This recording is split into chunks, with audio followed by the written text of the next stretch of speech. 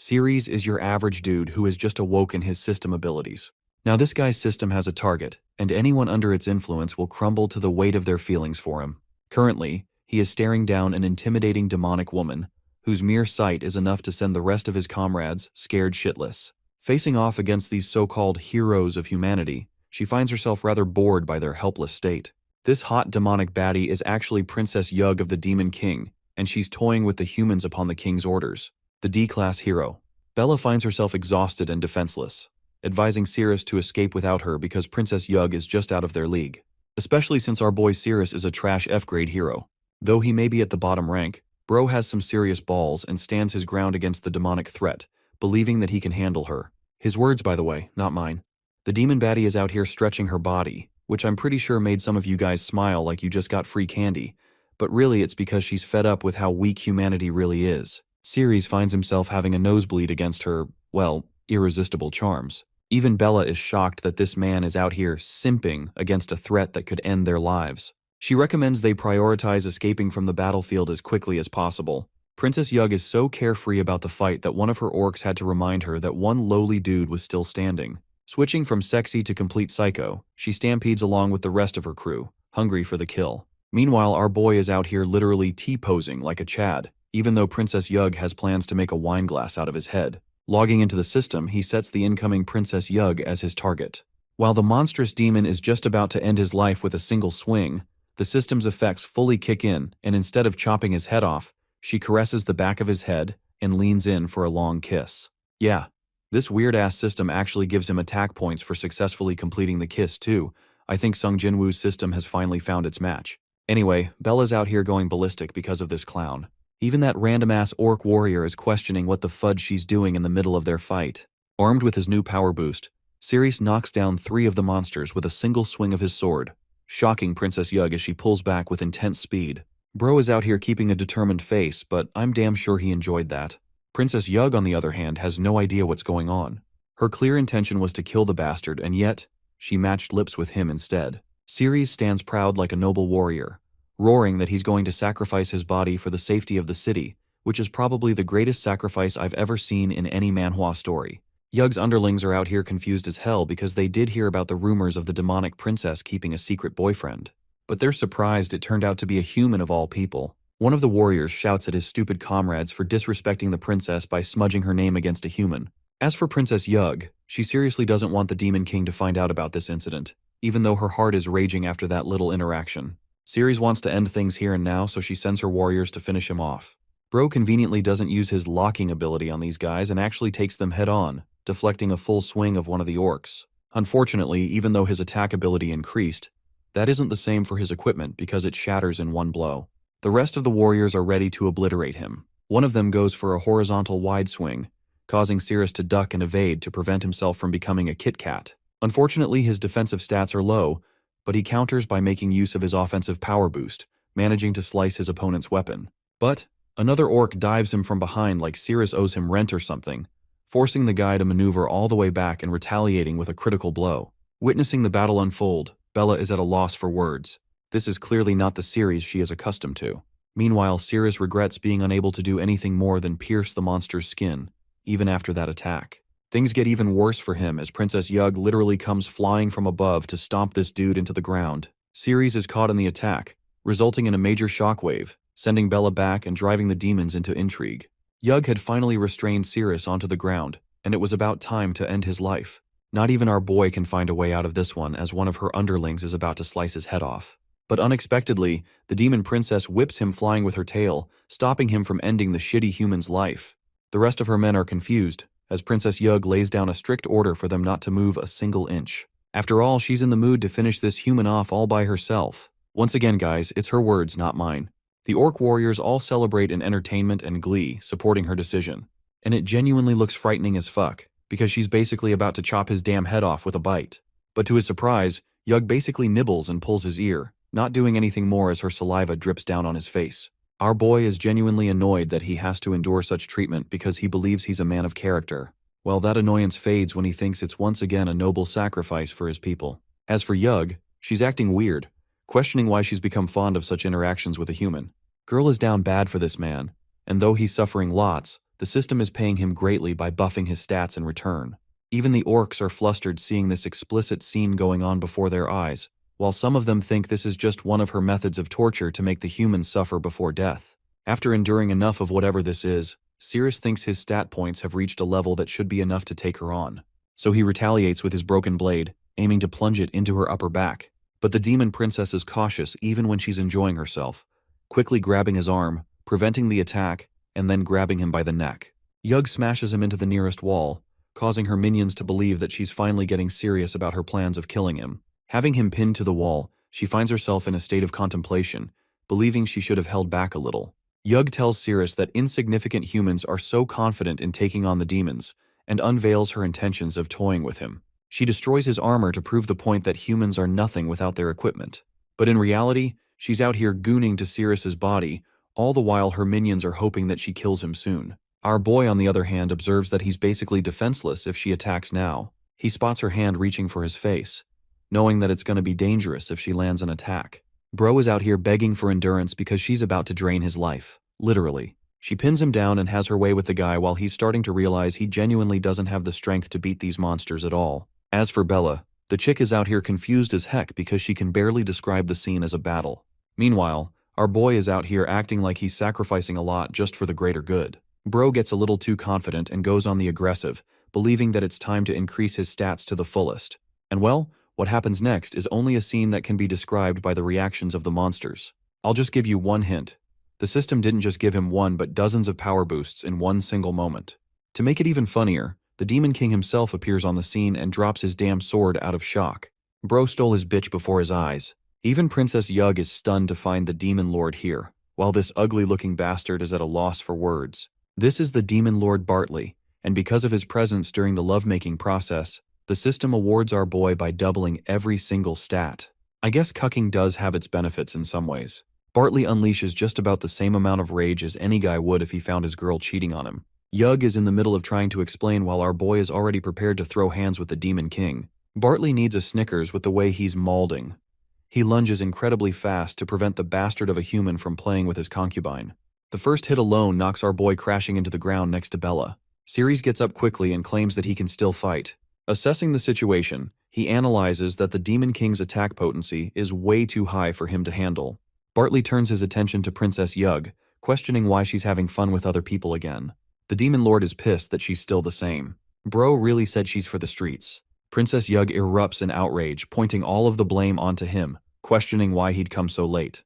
Even the Demon Lord and his servants are stunned by her words. Princess Yug doubles down on her speech, stating that she only went too far because Bartley arrives way too late, and that he's the one responsible for letting matters escalate to this extent. She's pissed that he took so long to find her. The funniest part is that even though she was the one cheating on him, Bartley is the one feeling guilty and begins apologizing for taking his time slaughtering the humans on the way. The rest of the warriors are shocked by the Demon Lord's generosity towards his lover. It's a display of affection never seen before. Anyway, while they're out here having their lovers quarrel, Cirrus thinks this is a good chance for them to skedaddle the fuck away from the situation. So he takes Bella and assists her on the way. Her leg's already out of commission, so she needs care and attention. Meanwhile, Yug activates her victim card and starts crying that their beloved relationship has been tainted because of one man's interference. Realizing that the scumbag human caused all of this, Bartley gets serious and declares that he will end his life. However, Yug stops him right there, tugging his leg and declaring that he's the only one she truly loves. Bartley shouts at his idiotic servants who are out here watching the drama unfold instead of actively catching the humans. One of the warriors shares that Yug strictly ordered them not to interfere, which causes the Demon Lord to get so annoyed that he uses his godly speed to head right towards Cirrus and Bella. The ceiling shatters open as the Demon Lord descends to kill the imbecile of a human who dared to seduce his concubine. Bartley sends our boy flying with another powerful swing, launching him into the ground in pain while Yug is watching the fight. Currently, even Cirrus thinks he's outclassed, not to mention that his body is out of commission against Bartley's overpowered attacks. Without a doubt, he's no match for this guy. The worst part? The Demon Lord is rushing his way to finish the job, aiming to slice our boy open in half. After all, it's a fitting punishment for committing the most heinous act. Realizing that there's no way out of this situation, Cirrus begs for the systems to lock in, which funnily causes Yug to intervene on his behalf, slapping the shit out of the Demon Lord and misdirecting his attack. Bartley is at a loss for words again, and while he's stunned in place, Sirius makes it his life's mission to run faster than the Flash and get the heck away. Meanwhile, the Demon Lord is out here whining like a baby that his concubine actually intervened for the human's behalf. The system recognizes this as a critical hit on the Demon Lord, to the point it awards him with a free level up. But Sirius thinks it's still no time to fight and continues on running. Meanwhile, this demon baddie is going batshit crazy for the human, outright stating that she wants his body. Bartley tries to stop her, but she frees herself right away and launches her body to have her fun with the human. The demon concubine launches herself at him, believing it's time for her to embrace her freedom. She actually manages to pin Sirius down with a heavy crash, which probably broke his remaining intact ribs. Anyway, with the act of this lovemaking, Sirius gains stat points on top of the fact that it's happening before the Demon Lord's eyes. Bartley fully accepts blame for his faults and urges to take care of the human immediately on her behalf. But she's extremely hostile and straight up curses him not to dare disturb her fun time. And well, that's probably the most damage Sirius has ever dealt to the Demon Lord, because the dude crumbles to his knees in despair. Bella swoops in to free her friend from the embrace of the shameless demon, even though our boy urges her not to step in because it's dangerous. The D-rank girl ends up getting entrapped by her tail and pinned to the wall. Meanwhile, Yug is enjoying Sirius's body all to herself. She questions what's causing her to behave in such an erratic manner, as if she's no longer the same person she used to be. But instead of that, her thoughts have been replaced by a feeling of ecstasy, causing her to satiate her thirst through the human. Bartley gets up. His sadness is now replaced by anger and denial, to the point he throws himself in hyperspeed again to kill her. But just before the blade is about to cut her in half, the Demon Lord stops himself, roaring that he still loves her and just can't muster the courage to deal the final blow. The dude literally crashes down as his deteriorating mental state is even recognized by the system. The self-destruction process is underway for a demon's unstable state, causing Princess Yug great concern while the rest of their minions run to save their own lives. Bartley's condition reaches a full meltdown as the system awards Sirius with a skill for reaching level 10. Executing a clean and decisive strike across the Demon Lord's neck, Sirius marks the kill, with the use of his special skill called the Swift Body Slash. Bartley's body topples to the ground, preventing the self-destruction sequence and avoiding total destruction. Even with a shattered blade, our boy was capable of dealing a lethal blow thanks to his skill.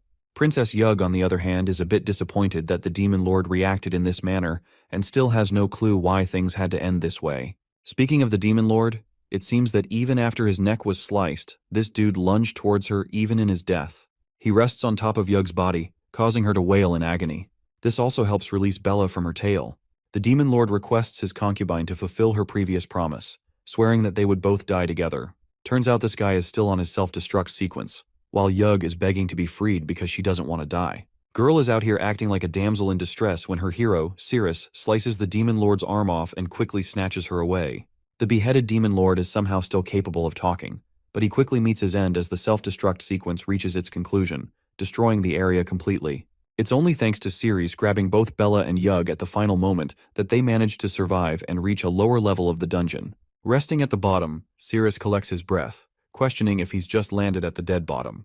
What's surprising is that the gigantic Yug has been replaced by a tiny little salamander. Her magic value has been reduced to nothing, and the chick doesn't even have 10 HP on her. Bro is baffled as the salamander Yug quickly hides in his pockets. Meanwhile, Bella is getting up with a questionable pose and asks about Sirius's condition. The system fully confirms the defeat of the Demon Lord, allowing our boy to gain access to the Naya dungeon map as his reward. Bro is out here questioning if he should inspect it or not, all at the same time having a nosebleed because Bella is giving him a good view over here. She hops off of him and sulks in embarrassment, while Sirius commands the map window and learns a bunch of things from it. The map allows marked features to show where one can collect resources and even target bosses. With this, Sirius won't ever have the trouble of getting lost in dungeons anymore. Even Bella is surprised by what he's saying because she can't see the system window. Anyway, he helps her get up and they're about to leave, when suddenly the dude experiences a sudden ache inside of his body, causing him to cough out a gush of purple liquid. His body appears to be affected by some sort of demonic magic, and his hand is trembling in agonizing pain. Sirius does his best to contain the pain, and it's so bad that even a guy like him is rolling on the floor like a helpless, weeping child. Sudden cuts begin appearing all over his body, causing Bella to embrace him, realizing that she's got to help him endure this pain. She senses that his body is literally on fire, and it results in his pinky finger extinguishing from the pain. That's the end of the painful sequence for Sirius, who has gone numb and takes a moment to collect himself. He finally concludes that he's okay now, while Bella is shocked by what's happening to his body, or why his pinky finger just melted out of nowhere. The warrior reveals that it's actually due to the effects of poisoning. Let's go back 6 months and see what went down during a monster raid in a city. He watched a bunch of monsters taking on a hero in battle, and the fight seemed to be happening because of some kind of special box. Incidentally, the box was slashed by the monster, releasing violent and thunderous shockwaves. Unfortunately, Ceres was near the area when that happened, and was knocked away into the ruins. The sliced box leaked out the special liquid from inside it, when suddenly, the sky turned into a crimson red, and a rain of blood began to hit the ground. The vile smell alone was enough to make Ceres vomit, not to mention the hero who was affected by the rain to the point his body melted. The same goes for the monsters. All of them experienced an unending amount of pain. Ceres had been the lucky one who didn't come in contact with the rain, and despite waking up later without any contact from it, he received a condition of lethal poisoning. The doctors concluded he'd only had 1 year left to live, until the system window popped out of the blue, revealing that only the blood of the demon god was capable of healing his condition. The system requested his permission on a full binding from then on, and well, Ceres accepted, while also learning that the demon god was in the Nay dungeon. Presently, he also discovered that there's an antidote for the poison somewhere in this dungeon. But for now, he just wants to go to a room and get some clothes changed and recover before taking on another fight. The scene cuts to a perspective of some randoms who are approaching a dungeon room, when suddenly, the tank of the party feels something as a laser beam pops out, and somehow they all manage to avoid being shish kebabbed by that. Well, except for the tank, that is. The vice captain of the squad urges his men to stay right where they are to prevent any other mechanisms or booby traps from popping out of the blue. So they're all standing there like someone just asked the English or Spanish question.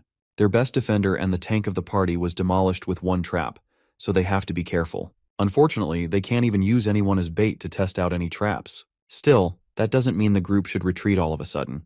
The captain of the crusade, Cyrus, believes they should follow the traditional rules and use the weakest soldier among them as bait. Poor guy is flung ahead and ordered to pay with his life by finding the correct route. You can't even do anything in this situation as Cyrus is ready to kill the guy anyway if he disobeys orders. As he's despairing, luckily Claude comes out to suggest a different solution. He has a special arrow that can allow for exploration and increase the chances of survival. But to his shock, Cyrus literally slices the equipment into half, which is just plain stupid as the D-rank warrior sinks into further despair. Cyrus is pissed off by these little toys of the vice captain and states that he's going to kill the vice captain if he fools around any longer. The scumbag orders the D-rank of the party to get up and start exploring. Poor guy shaking in his boots and begins taking a step. Luckily, he hasn't set off any traps yet, but the next step is the trickiest one, because he doesn't know where to go. As he's debating his options, the team leader doesn't even give him a chance to think and tells him to get moving. Quivering as he lifts his leg, the decoy takes another successful step.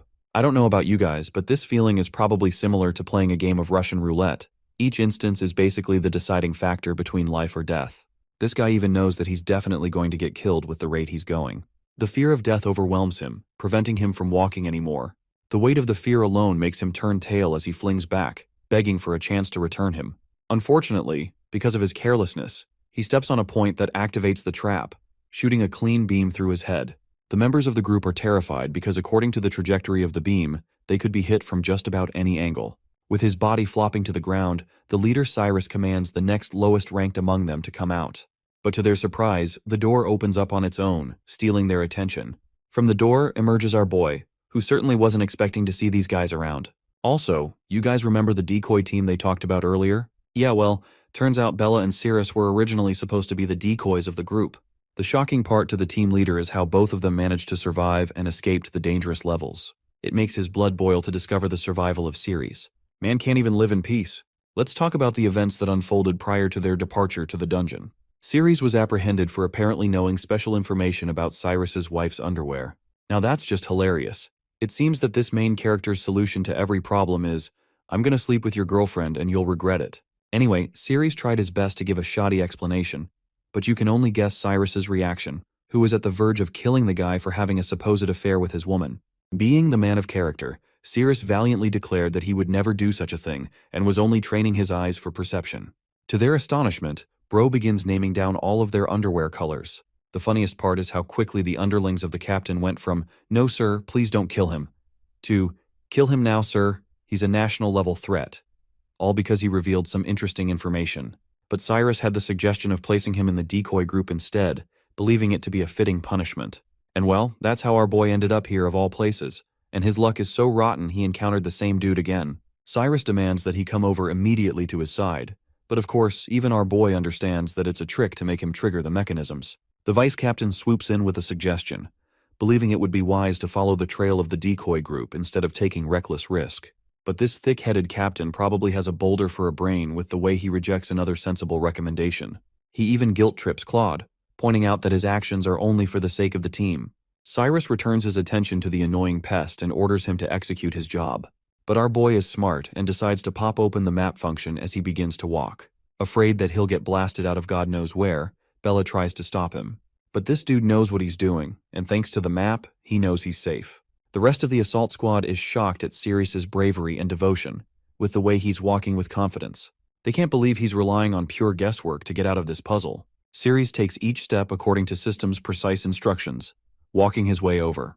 The rest of the team is beginning to think this guy has some god-tier luck on his side, while our boy casually continues moving, turning around and taking more steps ahead. Not a single moment of hesitation in his stride, making him wonder if he already knows the route.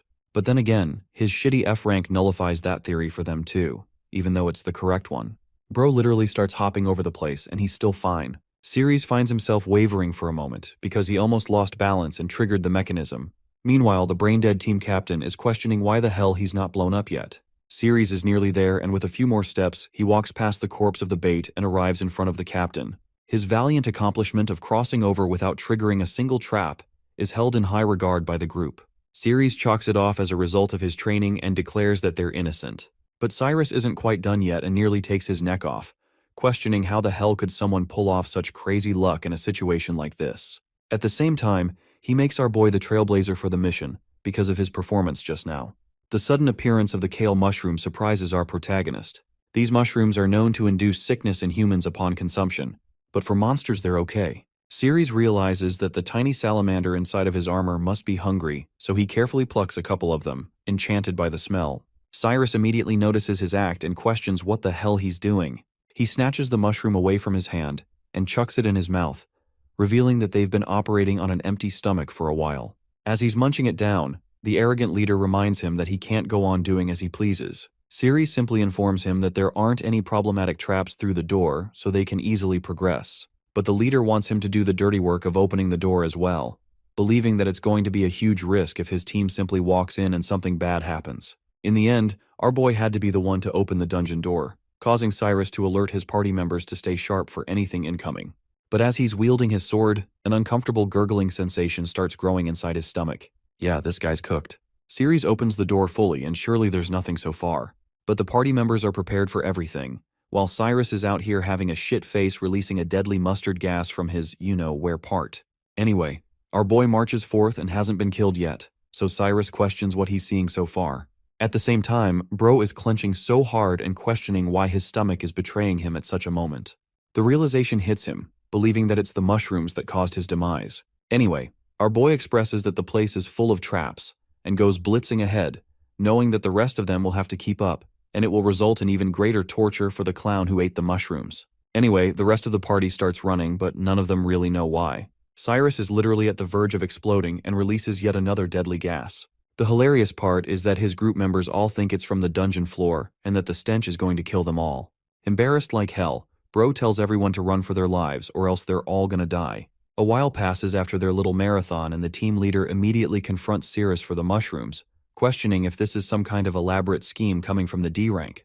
But our boy is a gaslighter pro max and graduated from Manipulation University, with the way he was countering him.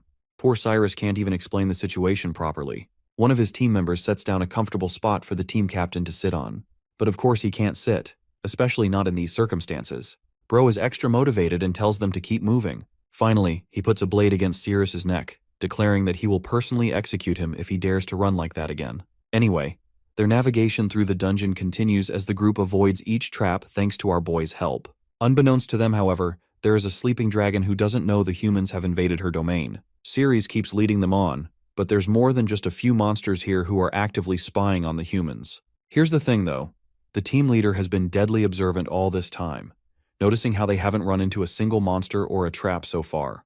It's almost as if Sirius knows this place from the inside out, even though it's wild to admit that. But even the team leader knows that as weak as our boy is, he couldn't have made it here on his own before. Anyway, Ceres points to the boss's room just up ahead, which means his value has expired as a guide because the team leader sees him as nothing more than an obstacle. Noticing a large spike on the ceiling just over Ceres's head, the sneaky team leader activates his sword skill and releases a concentrated wave of mana, slicing the spike and causing it to drop down on where our boy is standing. The scumbag thinks he's some kind of god-level genius with this little accident excuse of his, but to his shock, before the spike hits Ceres, a scorpion's tail whips it and then assaults the team leader directly. The armored monster makes its descent, coincidentally also causing the collapse of the place and separating Ceres from the rest of the team. As for the scumbag leader, he lucked out by reacting quickly against the attack and managed to survive. But our boy didn't receive the same luck, believing that his life is finished and that he's doomed for good. But then a voice calls out for the sighting of a human. The monster appears to have a feminine appearance, but she quickly voices out her disgust for humans. The woman named Sadiel remarked that it was disgusting to see a human there near her. The monster, a puppet scorpion of level B+ belonging to Sadiel, stood in front of Cyrus and his team. Tyre shouted at everyone to be ready for battle, while Bella was tense because she found it hard to lift the sword they gave her. Tyre ordered the tankers to come forward and block the movements of the monster, not letting it break through. The tankers stood in front of them with their shields raised. Tyre then instructed the archers to quickly shoot from behind, taking advantage of the distraction created by the tankers. The archers followed the order and shot arrows at the monster. The arrows hit the monster, prompting Tyr to instruct the archers to keep shooting. However, the monster roared loudly, exerting a force that repelled all the arrows shot at it. Everyone also found it hard to stand in that force, and Tyr was shocked that the sheer force of the monster alone repelled all the arrows and their attacks had no effect. Suddenly, Cyrus stood up and asked why they were all standing still like statues, and that they should not be frightened by the aura of the monster. Cyrus tried to motivate them, saying that there was just one monster and they could defeat it easily. Meanwhile, Ceres also heard another voice and wondered if the voice he heard was that of another monster. Out of nowhere, a scorpion tail came towards Ceres to attack, but somehow Ceres dodged it, wondering what it was. Just then, the scorpion itself tried to attack Ceres with a lunge, but Ceres once again dodged it. He then stood still and asked the monster to taste his fist with 3190 attack power.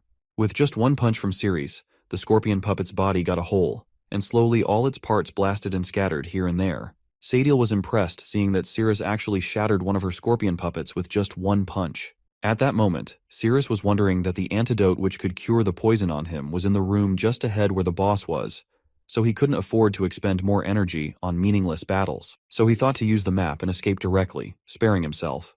Sadiel came close and shared that it didn't matter because she was planning to throw away things that had been touched by disgusting humans. She also told Ceres that she originally used the monster to twist his face, but now she had to do it herself. Seeing Sadiel, he got stunned as it was a female monster again. Ceres responded to her that his head wasn't a melon or something which she could easily twist off with her hands. Hearing this, Sadiel responded that she wouldn't touch his disgusting body with her hands. She then explained that although he could deal with outside humans with just his hands, she was actually using her hand to control the scorpion puppets with the help of a string. So she shared with Ceres that she would deal with him first and then go outside and kill the other humans. Ceres furiously shouted that he was a hero and protecting humanity was his duty, so he would stay and fight with her. Even if it meant using up all his strength, he would stand there to block her. Sadiel attacked Ceres, asking if it was really true. She held his head with just one leg and made him fall to the ground. At that moment, Ceres's system got activated and the target was locked as Sadiel. Sadiel said that a guy who overestimated his abilities was nothing to her. On the other hand, the scorpion puppet stopped fighting. Seeing this, Tyre happily asked everyone to look as the monster's head turned red, indicating that their attacks were beginning to take effect. Ceres was surprised at how fast Sadiel was. Sadiel shared that the fact Ceres managed to come there, considering human strength, was quite impressive, but that's it. Lord Ney really hates it when humans step into his room. At that moment, she was putting her second leg on his face, but Ceres knew that the monster was too strong. He realized he must not let the monster go outside. He must stop her there. So he took his head a bit backward and furiously opened his mouth to bite her feet. From Ceres's act, she got embarrassed and shouted that it was so disgusting that Ceres actually did such a thing to her feet. On the other side, while the monster was fighting, Bella noticed that there hadn't been any movement for so long. She thought that Ceres hadn't been unconscious from the stone. She had to take him out. She called Tyr and asked him to cover her as she was going to take out Ceres from the rubble. Tyr got stunned and was asking her to wait, but it was too late as she ran before he could respond. While running, she was hoping for Ceres to be okay, but the scorpion puppet saw her and was going to attack. However, Tyr came in the way and blocked the attack with his sword, though it was very hard for him to block it for very long. Meanwhile, Bella was still wondering about Cirrus, as he was a hero after all, and it's just a pile of rocks, so he should be okay. On the other side, Sadil lost her grip on Cirrus due to him licking her feet, which made her feel disgusted. Ceres was relieved that he finally got free from her headlock. Cirrus's system told him that he couldn't use the instant kill skill without holding a weapon. Upon hearing this, Cirrus got frustrated. If he had known that it was going to happen, he would have brought a weapon with him. Now, Cirrus had no option but to use his own hands to attack. He tried to punch Sadil, but she dodged it and kicked at his face. While kicking, she felt that his face was so pulpy. Due to that kick, Cirrus flew through the air and bumped into the stone. Sadil shared that she felt very comfortable kicking him. Hearing this, Cirrus had no response to give, and Sadil also got tensed, wondering what was happening to her. So she decided to quickly defeat Cirrus, as it would be troublesome if outside humans ran into Lord Ney's room. She then took the tail of the puppet monster Cirrus had wiped and tried to attack with it. But Cirrus saw the attack coming and dodged it because his agility was good enough to dodge attacks. He then focused magic energy in his hand and sliced the tail into 2 parts. However, it was like a distraction to him because while he was slicing the tail, Sadil came again with her leg and locked Cirrus's face in it. Her facial expression and words were totally different as she locked him to wipe, but her facial expression looked like she wanted to do something else. Sadil shared that this time she wouldn't let him go and would strangle him with her feet. Ceres got furious and moved to hold her legs with his hands, determined to make Sadil feel the power of his grip now. The moment Cirrus touched her legs, Sadil felt weird and quickly jumped away. But soon she stomped on his face with her leg, furiously asking him not to touch her legs with his dirty hands. She even used the cut pieces of the tail to hold his hand. Ceres was stunned to see that she used the scorpion tail he had just broken, and her suppression was so strong that he couldn't evade her attacks at all. She then again put her feet on his face, saying that she was going to crush his face. Even while she was crushing his face, Cirrus's powers were increasing, whereas Sadil was feeling very good while she was putting her feet on his face. Until the agitation value reached 66%, she told Cirrus that humans were born to be trampled under her feet. But she was trembling, and due to that, the puppet monster outside fighting with Cyrus and others was also shaking. Seeing this, Tyr happily said that the monster had begun to lose its balance, so they should stay tight as they were about to win. On the other side, Sadil was enjoying it as she was feeling amazing. Meanwhile, Bella was running towards the wall of stones when the scorpion tail was about to attack her. Tyr saw it and tried to warn Bella, but it was too late as she got attacked by the tail and was sent flying, colliding with the rocks. On the other side, Sadil was touching Ceres in inappropriate places, to which he was shouting and asking her not to touch there, as she wasn't allowed. Near Cyrus, the tail was going to come towards him, and Cyrus was ready to block it. So somehow he dodged it with the help of his sword, but he noticed that even from such a long distance, the tail could still penetrate the wall, which meant the rank of the monster had surpassed that of an elite monster. There, Sadil was feeling it very fluffy and pulpy, and the agitation value had reached 95%. On the other hand, Cyrus was about to be attacked by the scorpion puppet, and by the time Cyrus realized it was coming from behind, it was too late. He noticed that the Princess of Scorpio was coming, but being too late, he couldn't block them. However, to his relief on the other side, Sadil became fully agitated and began acting very strangely, as if she were being seduced. So due to that, the scorpion monster also twitched and stopped. Cyrus was surprised to see that he blocked the attack, but he noticed that the monster was howling very weirdly. Seeing the monster so restless, Cyrus thought it would be his perfect chance. So he used his roaring tiger severing strike attack on the scorpion puppet, and the puppet flew away, falling to the ground. Seeing that, everyone got happy and started praising Cyrus for his power, as just with a single strike, he easily wiped out that monster. On the other hand, the agitation value was at 98%, which is why Sadil was acting so strangely. Here, the monster starts vomiting, and seeing this, everyone thought that Cyrus's attack was so powerful that it made the monster howl in pain. They praised Cyrus, acknowledging that with him around, they didn't need to worry about any magical beast coming their way. Even Cyrus was wondering that the scorpion puppet didn't seem to be very strong, as he could easily defeat that monster. On the other side, something happened with Sadil, and the monster started moving again, making everyone tense as it wasn't fully wiped out yet. So Cyrus asked everyone to step aside and let him deal with the scorpion puppet. He wanted them to witness the true power of their captain. Sadil was tense, wondering what the hell had happened to her and why she was doing something like that with a human body. She decided that she had to stay calm. On the other side, Cirrus was wondering what to do as her body was so resilient, especially her legs, and if it went on like that, she would completely drain him. So Cirrus shouted that he would never submit to her, but she pushed her leg inside his mouth to silence him, shouting for him to shut up because she didn't want to hear his voice. Ceres was getting a similar feeling to what he experienced with Yug, as he felt like he was being played by the girls. But at those times, his powers were increasing rapidly, gaining over 2,000 points each time. On the other side, the scorpion puppet was fighting with Cyrus, but due to Sadiel being seduced and losing her temper, the monster wasn't fighting at full power. Cyrus saw that the monster was losing its power, so he used his sacred whirlwind/attack, and the monster went down. Everyone was happy that Cyrus used his signature attack to defeat the monster, but then they noticed that the monster was still continuously roaring. They murmured that Cyrus was so strong that he had beaten the monster to the point of unconsciousness, causing it to roar uncontrollably. Cyrus then shared that the monster was nothing but a punching bag in front of him. Even Tyre praised Cyrus, saying he was so strong that he defeated the monster with a single strike. On the other side, Cyrus's defense increased by 3,304 points, and his agility increased by 4,310 points, making him much more powerful. Sadiel was enjoying the moment, but suddenly she heard the voice of her lord Nay asking why it was so noisy outside. Hearing the voice, she got tense and jumped off the body of Cyrus. She stepped back and tensely wondered whether it was over, as for a moment she had actually forgotten Lord Nay's command. She must quickly wipe out the filthy humans and make amends for her mistake. Lastly, Cyrus's attack power increased by 10,000 points. He became so powerful that he exuded a killing aura and asked Sadiel whether she still wanted to continue playing with him. Sadiel got tense seeing his atmosphere, as it was completely different from before. Cyrus's chilling and oppressive presence was like that of Nay-sama. She wondered if she had to fight against someone like him. Seeing his killing intent, she ran away from him. Ceres was confused about why she ran away and whether he should go after her. However, he decided to forget it, as his goal was to obtain the blood of the demon god in the boss room. It was better not to consume physical strength, as Sadiel had already drained too much of his energy. On the other side, while everyone was praising Cyrus and his bravery, Bella tensely ran towards the walls of rock to find Cyrus. But before she could reach the wall, she saw someone breaking it with their legs. When Cyrus came out, he was surprised to see Bella. Bella asked him if he was all right and if he didn't get hurt. Cyrus responded that he was completely fine.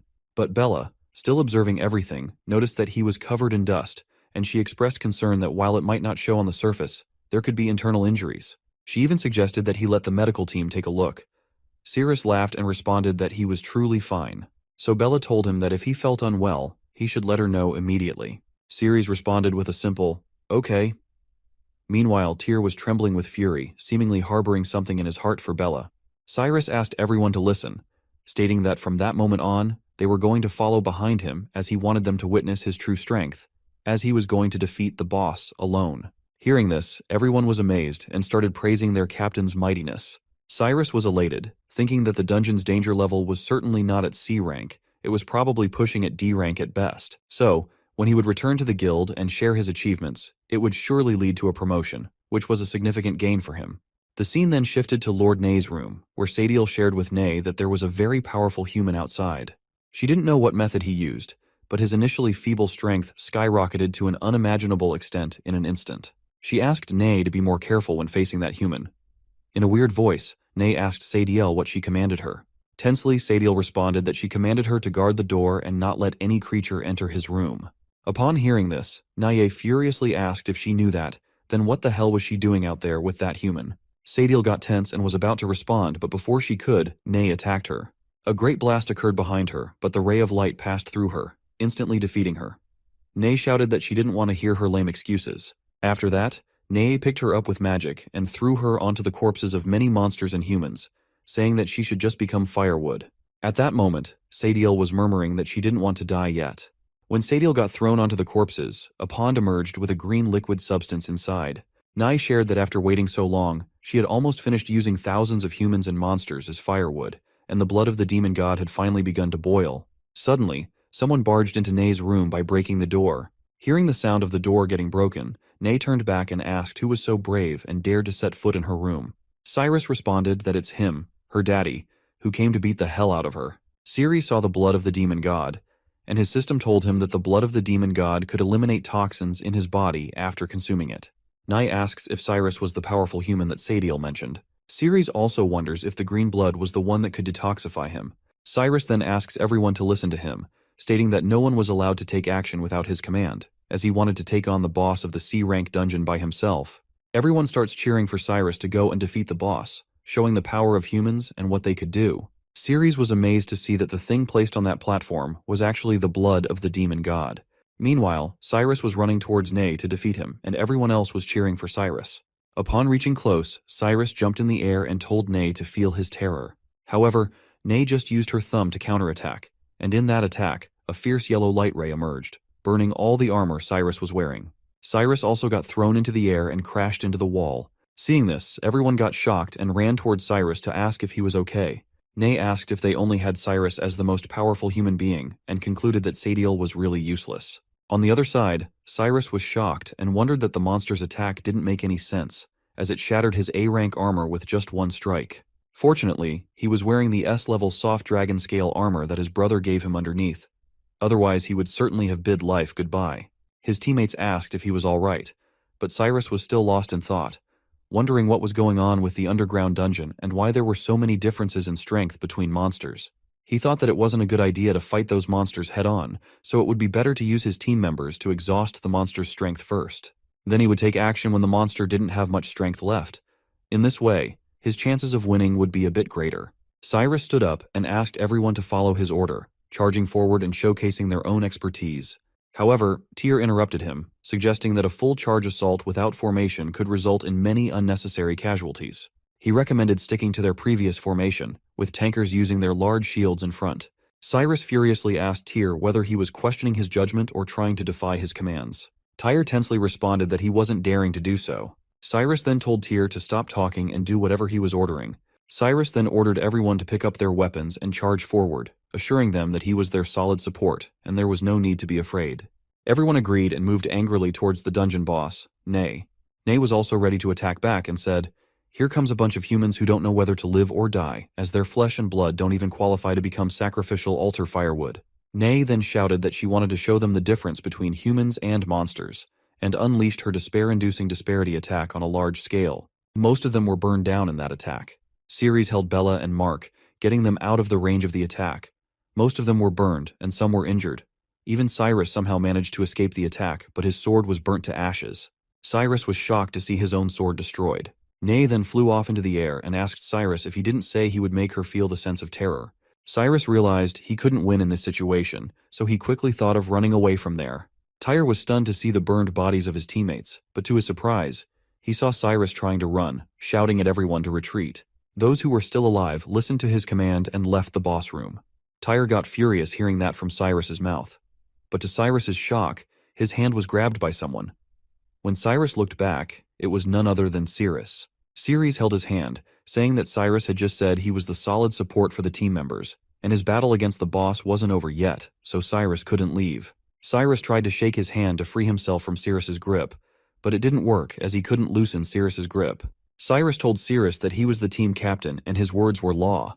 If Ceres wanted to stay and die, he was happy to do so, but he didn't want to drag Ceres into it. Even Nay furiously asked how Cyrus dared to trespass in her domain and wreak havoc in her room, yet still wanted to escape now. Nay then went for another attack. Seeing this, Cyrus got scared and tensely started shouting at Ceres, calling him a fool for not looking back, as the dungeon boss was about to unleash the same light beam again. He even tried to run by pulling his hand, but he was shocked to see that he wasn't able to pull his hand away, and wondered why Ceres had such a strong grip. Cyrus again asked Ceres to let go as the boss was aiming at them, but Ceres wasn't moving, so Cyrus got furious, thinking that he could defeat the boss on his own and also couldn't pull his hand away from Ceres. In his fury, he tried to lunge at Ceres, but Ceres grabbed his hand and twisted it. Due to the pain, Cyrus howled in agony. Ceres then pulled Cyrus towards himself and picked him up, preparing to throw him towards Nay. He shouted that as the captain, Cyrus must stick to his words. The moment Nay unleashed her attack, Ceres threw Cyrus towards the beam, saying that he should be a solid support for the team members. He instructed Cyrus to block the boss's attack with his body and cover his teammates for the retreat. Cyrus directly barged into the beam of light, allowing everyone else time to retreat. They ran outside while Cyrus got injured by the beam. One teammate got stunned upon seeing this. After that, Ceres furiously looked at Nay, shouting that it's his turn now. Bella shares that she wants to stay. Tyr also agrees with Bella, saying that he too wants to stay and deal with the monster. Bella responds that he doesn't need to stay, as she is staying because of Ceres. Tyr shared that he knows, but he was the first-ranked B-class hero, and he came to eliminate monsters, so he would never run away. He also expressed that he didn't want to take command from that idiot Cyrus again. On the other side, Naya asked Ceres why he didn't run away even after witnessing her power, insinuating that Cirrus was looking down on her. Ney then goes to unleash the beam again, but Cirrus counters with the swift body slash, causing Ney to tense up and move her hand back. Ney became furious as Cirrus was so fast, but to her surprise, Cirrus started running towards the altar of the demon god's blood. Ney began to wonder why the human was running towards the altar. Soon, she wondered if it could be possible that the guy's goal wasn't to kill her, but rather to obtain the blood of the demon god. Cirrus was continuously running towards the altar as he was just a few meters away from it. Ney tried to shout, asking Cirrus to stay away from her altar. But at that moment, Bella and Tyre attacked Ney from behind, saying that it was the best opportunity for them. Surprisingly, Ney easily holds both of their swords and then aims towards Cirrus, saying that Cirrus was really a bastard who had speed like a cockroach. Bella shouts at Ney and asks her not to dare attack Cirrus. Both Tyr and Bella try to push Ney back, and just as Ney unleashes her attack, her foot slips a bit, causing her aim to go off. Cirrus is also able to dodge the attack due to the wrong aim. Cirrus then happily jumps towards the altar, thinking that he almost got what he wanted. But the moment he got close to the altar, he saw a magic array. He got tense seeing it, and just as he touched the array, a blast occurred, and he was deflected from the altar. Ney shares that the magic array was personally created by her, and as long as she was alive, no living creature could cross it. Cirrus also agrees with her, realizing that charging straight ahead and forcibly drinking the demon's god blood to detoxify wasn't feasible. They must defeat the boss to proceed. Suddenly, Cirrus saw something in the gaps of the walls. On the other hand, Ney threw Bella and Mark, saying that they both were arrogant fools who underestimated their abilities. Both Bella and Tyre fell to the ground with a great impact, getting slightly injured. On the other side, Cirrus was stunned to see that it was the same female monster who had just escaped from him, and he wondered how she ended up there. At that time, Nea was trembling and asked Cirrus not to make any noise and not to let Ney know that she was there. Ney said that his ritual requires a calm and peaceful demeanor, so after wiping them out, he would quell his anger. Seeing this, Cirrus got tense, thinking that Bella was in danger. So before leaving, Cirrus placed the kale mushroom in front of Sadiel. Seeing this, Sadiel wonders about the kale mushroom and its ability to recover power. Cirrus ran towards Bella, shouting that he was coming. On the other side, Sadiel took the mushroom and started eating. Afterward, she had tears of happiness in her eyes. Cirrus's system shows that the female monster Sadiel developed feelings for the host, which caused the host to unlock the weapon unlocking requirements, thus unlocking weapon options. Suddenly, many anonymous cards with question tire signs appear in front of him, and the system shares that first, he has to see the detailed explanation of the weapon introduction rule. On the other hand, Tyre comes in front of Bella to protect her, saying that he will hold it back, and she has to escape quickly. Bella responds that her leg bone cracked again, so he has to escape without her. Here, Cirrus shouts at the system to skip the explanation of the rules as he was going to rescue people now, and he didn't have any time to listen to nonsense. So the system skipped that and asks Cirrus to choose a card. Cirrus randomly chooses a card, and he receives a sword with red color arising around it. The system shares that he has obtained the weapon Exploding Garment Divine Sword. Furiously, Cirrus jumps towards Ney, shouting and asking her to try his new weapon power and die. He then attacks her, but she holds his sword with one hand and starts laughing, saying that Cirrus fell for it, as both Bella and Tyr were bait, and her real target was none other than him. She then unleashes her light beam attack, asking how he would escape from such a close distance. He shouts and tells her not to underestimate him, as he never said he was going to dodge. He slashes the sword with his full power, but it only manages to give Ney a scratch on her hand. She laughs at him, pointing out that despite exerting all his strength, he had only managed to graze her skin, and not a single drop of blood had been shed. She then explains that it's the difference between monsters and humans, but at that moment, her dress gets torn from above. Seeing this, she gets stunned and embarrassingly asks where her dress disappeared. Even Bella and Tyre were embarrassed to see that Cirrus stripped the boss. Cirrus was also tense as the monster was really powerful.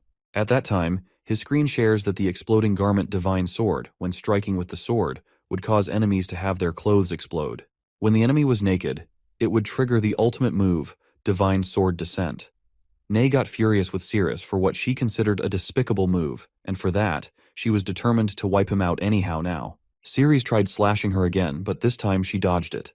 Cirrus thought that his previous attack hit her palm once, causing her clothes on top to burst open. In other words, he just needs to do it one more time, and he could knock off the robe underneath by attacking her legs. Afterwards, he would knock off her face mask, triggering the ultimate move. So all he needs to do is get close to the boss and keep using the skill Swift Body Slash. Cirrus was sure that Nea wouldn't escape, and he could land an attack on her. Suddenly, Cirrus's system shows that the host's current magic power was only enough to use Swift Body Slash 6 times, with a 10-second cooldown for the skill. Targeting a fresh enemy would allow an immediate activation of the skill. Hearing this, Cirrus got disappointed, considering the skill to be ineffective. The system asks if Cirrus wants to turn off the skill, but Cirrus responds with a firm no. Cirrus now thought that if it's the case, then he would grudgingly give it a shot.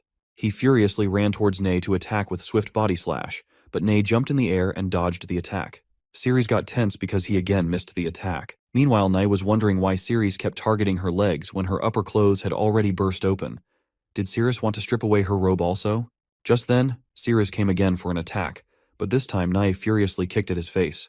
Cirrus received a big impact on his face, causing him to fly through the air due to the attack. Somehow, with the help of his sword, he manages to stop himself and lands on the ground. However, he was in deep pain as his nasal bone was almost broken, causing him significant discomfort. However, he then remembers the excruciating pain of his body melting after the toxin breakout, and he realizes that the pain of his broken nasal bone was nothing compared to that. Cirrus becomes even more furious and runs towards Nei to attack, shouting that the little pain was nothing at all for him. Slowly, every passing second felt like an eternity as Cirrus neared Nei, and as he reached her, the countdown also reached 1. He knew he could attack now. While he was running, Nei tried to attack with her laser beam, but Cirrus managed to dodge the laser beam attack. Nei was tense seeing it, so Cirrus goes for attacking with swift body slash from a clash, wondering how Nei was going to dodge the attack from so close. Cirrus hits her, feeling like he succeeded in landing the attack, but it's actually that he attacked her tail, and she was flying in the air. Nei shares that she never said she was going to run away. She also shouts that if it weren't for her fear of exposing herself, she could make bigger moves, and just with his speed, she could have beaten him to ashes a long time ago. Cirrus got tensed at that time as Nei attacked him with the laser beam. He tried to dodge it using a skill and was attempting to attack back, but the screen showed that his skill had a cooldown. Cirrus got frustrated, wondering why 10 seconds felt so long, so he had no choice but to face her head-on. Cirrus then directly slashed with his sword without using any skill, putting his full power into it. Somehow he managed to deflect the laser beam. A big blast occurs due to the collision of the beam and his sword slash. Even Tyr was stunned to see that and wondered how Cirrus actually blocked the boss's attack head-on. It seemed impossible, as his overall combat level was assessed as only F rank before the expedition. Even with combat of that caliber, as a B rank fighter, he was completely unable to intervene. On the other side, Cirrus felt happy realizing the real attributes of the sword as they were truly amazing. He laughed and shared with Nei that now he could counter and easily avoid her attacks, making her attacks useless against him. Nei responds that Cirrus was right. It's indeed difficult for her to kill him. She then aims towards Bella, confusing Cirrus. She explains that it would be easy for her to wipe out the woman with the injured foot. She then goes for unleashing the beam, so Cirrus hastily uses the swift body slash and attacks at the nail of the finger by which she was attacking. He succeeds in breaking that nail, but he is too late as she unleashes her attack by that time. Cirrus initially felt happy, but upon realizing that Bella was in danger now, he got tensed and ran towards her to save her. Seeing this, Naya laughed and shared that she knows stupid human beings always do those kinds of hero-saving things, which is why heroes always end up being killed by villains from behind. She lastly told him that he had been fooled and attacked with her second hand. On the other hand, Cirrus realized that he had been too late to run towards them, and now he had only one choice left. Knowing that the swift body slash would work immediately when he changed the target, he locked Bella as his target and used swift body slash. So with that, he was able to block the attack, but in the process, he breaks the armor of Bella and Mark. Even Tyre was stunned to see that the aftermath shattered his armor. Nai was shocked to see that Cirrus dodged it again. Suddenly she noticed that the altar was showing some weird actions, and she realized that she was so preoccupied with the battle that she forgot to add firewood to keep the demon god's blood warm. If she didn't immediately sustain the temperature of the altar, all the effort made up until now would be wasted, and she would have to wait another 100 years. On the other side, Bella starts acting as if she is getting seduced and wonders why she is feeling so weird and why her body feels so hot. His system shows that the agitation value had already reached 91%, indicating that she was already feeling something for Cirrus, and now she was locked in, so she had even more attraction for him. Bella gets close to Cirrus and holds his face as if she was going to kiss him. Seeing this, Tyr was also stunned. While she was so close to kissing him, Cirrus remembers a past memory when Bella was 8 years old. It shows that she looks really scary. She asks what he is looking at, if he's never seen a gorgeous woman before, or if he wants to kiss her. The scene returns to the present where Cirrus tensely moves back, saying that he didn't want to kiss her. Tyr also asks Bella what's wrong with her and whether she was going to kiss Cirrus. Bella starts wondering whether she just took the initiative to kiss Cirrus, that her body moved on its own accord, and she even stuck out her tongue, all while they were still in the midst of the battle. Bella was getting tense and feeling very embarrassed, her whole face turning red. Tyr furiously asks why her face was still so red and why she was sweating. He questions whether she was poisoned or if she was just hallucinating and her body was out of control. Right. He was so sure that she was hallucinating, otherwise she wouldn't have done such things. On the other hand, Nai was focusing on the altar, as once the demon god's blood chills, it would take another 100 years to boil it again. She then pulls the corpses of the monsters and humans, sharing that she didn't want to wait that long again. So this time she must completely burn the blood of the demon god dry. Hearing this, Cirrus got tense and asks whether Nea really wants to burn the blood of the demon god dry. He then thinks that he must stop it quickly, but the boss was tremendously fast. He could hardly strike the boss. Then there's only one thing left, to let his strength increase to the point where the boss couldn't dodge his strike anymore. On the other side, Nea was putting all the corpses into the altar as the firewood, wondering if it should be enough to raise the temperature of the altar to the maximum. Ceres wants to instantly trigger the ultimate move of the explosive garment divine sword and wipe out Nea. So Ceres goes towards Bella and tells her that he has figured out a way to defeat the boss, but he needs her cooperation for a bit. Bella asks what. Ceres responds that as long as she and he do some romantic things like kissing, cuddling, and so on, he could increase his strength and defeat the boss. Hearing this, both Bella and Tyr feel embarrassed. And even Tyr wonders how Ceres could say such vulgar things with a serious expression on his face. Ceres holds Bella's hand and says that he knows it would be hard for her, but he begs her. Bella is so seduced that she doesn't know how to respond, but Tyr interrupts them by pulling Ceres's hands away from holding her. Tyr furiously says that he thinks it all sounds like bullshit. He believes Ceres clearly wants to take advantage of Bella, and they are in the middle of a battle, yet Ceres is thinking about vulgar things. What a pervert Ceres is. Tyr then turns towards Bella to tell her not to trust Ceres, but to his shock, Bella shares with Ceres that she trusts his words. Tyr is fully stunned, and here Bella puts her hands on Ceres's shoulder, telling him that it was also embarrassing for her, so not to take it the wrong way. She only agreed because she wants the monster boss to be defeated, and she actually didn't have any desire to do all those things with him. While Bella was holding Ceres's face, Ceres again remembers the childhood moment when Bella was going to kiss him, and he was scared to see her face and hear her talk. At that time, he shouts that he didn't want to play the game anymore. But remembering that, in the present time, he gets tense, shouting in his mind at Bella not to do that thing with him. So, just as in childhood, he pushed her away. Ceres pushes her in the present time and says that it's a close call. He almost got killed.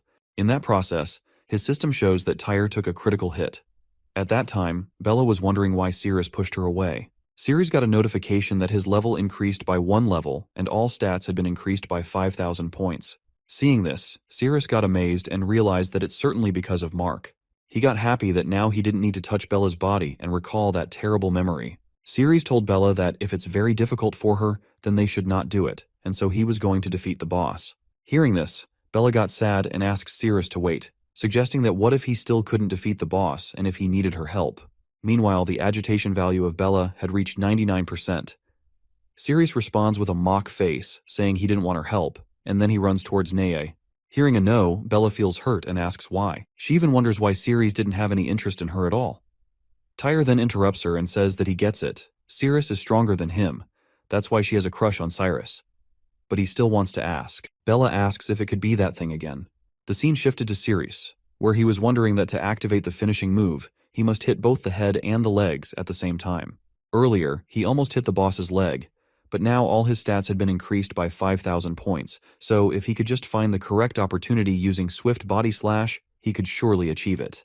On Nea's side, she was confused as the altar was still not connected, wondering why the temperature was still so low. If she didn't fix it soon, the temperature would drop rapidly, so she thought of using the filthy humans to make up for a little bit of warmth. Nai flies towards Ceres and tells him to be proud, as they were going to become the firewood for her sacrifice, which was the highest praise she could offer to them. She then shares that it's time for her to unleash her full power now, so she starts collecting her full power in the middle to attack all at once. Ceres was also stunned to see it, as the ball formed with the power was very big.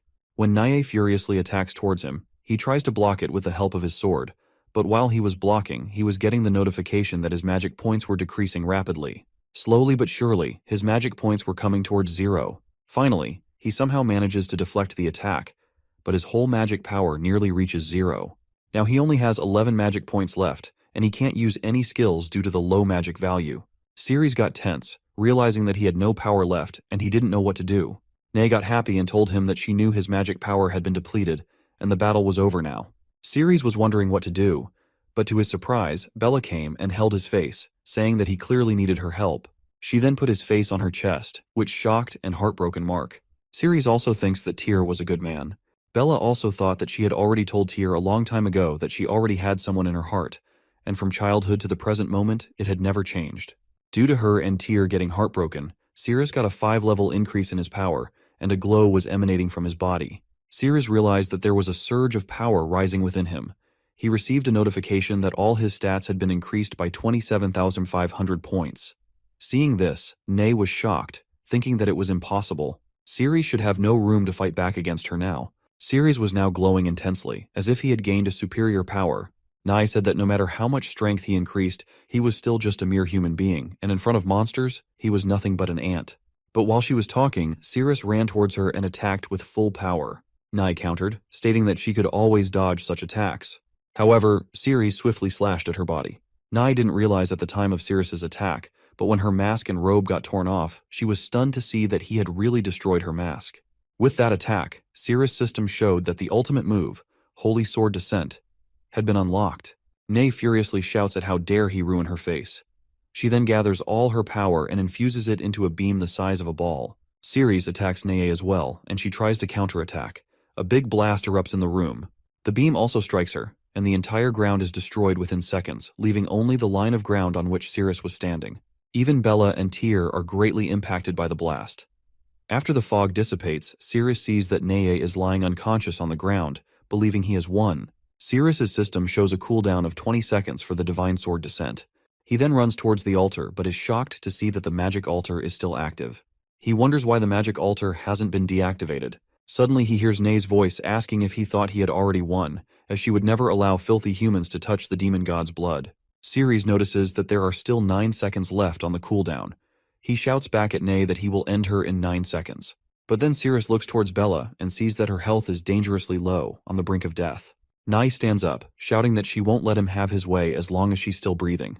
She challenges Ceres to come forward and see who will emerge victorious, humans or monsters. Ceres finds himself in a critical situation, torn between rescuing Bella and Tyr and continuing the fight for the demon god's blood. He prioritizes Bella and Mark, neglecting Nae. Ceres swiftly flies towards the entrance to leave the room.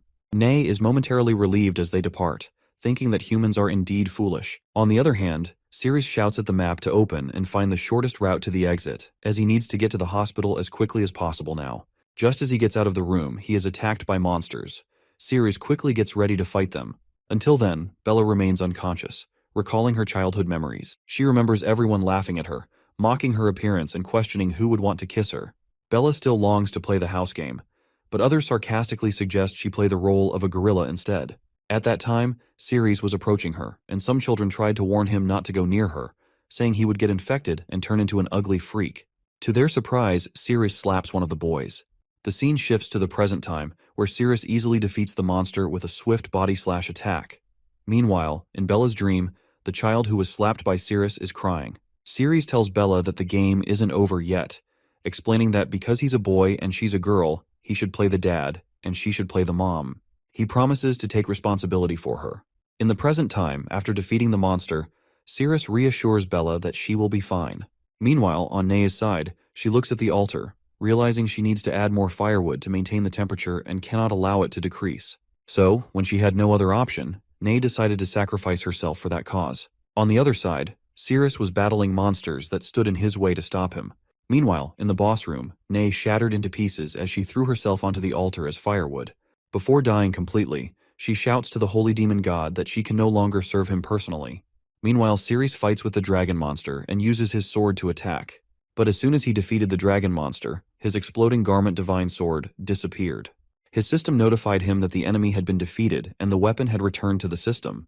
The system indicated that the weapon would be available again in 12 hours. So Ceres thought it didn't matter anymore, as they were almost at the exit. The scene shifts to the outside of the dungeon exit, where Ceres and some of his teammates are shown. Everyone is overjoyed that they made it out of the dungeon alive. While Ceres was thinking about how close he came to dying in the underground dungeon, he reflects that even his dragon-scale armor was shattered, all because of that damned Ceres. He speculates that Ceres should have been defeated by the dungeon boss by now. Suddenly, Someone sees Cyrus returning with Bella and Tyre in hand, and they inform Cyrus that Cyrus is alive. Cyrus is stunned by this news, and Cyrus looks very serious as well. Cyrus pulls out a sword from one of his teammates and shouts, questioning how Cyrus dared to follow them secretly and attempt to escape. He demands an explanation from Ceres, asking how he could defy his orders and try to run away. As the captain, Cyrus declares that Cyrus has lost his qualifications to be part of the expedition team, and states that he won't consider using the guild's medical resources to prolong Cyrus's life any longer. Cyrus then shouts that he's going to make sure of it right then and there and prepares to attack. However, to everyone's surprise, Cyrus kicks Cyrus in the face and uses him as a stepping stone to jump forward, stating that he doesn't have time to waste on him. Cyrus appeared to be unconscious, while the others were shocked and shouting at Cyrus, questioning how he dared to attack their captain. One member shouted and informed everyone that it was serious because Cyrus had kicked the captain and caused him to faint. They needed to hurry and take the captain to the hospital. The scene then shifted to the guild hospital, where the ward boys were seen running with Bella and Tyr on stretchers, shouting about an emergency case. Ceres felt relieved after ensuring Bella and Tyr were delivered to the hospital safely. He decided to quickly return to the dungeon because he was just one step away from obtaining the demon god's blood to cure the poison. The scene shifted to the dungeon where a red-colored substance was emanating from the altar. Gradually, it rose up and began taking the shape of a humanoid figure. Sadiel observed everything and wondered what kind of entity Boss Nay had summoned when sacrificing herself, as he gazed upon his transformed appearance. It seems like Nay was living under the identity of Bio in front of everyone, and they didn't know she was actually a girl. The red-colored substance formed into a dress-like shape, and a hand emerged from inside. As the hand emerged, the atmosphere grew intense. Feeling the sensation, Sadiel became tense and described it as a chilling feeling, as if she were being stabbed by countless needles into her bones. A monster with a human appearance emerged from the red substance and remarked that the scene felt very familiar, as if it were truly her own domain. When she first appeared, Azathoth had a boyish body but long hair like a girl. Sadiel, feeling the intense sensation, tensely tried to run away from there, thinking that the place was becoming too dangerous. Azathoth felt Sadiel's presence and approached the wall, pushing it with a finger. With her touch, the entire wall started collapsing, startling the monsters standing on the floor above as they wondered why their floor was exploding. Azathoth had caused this to reveal the person she sensed. After falling, every monster was hurt, and speculated whether Boss Nay had caused the collapse. However, one of them shouted for everyone to look up, pointing out that the underground dungeon had collapsed and they could now see the sky above. They speculated whether the collapse was caused by Boss Nay, but quickly dismissed the idea, realizing it required someone with greater power than Boss Nay possessed. While they debated, Azathoth interjected, stating that Nay was dead and that she now needed a servant. Hearing this, the monsters grew tense and debated whether they should escape or stay. One monster even approached Azathoth, stating that their lineage had endured over time due to their immense power, and they were willing to follow someone even more powerful than Boss Nay. Everyone else starts clamoring that they also want to serve, but Azathoth shouts that they are all too ugly and proceeds to destroy them. Azathoth declares that she doesn't want ugly minions. She then walks towards Sadiel, complimenting her appearance, and instructs Sadiel to look up and open her mouth. With tears in her eyes, Sadiel opens her mouth, and Azathoth pours her blood into it, instructing her to drink. After drinking, Sadiel feels a sudden change in her body, sensing a different sensation as if her body is beginning to heal itself. Azathoth approaches Sadiel and explains that Sadiel's body should be feeling very comfortable because her blood has the ability to repair all damage, fortify the immune system, and enhance strength. Azathoth adds that during the digestion process, it could bring Sadiel immense pleasure.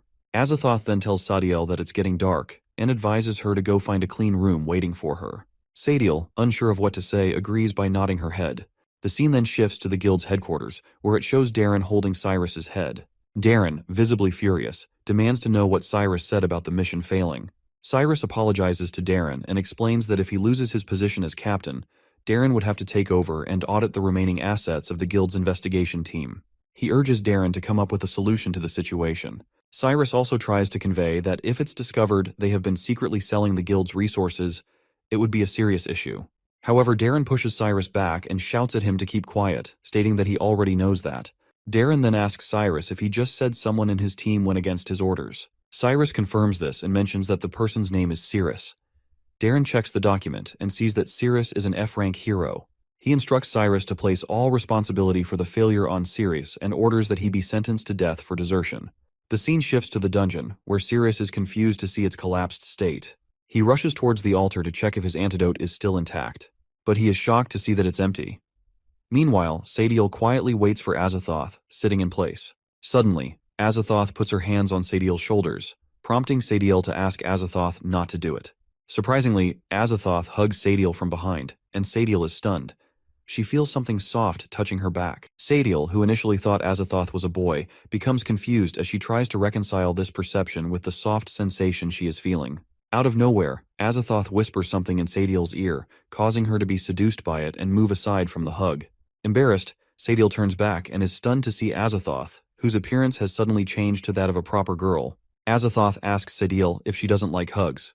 Confused, Sadiel asks how Azathoth could change like that. Azathoth explains that there's nothing surprising about it, as at night she loses all her strength and reverts to her true self, a girl. Azathoth also explains that during the night, Sadiel must protect her and eliminate anyone with ill intentions towards her. She warns Sadiel not to attempt to harm her or escape, as consuming her blood during the day allows Azathoth to resonate with Sadiel's blood, potentially causing Sadiel's body to dissolve instantly even at night. Sadiel is compelled to obediently listen to her instructions. On the other hand, Sirius is tense as he searches everywhere in the dungeon for the blood of the demon god, but can't find it. He wonders if the blood of the demon god must be hidden somewhere in the dungeon, holding on to hope. Sirius asks the system to open the map so he can scout every corner of the dungeon thoroughly. Here, Azathoth explains to Sadiel that she doesn't want things to end up like this, but her heart is sealed within the Heroes Guild, preventing her from being in her complete form. As a result, at night, she transforms into a weak human. But as long as she waits until daytime and restores the power of the demon god, they will head to the Heroes Guild headquarters to retrieve her heart.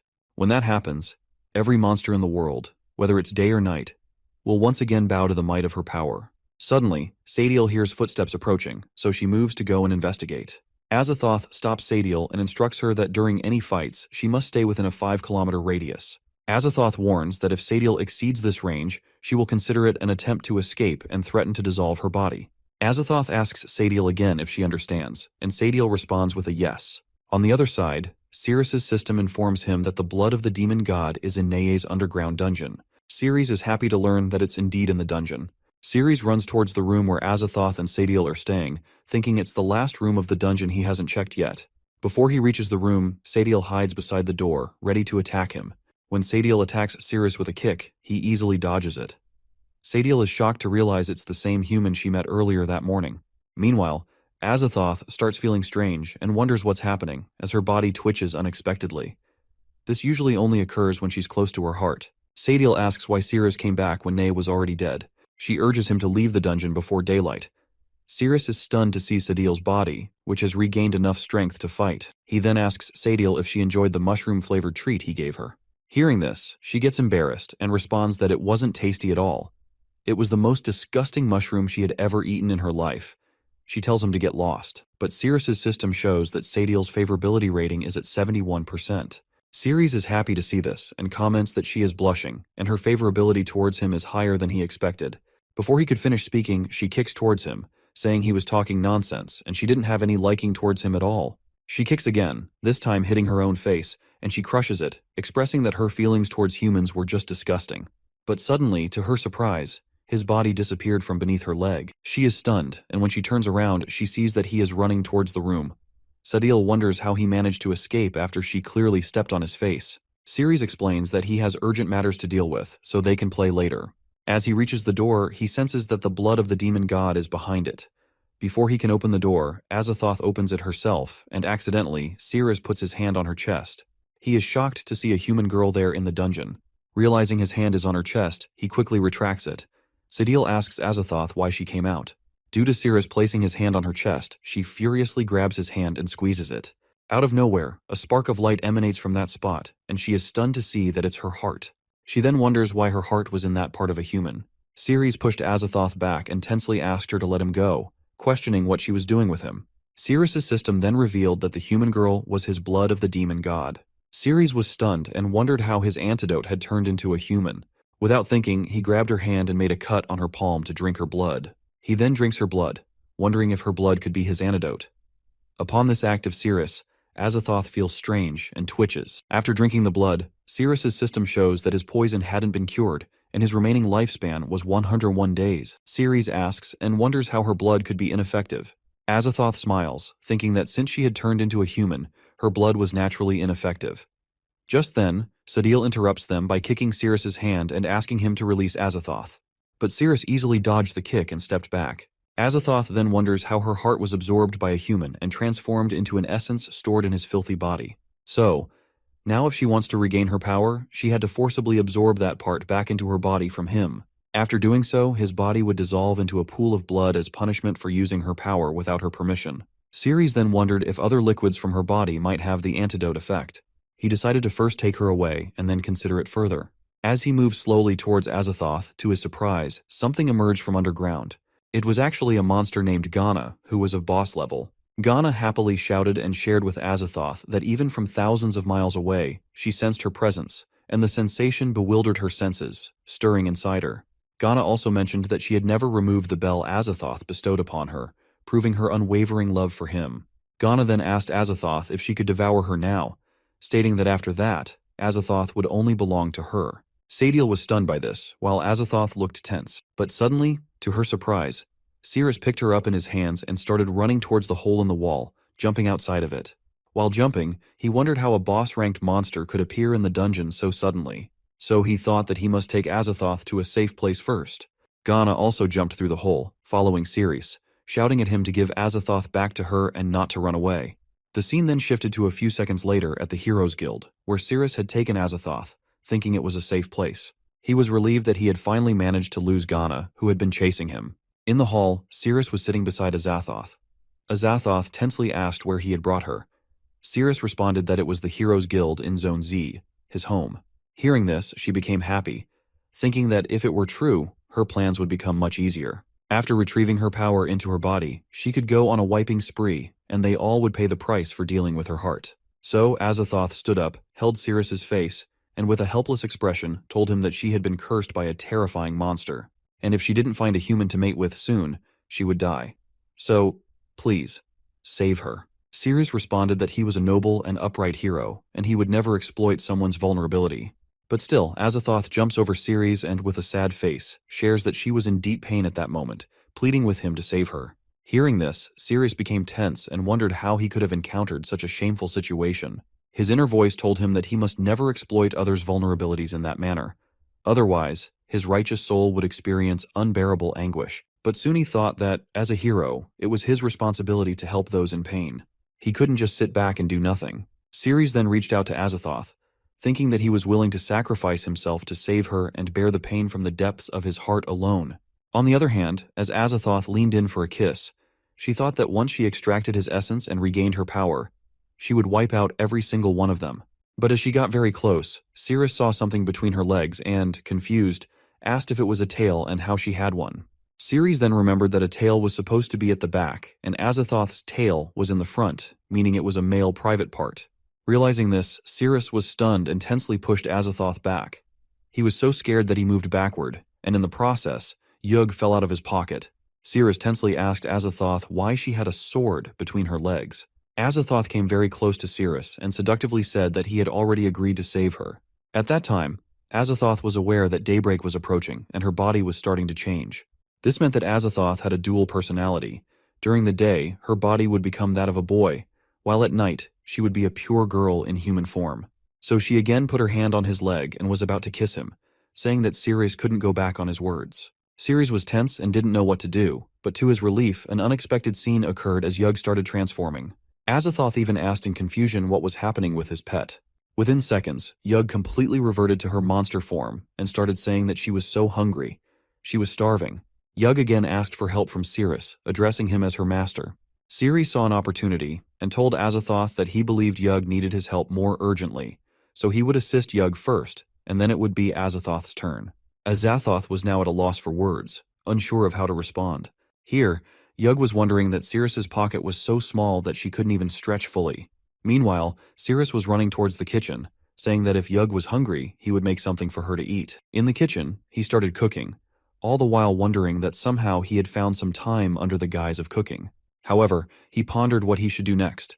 If he didn't save Azathoth, she would truly die, and he had no means to defend himself either. So he questioned himself if he really had to mate with Azathoth. He soon started getting frustrated as he couldn't decide. While he was cooking, Azathoth also approached from behind, thinking that she could wait until morning to regain her powers. Ceres noticed her but pretended he hadn't seen her. Seeing this, Azathoth realized that he didn't want to do what she had in mind. She thought that if Ceres didn't want to cooperate, she would have to resort to forcing him into doing strange things. Out of nowhere, Azathoth got close to Ceres and was about to place her hand on that part, but Ceres quickly took the food off the plate and started running outside towards Yug. He said he had finished preparing the food and needed to go outside to help Yug first. Azathoth became furious because her human body was too weak to overpower Ceres. When Ceres exited the kitchen, he noticed Yug's tail emerging from the bathroom, prompting him to investigate. When he looked inside, he was surprised to see Yug drinking toilet cleaner. He wondered if she would be okay after consuming it. To his surprise, Yug was actually happy and smiling, saying that it was delicious. In the next scene, Yug was eating the food, so Azathoth came to Ceres and insisted that he had already prepared food for Yug, and now it was her turn. Ceres asked Azathoth to calm down and listen to him first. To his surprise, Azathoth became wild and shouted that she didn't want to hear any excuses. She wanted to do it now.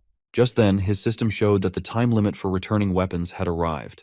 While Azathoth was still wild, she forcefully tore off Ceres's clothes into pieces, leaving him stunned and with only a scrap of cloth remaining.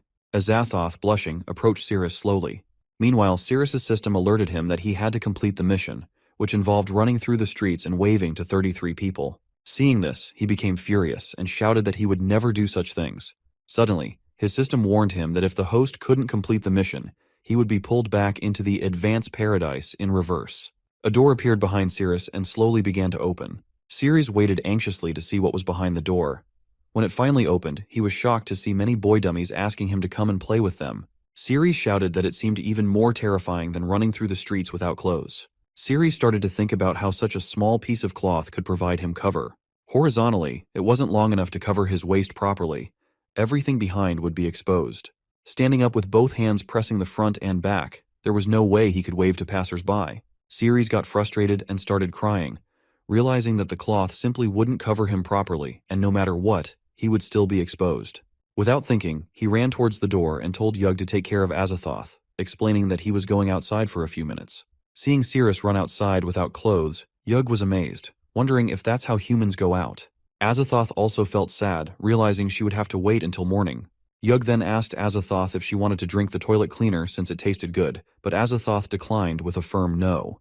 Outside the room, Ceres covered his face with the piece of cloth, thinking it was the best option to avoid showing his face to others. He then ran towards the barbecue plaza, knowing there would be many people there at that time. And to add to Ceres's troubles, when he arrived at the barbecue plaza, the monster Ghana also sensed his presence in the area and arrived there. She was frustrated that Ceres had managed to run away so quickly. Ceres, upon reaching the location, started waving his hands to attract everyone's attention. A girl was the first to notice him and began shouting that there was a pervert, calling for someone to come and help.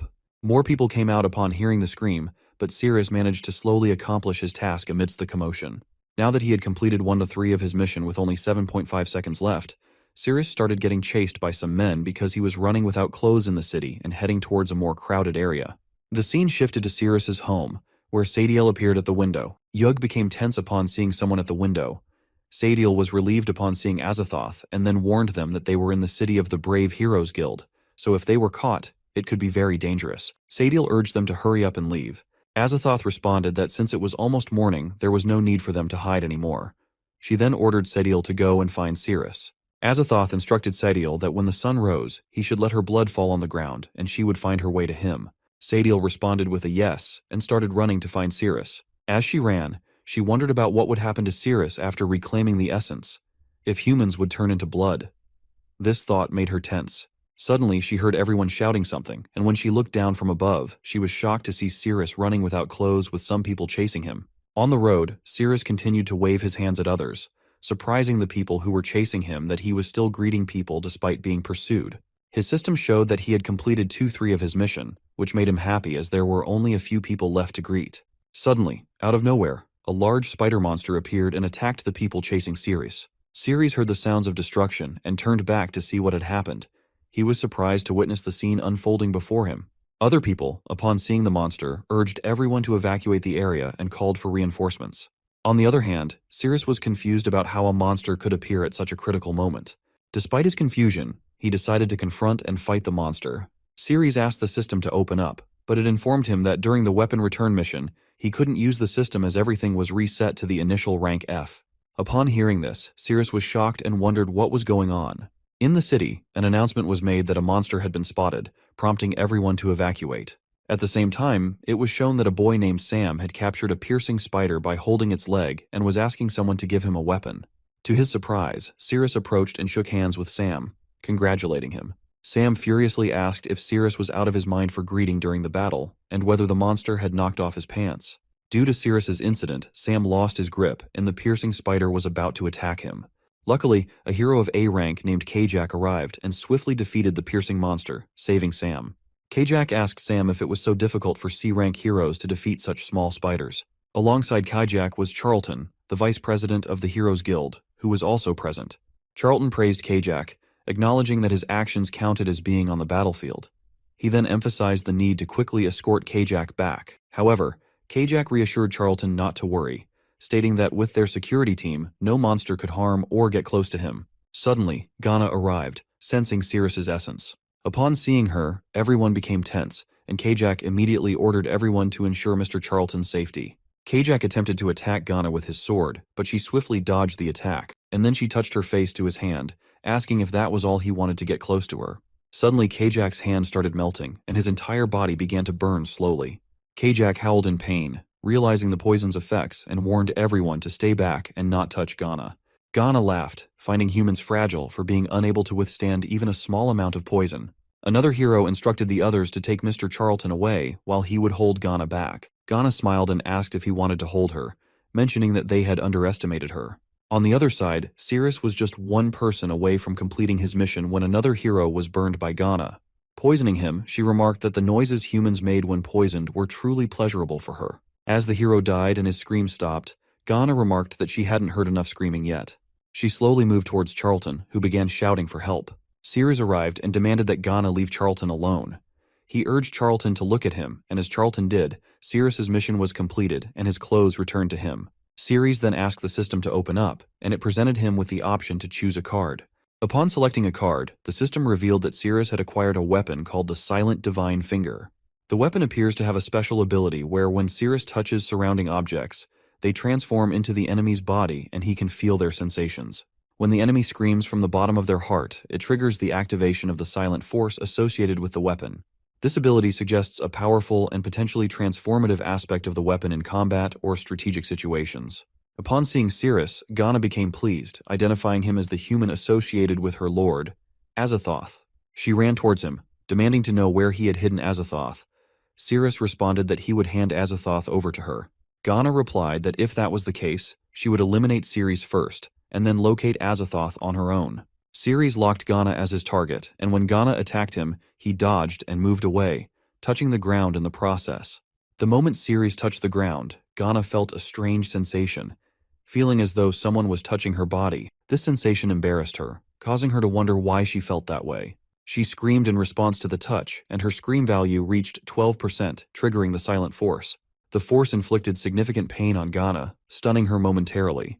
She covered her chest and wondered if Cirrus had indeed touched her chest just moments ago.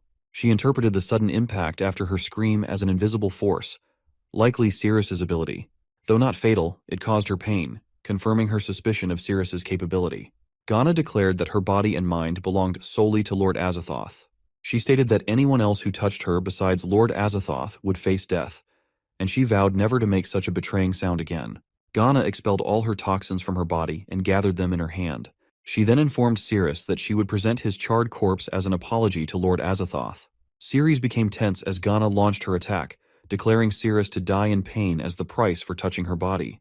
Despite Cirrus managing to dodge the initial attack, Ghana continued to pursue him, attempting to grab him from the ground. At that moment, Cirrus placed his hand on the ground and rubbed it. Ghana screamed again from the intense sensation she felt in her armpit, and this time her scream value reached 43%. As a result, she was struck by a powerful force, causing her significant distress. Cirrus also wondered if the sensation was like he had just brushed against her armpit. Meanwhile, Ghana was in pain and realized that the sensation really hurt, noting that it was several times stronger than the previous one. She wondered how she ended up making a sound again when she had decided to hold back. But this time, it was her armpit that got touched. It felt so itchy, and for a moment, it brought her joy, realizing that even Cirrus was capable of triggering such sensations, much like Lord Azathoth. Ghana held the bell that Azathoth had bestowed upon her and sadly apologized, wondering what was happening to her. She questioned how Cirrus, a mere human, could dare to have thoughts similar to Azathoth. She found it disgusting because lowly humans could never compare to the nobility of Azathoth.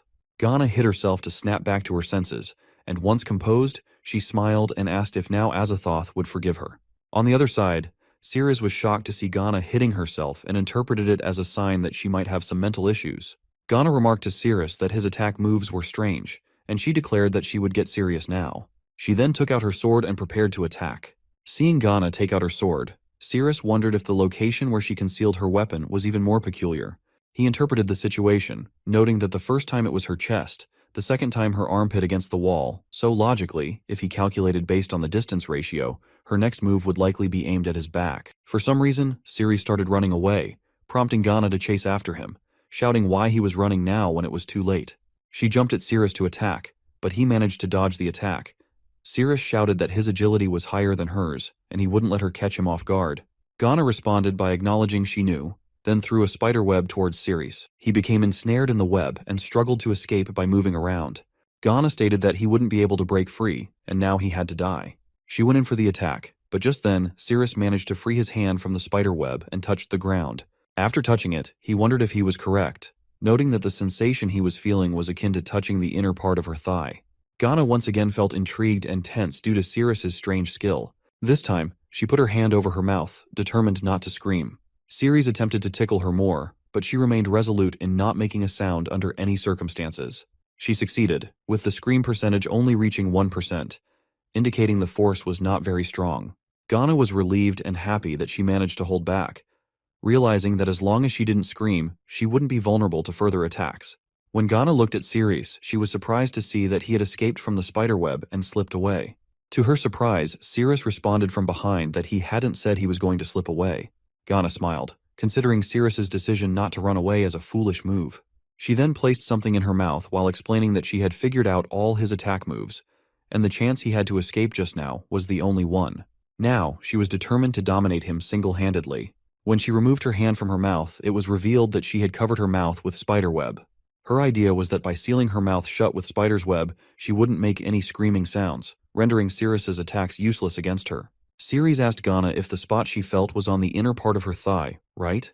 Upon hearing this, she became embarrassed and frustrated, thinking Cirrus was a disgusting human paying such close attention to her body. Cirrus understood from her silence and explained that after locking her up, he arranged everything according to the proportions of her body.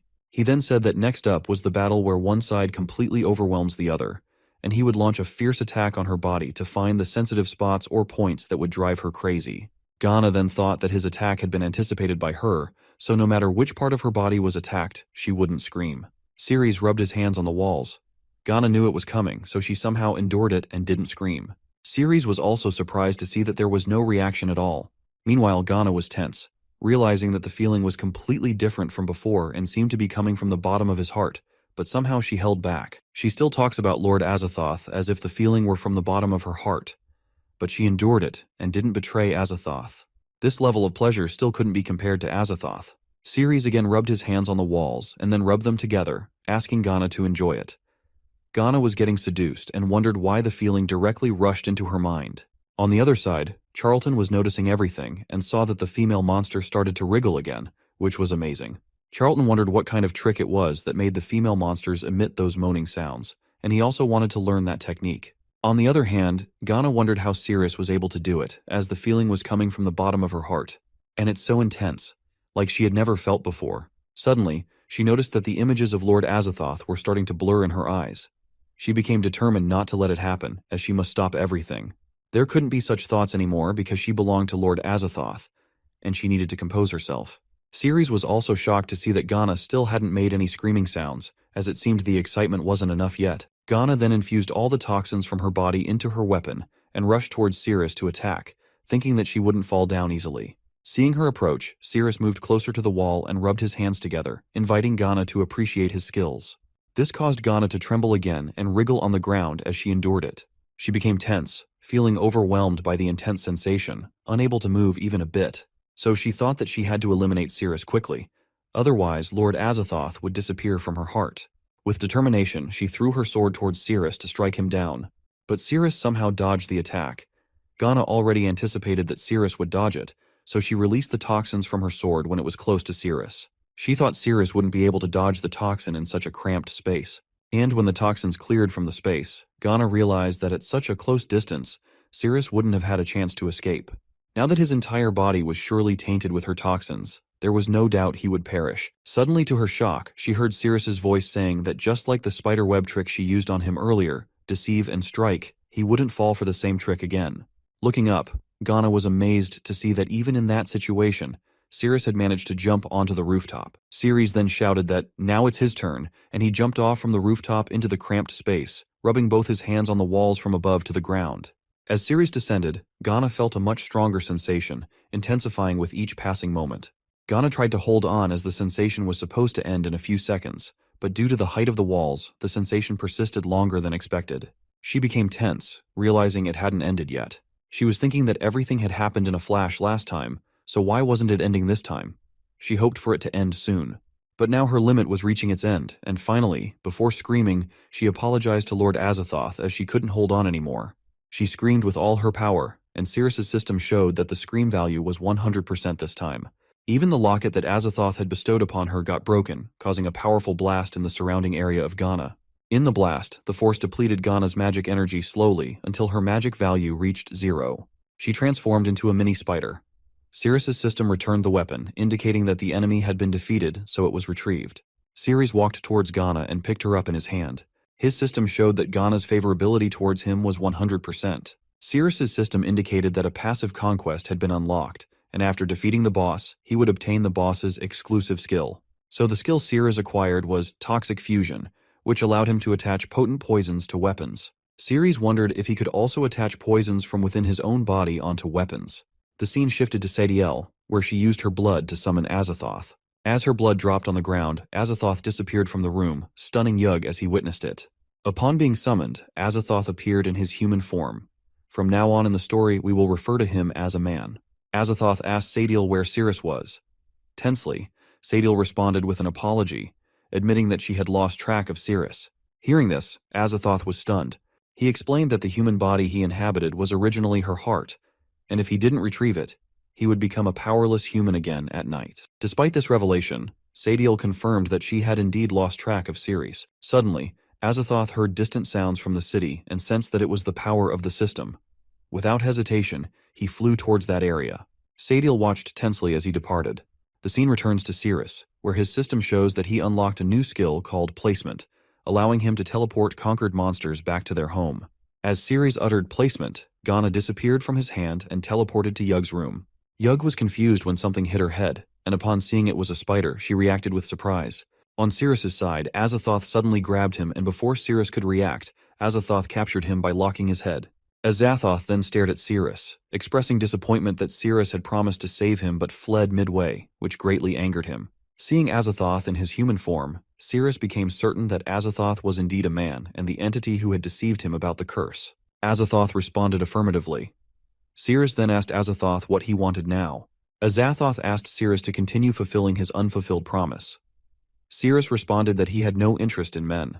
Azathoth then changed his appearance and asked Cirrus how about now. Cirrus tensely turned his face back and was shocked to see Azathoth had transformed into a character resembling a girl wearing a cat-themed dress. Azathoth even said, "Meow," asking if now Cirrus would be interested. Cirrus vehemently denied and shouted that no matter what form Azathoth took, he still wouldn't be interested because he didn't like men. Cirrus attempted to punch Azathoth, but Azathoth blocked it by grabbing his fist and twisted it slightly, causing Cirrus pain. Azathoth persisted, mentioning how humans were often interested in things like cat ears and black stockings, suggesting they could have fun together. However, despite his efforts, he was rejected, which saddened him deeply. He hinted that he might have to resort to more drastic measures. Azathoth licked Cirrus's finger, which stunned him. Tensely, Cirrus asked Azathoth if he was serious, instructing him not to lick. Azathoth expressed happiness at the taste of Cirrus's finger licking. Cirrus attempted to run away, but Azathoth stopped him with his power, asserting that Cirrus couldn't escape no matter what he tried. Azathoth then flew into the air, mentioning that he had already surpassed the system's level long ago. So, if Cirrus wanted to run away, Azathoth encouraged him to do so as much as he wanted, because in the end it would lead to the same outcome. Azathoth then asked Cirrus if he would try to lock him down and boost his own speed, Sirius responded that he didn't want to use the system to target men, as that would cross a moral boundary for him as a human being. Soon after, Azathoth lifted Sirius's body upwards and jumped over him, stating that the blood in Sirius's veins was his antidote, and implying that Sirius had always desired him. Azathoth also told Sirius that if he behaved and followed his lead, he would cure him. Furious, Sirius responded to Azathoth that if the only way to obtain the blood of the demon god for the antidote was to do it with him, then he would rather let his body melt and decay, as he would never engage in such acts with a man. Azathoth became furious when Sirius resisted him, and he prepared to attack, stating that Sirius was not obedient and needed to be disciplined. He threatened to force himself into Sirius's body, claiming that Sirius would beg for it. Azathoth then touched Sirius's back, intending to return Sirius's power, system, and heart to their original master's body. To his surprise, his magic didn't work and disappeared instead. Confused, Azathoth wondered what had happened and why his magic had failed. Sirius's system indicated that it refused to return, rendering all of Azathoth's attacks against Sirius useless. Following this, Sirius's system asked him if he wanted to sacrifice 50% of his life for a chance to defeat Azathoth. Sirius furiously responded, questioning if the system was truly dumb because in the current situation, the answer was definitely yes. The system explained that when Sirius locked onto Azathoth as a target, it would trigger Azathoth's Spear of Oblivion. Afterward, Azathoth would be fully absorbed by Sirius, and the poison could be completely detoxified. Sirius's life countdown reduced to only 50 days. On the other hand, Azathoth was stunned to see that the system had actually refused to return to his body, which was unbelievable for him. Sirius also realized that as long as he could see Azathoth within 10 meters, he could lock onto him. But before Sirius could lock on, Azathoth used her power and red smoke enveloped the surroundings of Sirius. Sirius was stunned to see it and wondered if the red smoke was Azathoth's doing. The thickness of the smoke was so dense that Sirius couldn't open his eyes. At that moment, Azathoth cut a slice in his hand, causing an automatic cut to appear on Sadiel's hand. Seeing this, she became tense and wondered what was happening. Within seconds, Azathoth teleported to her location. Upon reaching there, Azathoth was sweating and tense, realizing he had narrowly escaped and was now safe. He was furious that the system had rejected to return to him, feeling betrayed. Seeing Azathoth in this state, Sadiel was confused and wondered what had happened. Azathoth also realized that his location was likely locked by the system. On the other side, Sirius was surprised to see that the system had locked Azathoth's location, but he was also stunned to see that Azathoth had managed to move so far in an instant. Sadiel asked Azathoth tensely if he was sweating because he had been injured. Azathoth responded that no one else in the city could harm him, and since she had drunk his blood, their bodies were resonating with each other. He explained that if he were to be injured, the harm would transfer to her first. Hearing this, Sadiel became tense. However, she first asked about Sirius, inquiring if Azathoth had been able to take care of him. Azathoth responded with a no, indicating that now all his attacks would be useless against Sirius. Sadiel reacted differently and asked Azathoth if what he was saying was true. Azathoth, in turn, asked her if she was happy that Sirius was still alive. Sadiel responded with a no, expressing her dislike for Sirius, and suggested that if Azathoth couldn't harm Sirius, they should return to the dungeon. Azathoth responded with enthusiasm, saying no, as he had been with the system for thousands of years and knew it well. He acknowledged that his attacks were rendered useless against Sirius, but he noted that pleasure didn't fall under the category of attacks. Therefore, he believed he could still bring Sirius pleasure until it led to his demise. Azathoth explained that the system had difficulty selecting a host with a compatible symbiotic body, so once Sirius died, the system would only be able to choose him. He added that once he turned back into a human, the system wouldn't be able to locate his location. Azathoth then ordered Sadiel to go and find Sirius again during the nighttime. Azathoth asks Sadiel whether she has learned the transformation magic yet. Sadiel responds with a yes, so Azathoth asks her to try it on him. While Sadiel was performing her transformation magic on him, he shared that at night he would lose all his magic, so he had to rely on her to maintain his transformation. After the transformation, Azathoth turned into a girl character again. Azathoth was happy because it wasn't bad, and with the transformation, Sirius wouldn't be able to recognize him. He also assured her that humans always like to do things like heroes saving beauties, so let Sirius play the hero once. Then he could make a reasonable move and find an opportunity to push Sirius over. Sadiel confusingly asks Azathoth if he could really wipe out Sirius in a pleasurable way. Azathoth responds with a yes and asks her how she thinks he died. This implies that Azathoth also died due to a girl giving him pleasure. And whenever Azathoth remembered that he was abandoned by the system, he would become very furious, shouting and asking why the system rejected him. He couldn't understand what was so good about Sirius. On the other side, Sirius was wondering that he only had 50 days left to live. As long as he found Azathoth within that time period, he could cure himself and survive. Since time was of the essence, he needed to hurry. Suddenly, his heart started acting abnormally again, and Sirius realized that the poison in his body was acting up. This time, it affected his feet, as he felt a burning sensation in his little toe. He fell to the ground, howling in pain, and slowly fainted. Seeing this, Charlton ran towards Sirius, wondering what had happened. The scene then shifted to some time later when Sirius woke up and saw that he was in a hospital. Even the ward boy, seeing him awake, got happy and shouted to his underling to go and inform Mr. Charlton about this. Sirius asked the ward boy who had brought him to the hospital. The ward boy responded that it was Mr. Charlton, the vice president of the guild, who brought him there. Hearing this, Sirius was surprised. Just then, Charlton entered the room.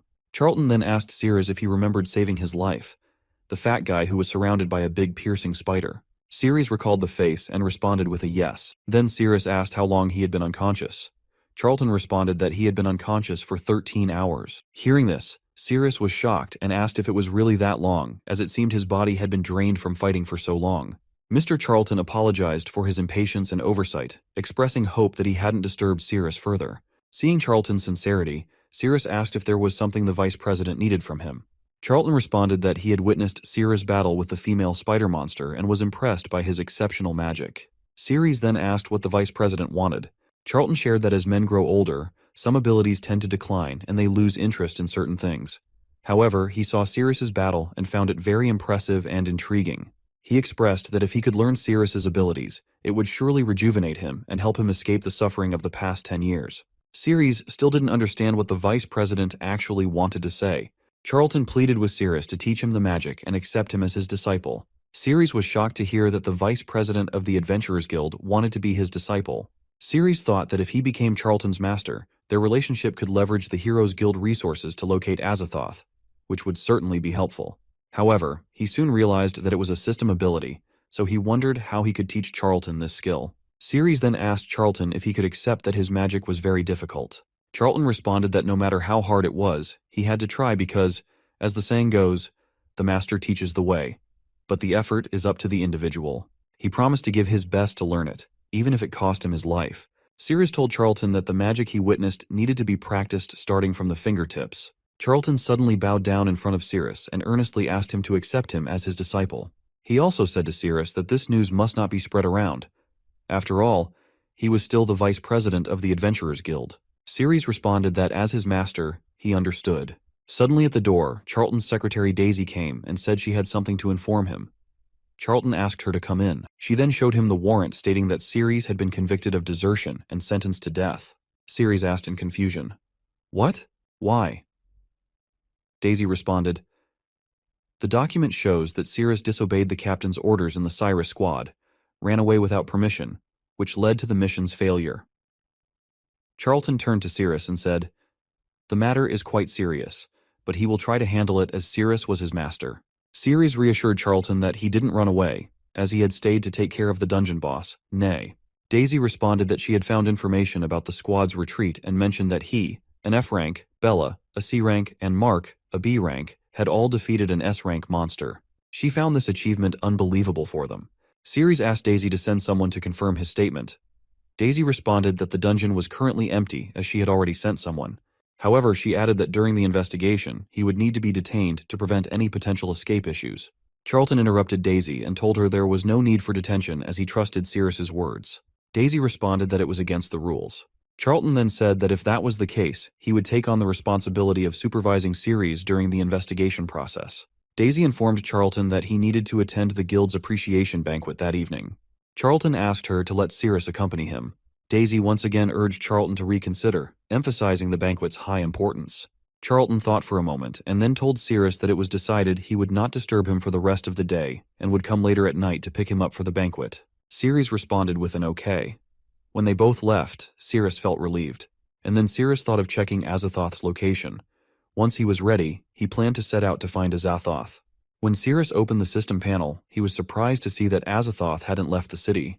Upon closer inspection, he was stunned to realize that Azathoth was very close to him. When Sirius thought about it seriously, he was shocked to realize that Azathoth was none other than at his home. He tensely ran back to his house, and upon entering, he found that there was no one in sight. As he went further inside, He discovered that Ghana was still there, but Yug was nowhere to be found in the house. So Sirius interpreted that Yug had been captured by Azathoth. The scene shifted to Azathoth and Yug, where Yug was confused and tensely asked where she was. Azathoth smiled and responded that they were at the auction venue for monsters and humans. Sirius was running towards the place where Azathoth's signal was showing, and he noticed that it had already been half an hour since he hadn't moved, indicating that he was very close to him. Suddenly, the marker showing Azathoth's location disappeared, and Sirius realized that he would be unable to track Azathoth at night. As Sirius moved further, he was attacked by someone, but he easily dodged the attack and wondered who was now targeting him. The person's name was Raka, and he explained that it was the territory of the Star Cavalry. He warned Sirius that intruders, whether heroes or monsters, would be dealt with mercilessly. Upon hearing the term Star Cavalry, Sirius wondered if they were the bandits known for thriving on kidnapping. They all prepared to fight Sirius, with Raka mentioning that the female monsters and women in the prison were likely baits released to lure them out. He also warned that there might be other heroes lurking nearby. They decided to capture Sirius and interrogate him. Sirius wondered if the female monsters they mentioned were Yug. He thought it was the perfect opportunity to ask them if they had seen a perverted male monster in the area. Suddenly, his system showed a reminder that the weapon return mission would begin in 2 minutes. Sirius felt tense because if he entered the weapon return mission, his stats would revert to their initial state of F rank. Therefore, he decided to finish off the situation quickly within the remaining 2 minutes. The scene shifted to Yug, who was trying to free herself from handcuffs, but couldn't due to a restraining magic on them. She also shared that without the nourishment of a male, her body became too weak. She wondered if she should return to where her master lived. Azathoth asked Yug if, being a monster, she didn't want to return to the dungeon. Yug responded that as a Ling-Lang lizard, she naturally relied on the essence of males. She chose a stronger guy and preferred human dens over monster caves, adding that the wine in the bottle was extremely delicious. Suddenly, to both Yug and Azathoth's surprise, there was a blast in the wall, and a boy was thrown into the room. Ceres arrived there, relieved that everything had ended within the 2-minute time frame he had. Ceres then said that if they had handed him the keys sooner, they wouldn't have ended up getting a beating. Just then, his system showed him the weapon return mission, which required him to slap someone's buttocks 10 times until they made a sound. The countdown was set for 60 minutes. Hearing about the mission, Ceres tensely approached the person he had beaten and asked if he could still scream. However, it was too late. The boy had already fainted. Ceres realized that he shouldn't have hit so hard. Azathoth asked Ceres to save them, but Ceres hesitated, realizing they were in the outskirts where monsters could appear at any time. Without the power of the system, it was very dangerous. He decided to focus on completing the mission first. He unlocks Yug's handcuffs and slaps her on the buttocks, causing her to scream. Seductively, she asks what he is doing.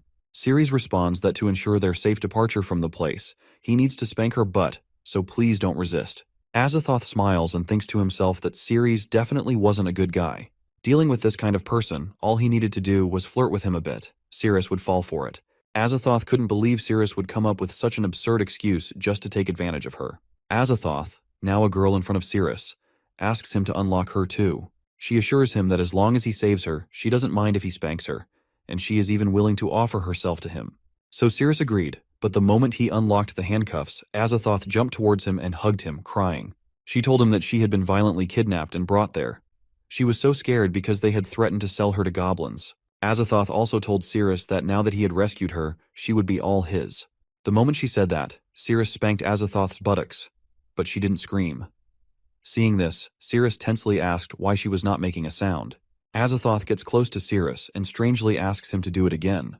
Ceres tensely considers denying her request, but before he can respond, his system shows that because Azathoth didn't make a sound, he had been frozen for 5 minutes.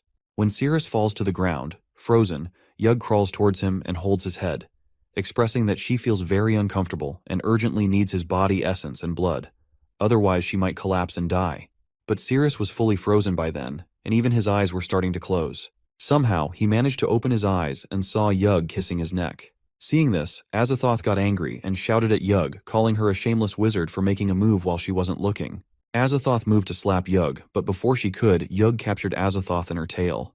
Yug responded that Ceres was her master, not Azathoth, and besides, she was the one who arrived first.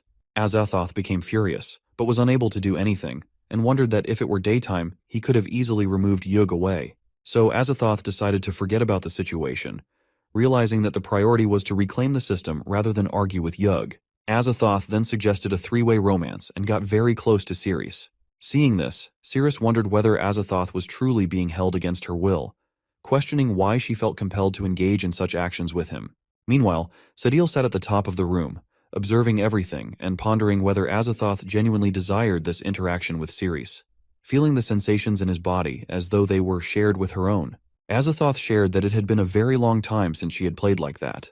The more Azathoth continued, Sadil felt the same intense feelings and became increasingly seduced. Here, Azathoth asks Ceres to slowly bend his hand and apply a bit of pressure, which caused Sadil to experience even more intense sensations. She noticed her body starting to feel numb and getting goosebumps all over. Azathoth then reaches for Ceres's main part, causing Ceres to tense up and hope she wouldn't touch that area. Meanwhile, Sadil began to feel as though she was holding something in her hands. Suddenly feeling the grip, Ceres recognizes it as familiar, and upon closer inspection, realizes it's none other than Sadil. Seeing Ceres furious, Azathoth wonders why the look in Ceres's eyes had changed. Azathoth realizes that it's the technique he used inadvertently, which means he has been exposed. Tensely, Azathoth calls out to Sadil. Upon Sadil's arrival, Yug senses danger and transforms into her small form, running towards Ceres and asking for protection. Azathoth asks Sadil to quickly take him away since he has been exposed. Sadil agrees and prepares to act. Ceres was stunned to see that Azathoth had actually transformed into a girl to get close to him, and he realized he was lucky to have figured it out. However, since he couldn't use the system's abilities, there was no way for him to chase after Azathoth. By the time Ceres recovered from being frozen, Azathoth had already run away far ahead. Ceres decided to focus on completing his mission first, planning to pursue Azathoth once he regained access to the system. However, in the future, especially at nighttime, he resolved to be cautious of anyone of the opposite sex who approached him. The scene then shifted to a Z security gate where Daisy, Cyrus, and his teammates were waiting for Ceres. Upon seeing them, Ceres became confused as to why they were there. Cyrus came close to Cyrus and showed him the warrant, stating that he was being arrested for desertion and needed to come with them. To Cyrus's surprise, Daisy intervened and explained that she was Vice President Charlton's secretary. She informed them that they had investigated the new dungeon and found it empty, contradicting the accusation against Ceres. She also shared that the process of revocation had already begun, so they couldn't arrest Ceres now. She explained that Ceres was scheduled to attend the guild's appreciation banquet later. Meanwhile, Ceres was counting the number of members Cyrus had with him. But suddenly, Cyrus furiously slapped Daisy, shouting that she was clearly lying because only captains of A rank and above were allowed to attend the appreciation banquet. He accused her of falsely claiming to be the vice president's secretary. Cyrus also yelled that he was the president himself and ordered her to get lost. Cyrus then threatened Daisy, saying if she continued causing trouble, he would throw her into the interrogation room with Ceres. Ceres told Daisy to go and ask the vice president for authorization and to bring the revocation notice to rescue him, as he believed Charlton would surely help. Ceres also asked if she could do it in 20 minutes. Daisy responded that 10 minutes would be enough. Ceres praised her for that and said he would make them apologize by punishing them severely. The scene then shifted to the interrogation room, where everyone stood surrounding Ceres. Cyrus asked Ceres if he remembered how his right hand got injured. Ceres remained silent, not responding. Cyrus reiterated that he had bravely led his team into battle against the monster Nay. However, Ceres had attacked him from behind to escape, which gave Nye an opportunity to attack, resulting in the deaths of most of his team members. Cyrus explained that he sacrificed his right hand to save the lives of the remaining team members. Cyrus then furiously asks Ceres whether a coward like him deserves to live or die. Ceres responds that a coward who runs away when facing the enemy deserves to die like an animal. Hearing this, Cyrus becomes furious because he realizes Ceres is implying that he himself is a coward. Cyrus asks his teammate to bring the hammer to the table. At that moment, Ceres was wondering that 10 minutes had already passed, which meant the secretary should arrive soon. However, the problem was that he still didn't have access to the system, so he had to endure the situation for the time being. Suddenly, to his surprise, Yug calls to Ceres. Confused, Ceres asks what she means.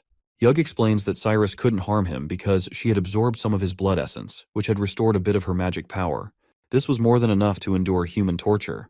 She also makes a deal that after they get back home, he would have to repay her twofold. Suddenly, Cyrus hits the hammer on the table near Ceres's hand, making Ceres tense. Cyrus asks Ceres to pick a finger they should start with, or if he prefers, Cyrus will choose one for him. Just as Cyrus is about to strike, one of his teammates interrupts, saying it's not a good time because the vice president's secretary has arrived with the revocation notice for Ceres. Seeing the notice, everyone became tense and found it hard to believe that the girl was truly the secretary of the vice president. Even Cyrus was shocked and wondered how an F-rank hero could possibly have contact with someone at the vice president's level. So one of the boys asked if they should release Ceres, as using torture after receiving a revocation notice was illegal. Everyone prepared to release Ceres, but Cyrus told them to stop and asked them to bring the notice back to him after half an hour. As he hadn't received any revocation notice yet, Cyrus claimed he didn't know anything about it. Ceres became furious at Cyrus's actions, while Cyrus, with a determined expression, shouted that Ceres must pay the price. Outside of the interrogation room, Cyrus's teammates shared that their captain hadn't come out yet, and they didn't have permission to go in. Daisy asked them to step aside as she would go in by herself and show the revocation notice. He responded to Daisy again, stating that it was the interrogation room and she didn't have the right to come and go as she pleased. Inside the room, Cyrus hit Ceres's hands with the hammer, but to his surprise, Ceres sustained no injuries from the blows. So Cyrus wondered what had happened, as there were no broken bones, no bloodshed, and not even a scratch on Ceres's skin. Outside, Daisy was arguing with the guard. Suddenly, out of nowhere, Charlton arrived and asked the guard if he had the right to enter the room. Seeing this, the guard became tense and moved away from the door. Charlton kicked the door open, and upon entering, he saw Cyrus about to hit Ceres with a hammer. Cyrus was stunned and tensely asked why the vice president was there. Charlton showed the notice and explained that it was the revocation notice for Ceres's arrest warrant, instructing them to release Ceres immediately. Cyrus tensely dropped the hammer and agreed to release Ceres. Then they released Ceres, and Charlton explained that as a captain, Cyrus had abused his power by torturing a subordinate. Charlton warned that if the matter was investigated, Cyrus would likely be stripped of his captaincy at minimum. Cyrus, feeling scared, responded that he hadn't received the revocation notice, which was why he had taken action. Cyrus also mentioned that his teammates could testify for him, but surprisingly, none dared to do so because they didn't want to offend the vice president. Charlton furiously asked what Cyrus had to say now, leaving Cyrus speechless. Cyrus was also wondering what to do next, considering he could only go and ask his brother for help. Ceres stood up and said he could testify that Cyrus hadn't seen the revocation notice, and he wouldn't pursue the matter of Cyrus arresting him. Ceres then insisted that Cyrus and the others should bow and apologize to the secretary. Confused, the secretary wondered what Ceres was doing.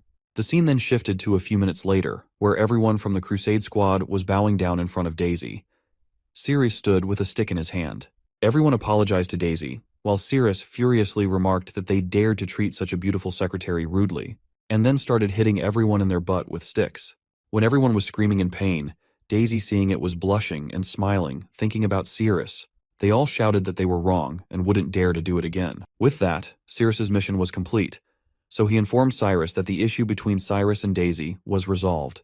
Hearing this, Cyrus tensely asked what Ceres meant. Ceres furiously grabbed Cyrus's hand and demanded that they settle their matter now. Cyrus tensely asked Ceres if he wasn't saying that he wouldn't pursue the matter of the arrest. Ceres angrily replied that it was about Cyrus hitting his hand with a hammer, and as he said this, he tightened his grip on Cyrus. Due to this, Cyrus starts howling in pain and was asking sorry from Ceres if he wouldn't do it again and forgive him. Ceres responds with an okay and breaks Cyrus's hand by hitting it on the knee.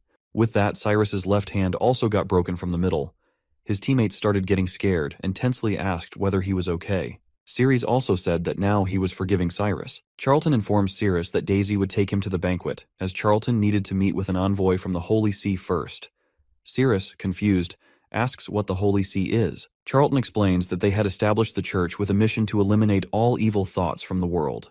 They possess unparalleled purification magic capable of eliminating any toxins from the body. The scene shifted to an appreciation banquet hall where the saintess named Mia of the Holy See was arriving at the party with Charlton. Upon seeing Mia, two boys started talking about her because her dress was so revealing. They wondered if it was a bit inappropriate for a saintess to dress like that. Suddenly, Mia stopped and stared at them. They were stunned, realizing that Mia had heard them. Mia then said that their doctrine was to eliminate all evil thoughts in the world. She explained that to eliminate evil thoughts, one must fully understand them, which is why people in their Holy See dress like that. She then asked the boys not to look at her with their filthy eyes. Hearing this, Charlton became furious and ordered the guard to slap them 10 times. Upon hearing this, they immediately started apologizing. Mia intervened and told Charlton that there was no need for that. She explained that if they punished those two guys, then everyone in the hall would need to be punished, except for the president. Charlton was stunned and asked how he was different from the others. Mia responded to Charlton, saying that while his mind was in turmoil, his body didn't react much, unlike the others who reacted strongly and had a surge of evil thoughts. Hearing this, Charlton got embarrassed and responded that he was a person of pure heart, so he had some self-control. Everyone started murmuring and discussing that they had heard the vice president was impotent.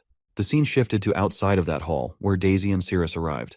Daisy shared that this was the venue they needed to come to, so they should go inside. While entering, Cirrus asked whether the purification magic of the Holy Sea was powerful.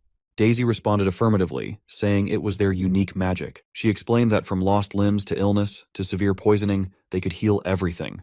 She also mentioned that being a hero was a high-risk profession, and every region's hero guild wanted to join them, but they had all been rejected.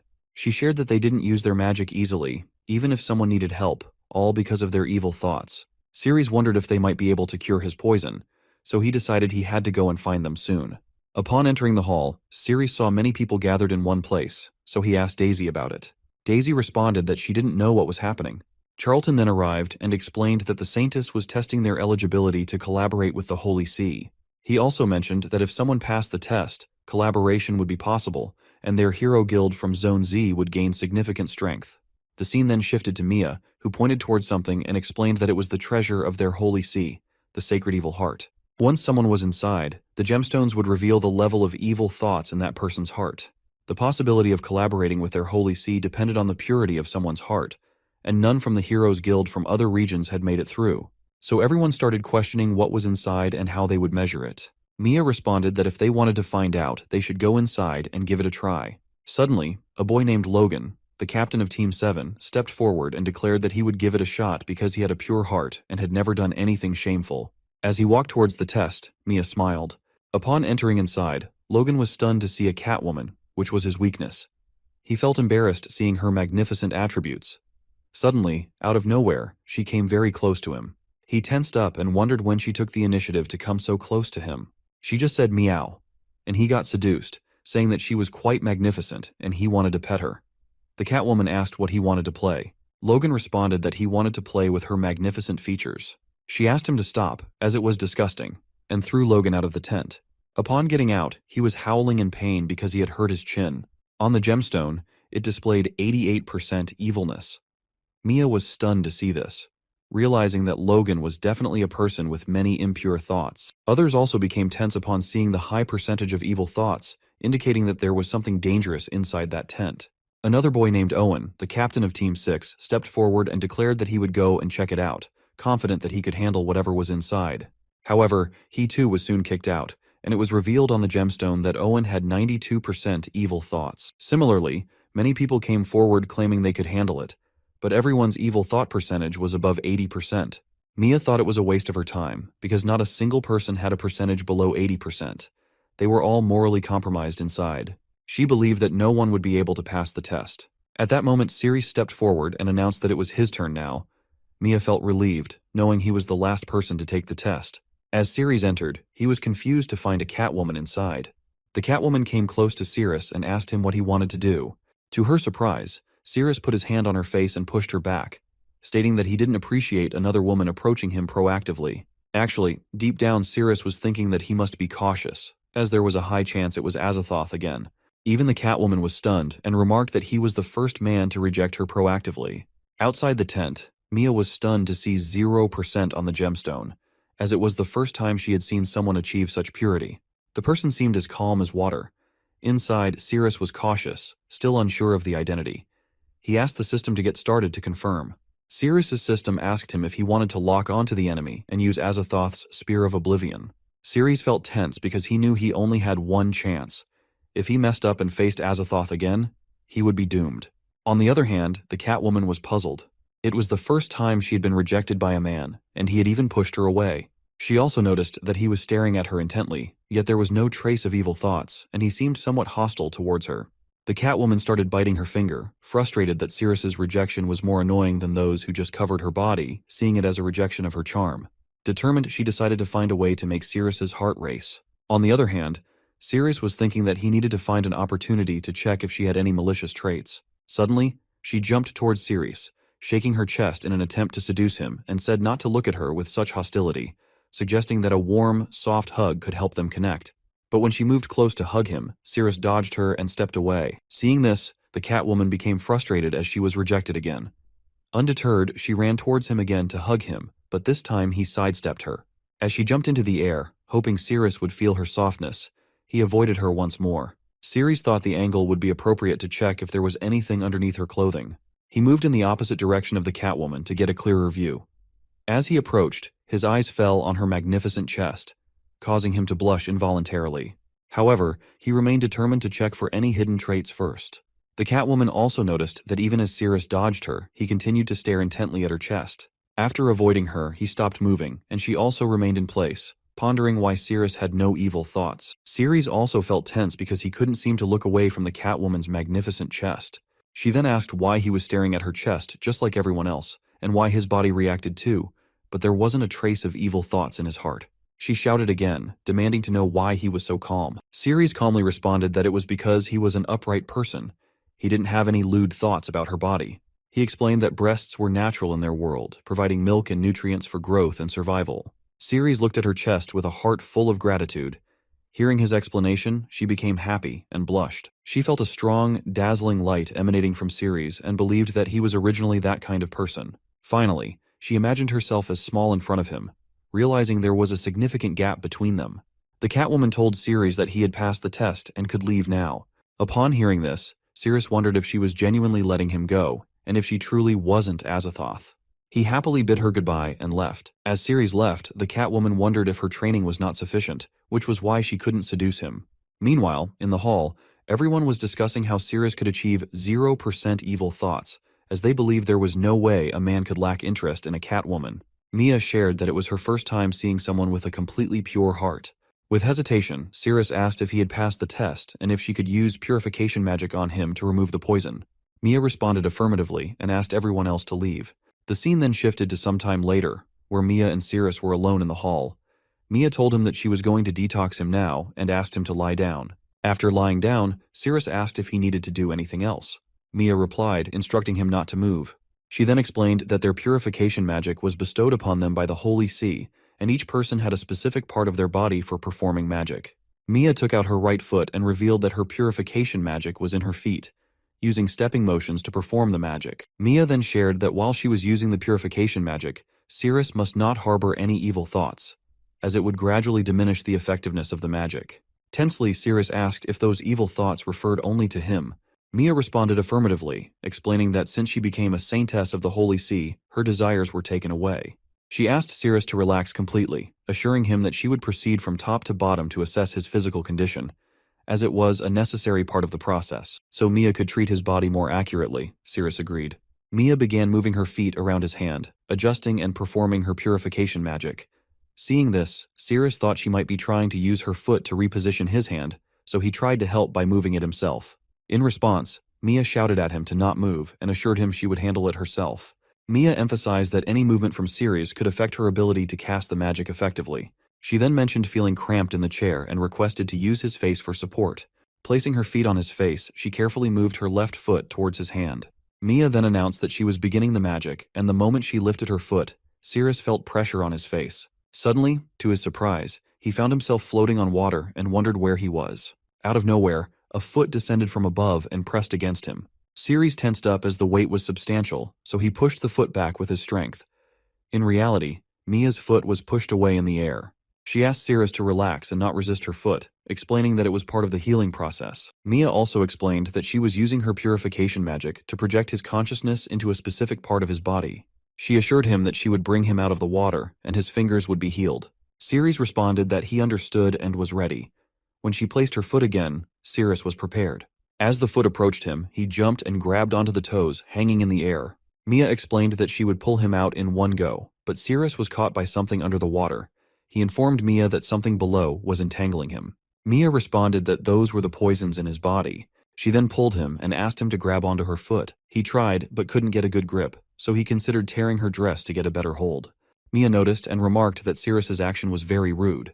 Despite this, Cirrus held onto her foot tightly as she pulled him away from the roots of poison. He realized that despite her firm grip, he felt no pain. Instead, he felt surprisingly comfortable. Suddenly, Cirrus felt his little finger getting very warm. As soon as he was pulled from the water, he saw in real life that his little finger had returned. Opening his eyes, he witnessed his finger regenerating, confirming that it was indeed working.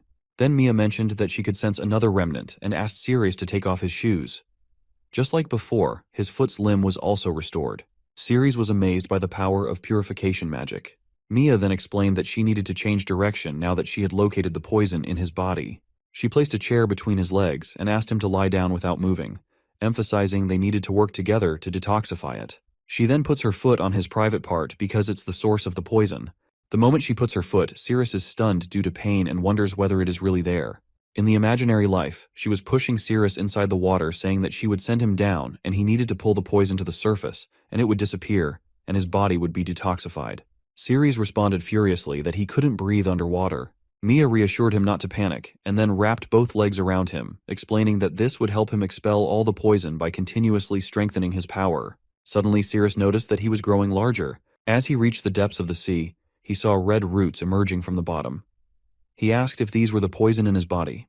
With determination, Sirius moved towards the roots of poison to pull them out.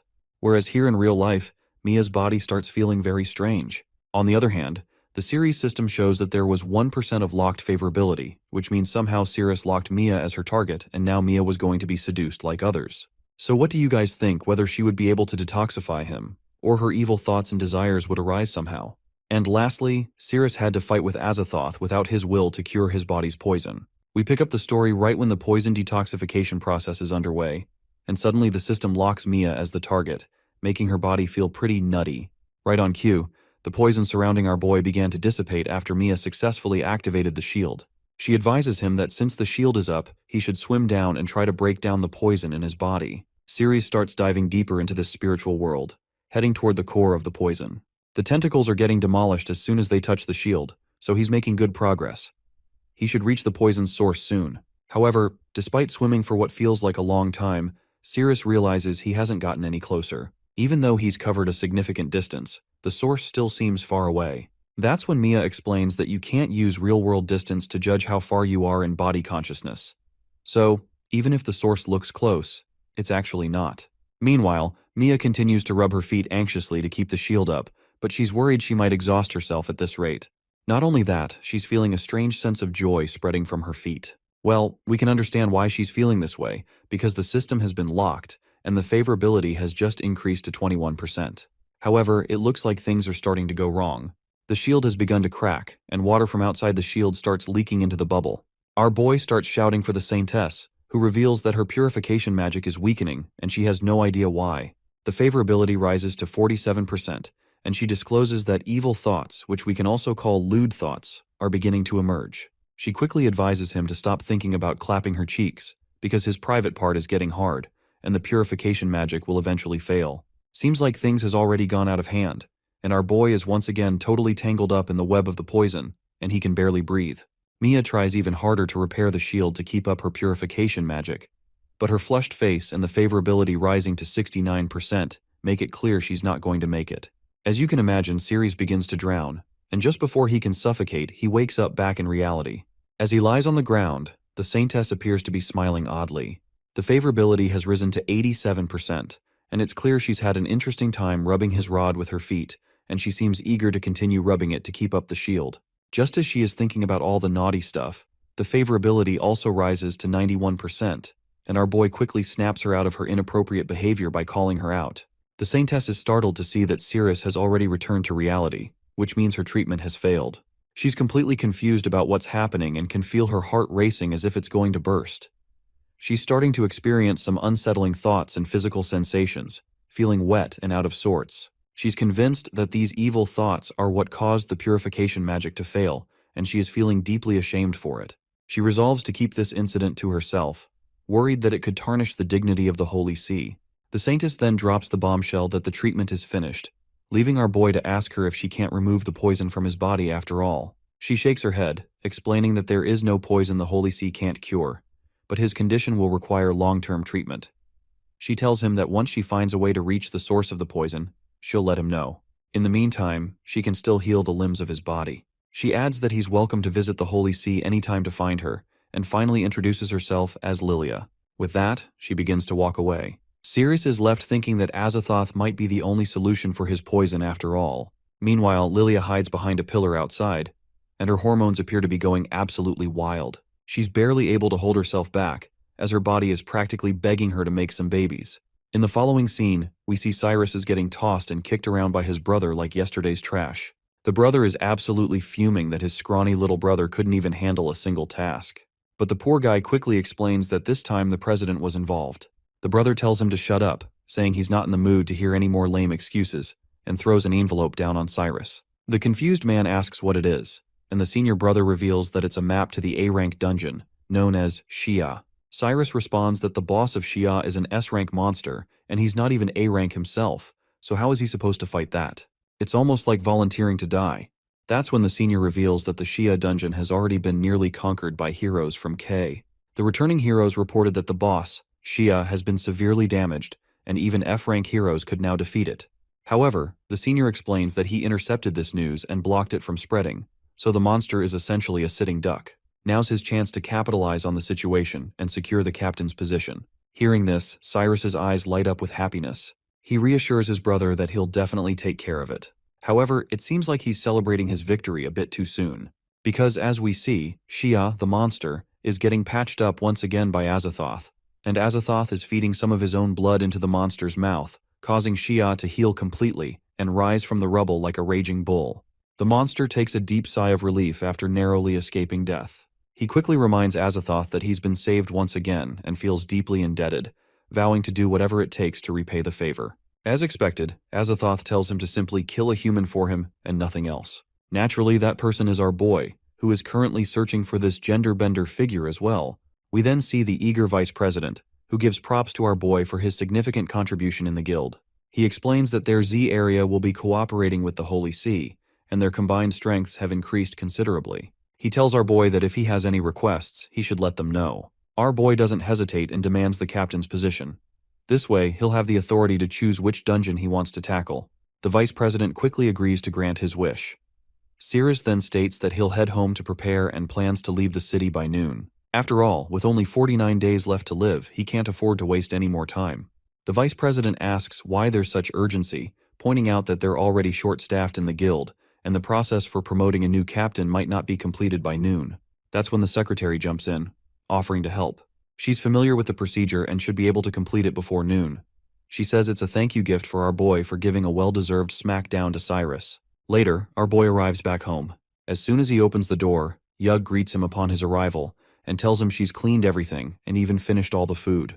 She starts rubbing against him, boasting that now that the home is spotless, she's the epitome of every human's dream maid and expects to be praised by her master. Reluctantly, the boy acknowledges that she's awesome, mainly because he doesn't want to suffocate against her massive chest. She then asks if she can stay here forever, since she's really useful. The boy asks the maid if she doesn't want to go back to her own home. The girl pretends not to understand what a home is and declares that for a monster, there's only a lair, not a home. She continues to squeeze his face, and eventually, our boy tells her she can stay, but warns her that she must not let anyone find out she's a monster, given they live in a city full of ordinary humans. Otherwise, they'll both be in trouble. The maid lights up with joy and reassures him that she's great at hiding. Just then, the favorability level hits 100%, and the system announces that getting close to her has doubled the increase in values. She then reminds our boy that since her work is done, it's time for him to perform his role as well. Ceres remains confused and asks what she's talking about. She then reminds him that in the dungeon, she took a bunch of hammer blows for him, which used a lot of her magic. Now she's expecting him to repay her with double what she lost. Looks like our boy is cool with that since getting laid with her will also double her strength, which will be super handy for the upcoming journey. Well, sounds like a win-win situation. The next scene shows the secretary driving her car, looking forward to arriving at Cyrus's place to deliver him the promotion notice. Meanwhile, the man in question is getting his clothes torn off by his muscular maid. As she rubs her hands against his naked body, she comments on how fantastic his physique is. She starts getting closer and closer, and as soon as she opens her mouth, she begins squeezing his meat, leaving him groaning in pain, or maybe in pleasure. The system window goes crazy with notifications, announcing all the sweet stat boosts he's getting. Meanwhile, the maid is feeling totally pumped up with all the power surging inside her. She doesn't let up and keeps squeezing him, and just as he lets out a huge groan of pain, she quickly softens her grip and apologizes for getting too excited. Suddenly, the front doorbell rings, and our boy can tell that the visitor must be the secretary, here to deliver his promotion notice. He quickly tells the maid to hide for a bit. Once she's out of sight, he opens the door and finds the secretary standing there. He tells her he was just in the shower, so not to mind his shirtless look. As expected, the secretary announces that he's been promoted to captain and hands over the ID card and promotion notice. He gratefully takes the documents, and the secretary also offers him some fruit she brought.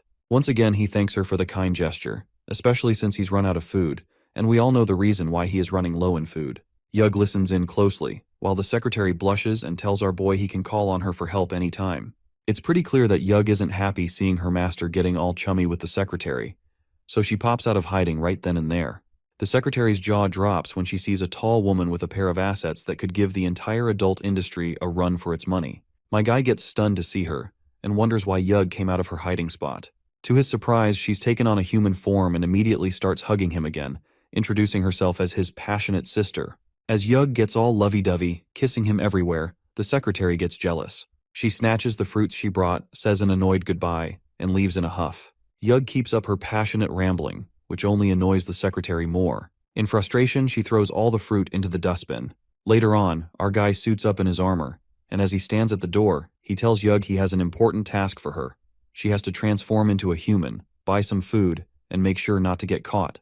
With that, he's off, determined to find Azathoth no matter what. As he opens the door to leave, he spots something on the floor. It turns out to be the fruit with a note that says, "Sorry for getting mad earlier." It's pretty clear that it's from the secretary. We then catch up with Cyrus and his goons, who are all fired up about hitting the jackpot after defeating the boss monster. Cyrus in particular is feeling pretty smug. With the map his brother gave him, this whole journey seems like a walk in the park. His lackeys point out that around 10 teams of A-rank heroes came to Area K and all failed to conquer it. But they weakened the boss Shia quite a lot, which gives them an easy victory. Cyrus then gets all cocky and makes it clear that according to the guild rules, the team that defeats the boss first gets all the resources. So, it's not his fault if those previous heroes left the dungeon boss alive. Just then, a giant monster drops down. And guess what? It's our boy, who just took down the A-rank monster rock giant and got the map of the area. Looks like all that squeezing and getting a bit pervy with Yug paid off after all. He then checks his system and notices that Azathoth has already made it deep into the dungeon, reaching the boss's room. Meanwhile, Cyrus and his party are scared by the sudden rustling voices. He quickly grabs his sword and instructs his team to get ready for any threat. To their shock, our boy emerges from hiding. Cyrus literally has no clue what this guy is doing here, and suspects he might be trying to snatch their victory. So, he directly asks our boy what the hell he is doing here. Ceres simply replies that he's here to slay some monsters, just like everyone else. Cyrus asks about the team he came with, but our boy says he's doing this solo and proceeds to walk away, clearly focused on his own mission. Cyrus begins to tremble at the thought of Ceres taking on an A-rank dungeon all by himself. The realization that Ceres might already know that boss Shia is weakened only adds to his anxiety. He quickly hypes up his party and tells them to move faster and follow him. He's determined not to let our boy find the weakened Shia first and steal the credit. Meanwhile, Ceres opens his map via the system, which promptly announces that the map has been activated. A new notification pops up about this sword, known as Bunker Spectre, indicating that pulling out this sword will cause the paths ahead to swap left and right, and it can also disable or enable traps. Meanwhile, Cyrus is feeling confident with the secret info from his brother's map, thinking he's got the upper hand. According to the map, there's a fork ahead. The right path is a dead end, and the left path is the correct one. Cyrus believes he's ahead of our boy, but he doesn't realize that Ceres's system has already clued him in on everything he needs to know. Cyrus dashes toward the right path, feeling smug about his strategy. He believes that once he takes the left path, he'll seal off our boy behind him. It quickly becomes clear that Cyrus's information was off. As he charges down the right path, he's met with a massive dragon, and there also appears to be someone else who is giving a thorough beating to this monster. This cocky guy has no clue what is happening, because his brother's map and intel didn't mention anything about this monstrous foe. The dragon roars and thrashes, its tail smashing through the surroundings. It's a chaotic scene, with debris flying everywhere and the adventurers barely managing to avoid being squished. We then see that person from before fighting the monster. She balls up his fist and lands a devastating blow that sends the massive beast crashing down. The dragon finally crumples to the ground, lifeless, right before Cyrus's feet. He just stares in shock, totally lost on how this woman managed to take down a giant creature with her bare hands. After the monster's down, she zooms over to Cyrus and his team. Seems like she's an S-rank adventurer named Daphne from Area K. As she lands, she asks which area they're from. Cyrus looks pretty nervous in his presence and admits they're from Area Z. When Daphne asks if they're here to conquer Shia's dungeon too, the anxious guy says yes.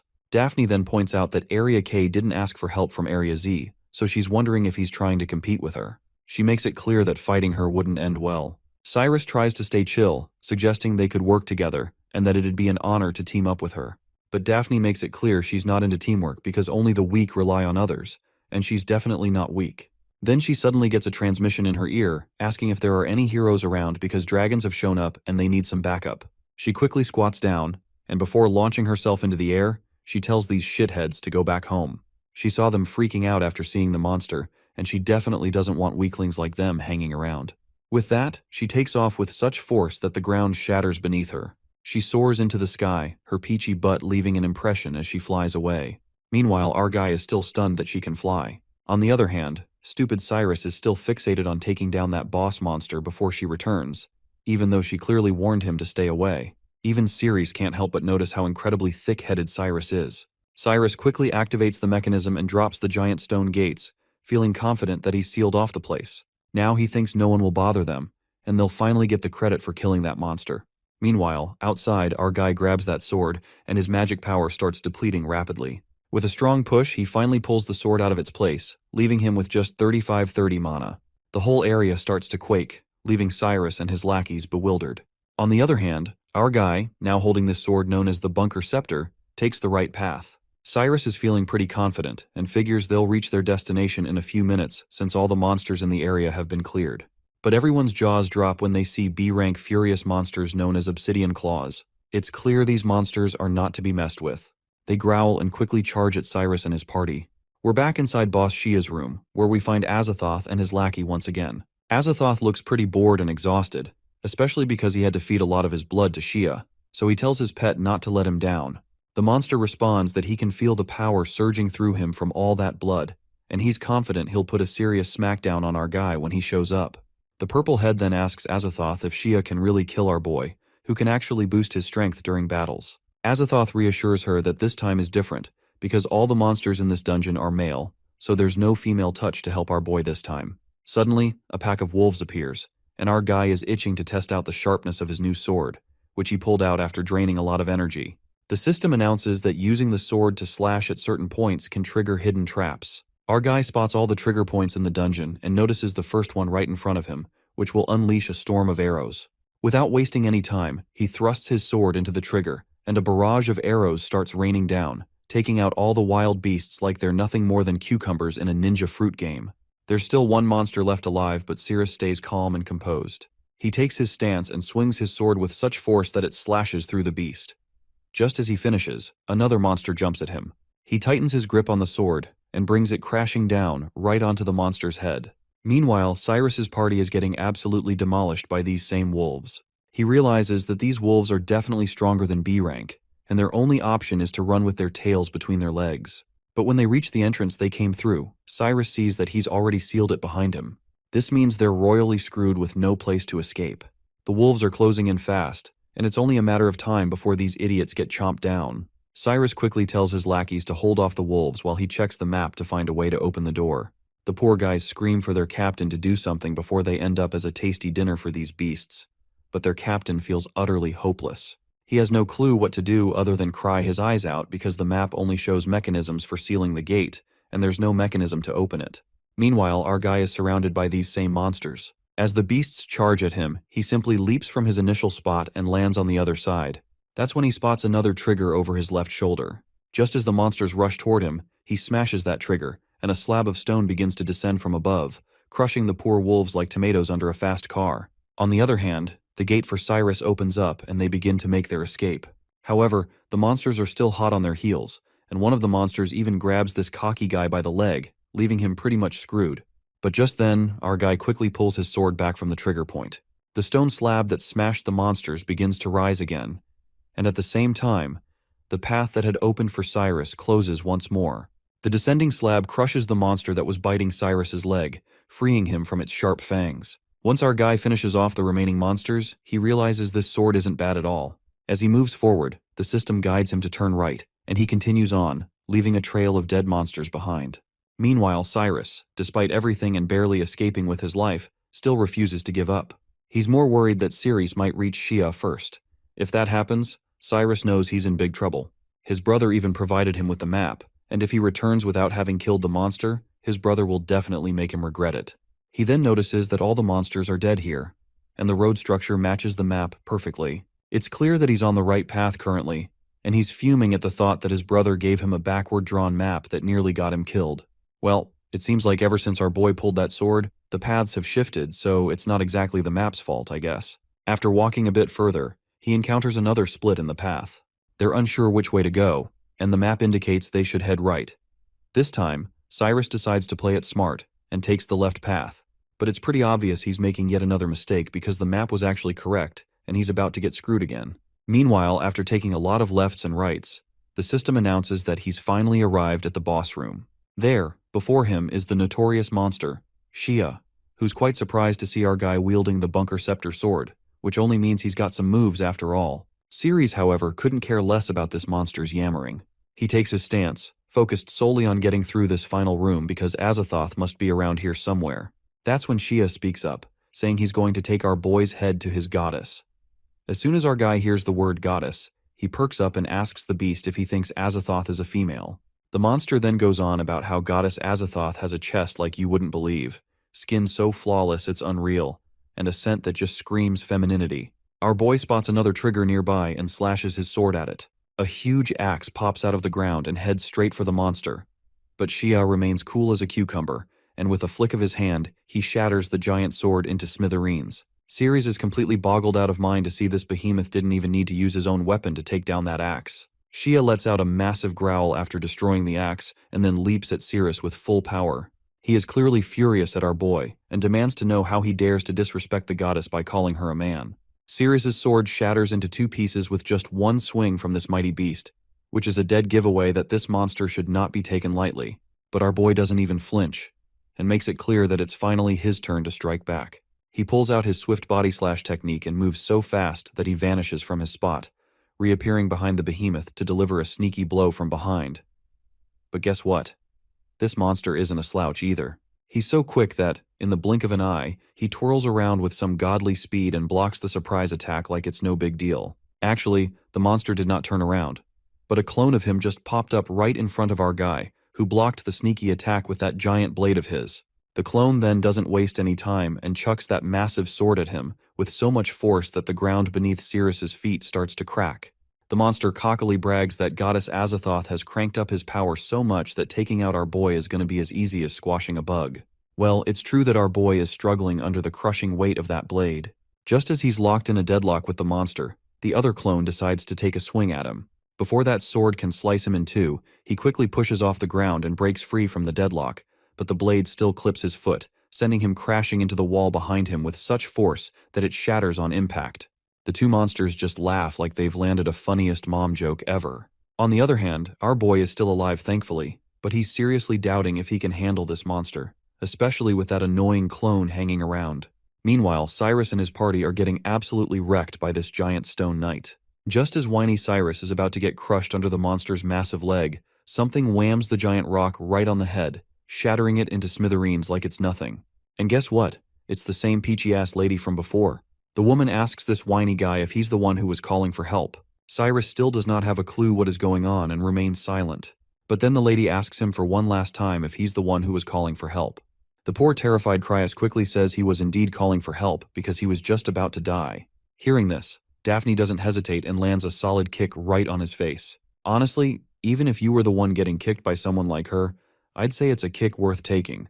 Anyway, that kick sends the bastard flying like a rag doll, and the woman starts berating everyone, calling them a bunch of useless trash from Area Z. She claims they all think they're brave heroes, but they're just shaking with fear in front of these monsters, which is ridiculously pathetic. As she continues her rant, it looks like Cyrus is finally down for the count. The lady orders his lackeys to take their trash leader and get the hell out of there. They quickly start dragging their captain away and leave the place. Suddenly, she notices something on the other side. She squats down and, before leaping again, recalls that according to the intel, room 3055 should be at the southernmost point at 37. To get there faster, she jumps up and starts busting through 10-foot thick walls like they're nothing more than paper sheets. Meanwhile, our guy looks utterly exhausted, like he's on the brink of collapse. As exhausted as he might be, he has no choice but to fight these monsters, and nothing seems to be working against them, and he is getting tossed around like a rag doll, and it's like he's barely making a dent. Ceres needs a power boost, but the only way to get one is if there are females around. Luckily, he might not need to worry about that anymore because Daphne has crashed right into the middle of the fight. Once she sees our boy standing behind, she gets pretty curious about what someone from the Z area is doing here. Daphne tells him to just get out of there since he's clearly no match for the boss. But our guy doesn't back down. He insists that this boss is tougher than he expected and asks her to help him out. Well, the woman just gets absolutely annoyed to hear this, because she's an arrogant type who doesn't like teaming up with weaklings, and it's clear she's not thrilled about being asked for help. But Cirrus just utters those magical words, "Lock the target." Meanwhile, Daphne is still being her cocky self and trying to boss him around. But those words start messing with her mind. Even though she wants to tear him apart, she finds herself inching closer to him. Eventually, they end up in an intense lip lock, giving Cirrus a much-needed power boost and raising the favorability level to 77%. As soon as Daphne realizes what she's done, she pulls back her lips in shock, completely baffled by her own actions. She starts berating him again, accusing him of stealing her first kiss and telling him she's not forgiving him for it.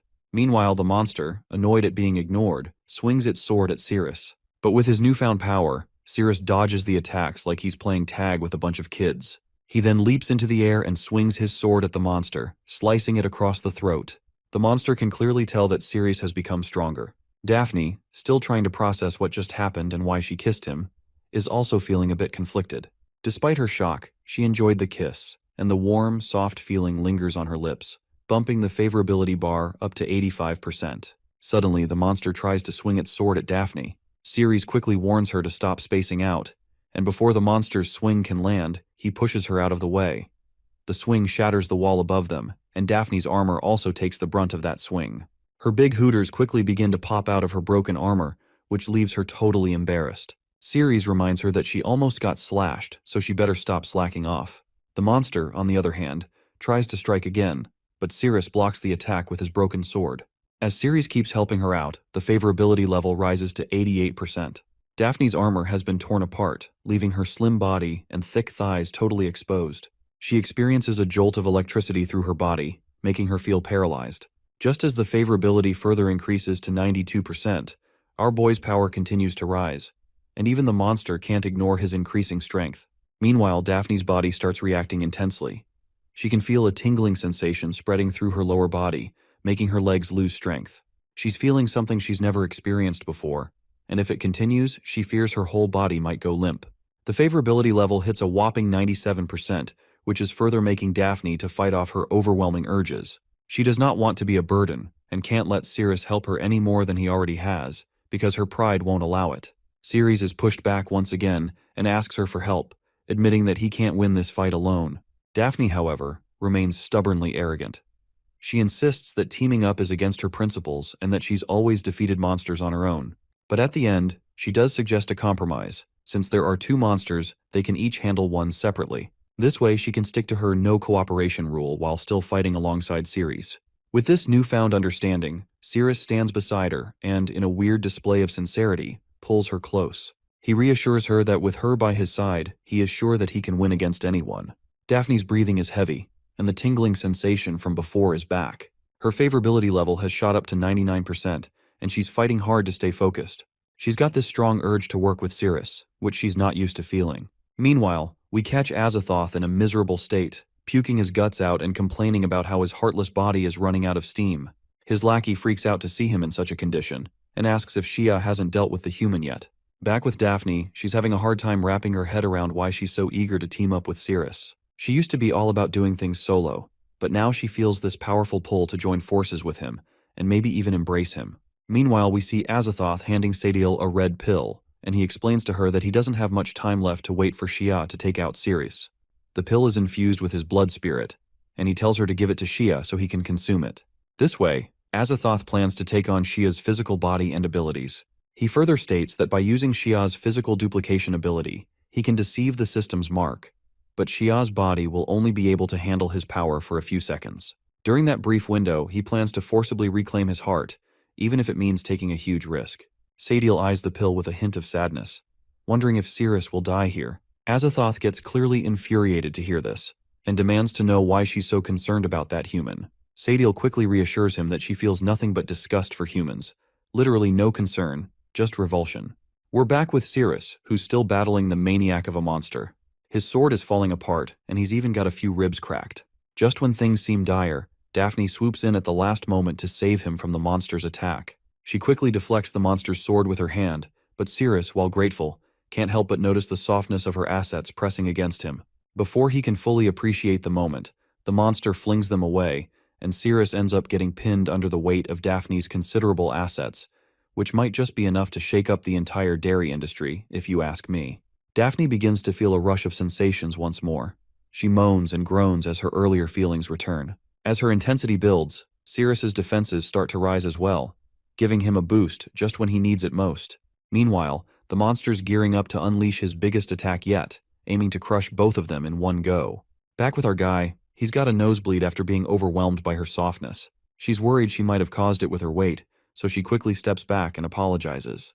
The monster's ready to fire off his massive energy ball, and he quickly throws it right at the duo.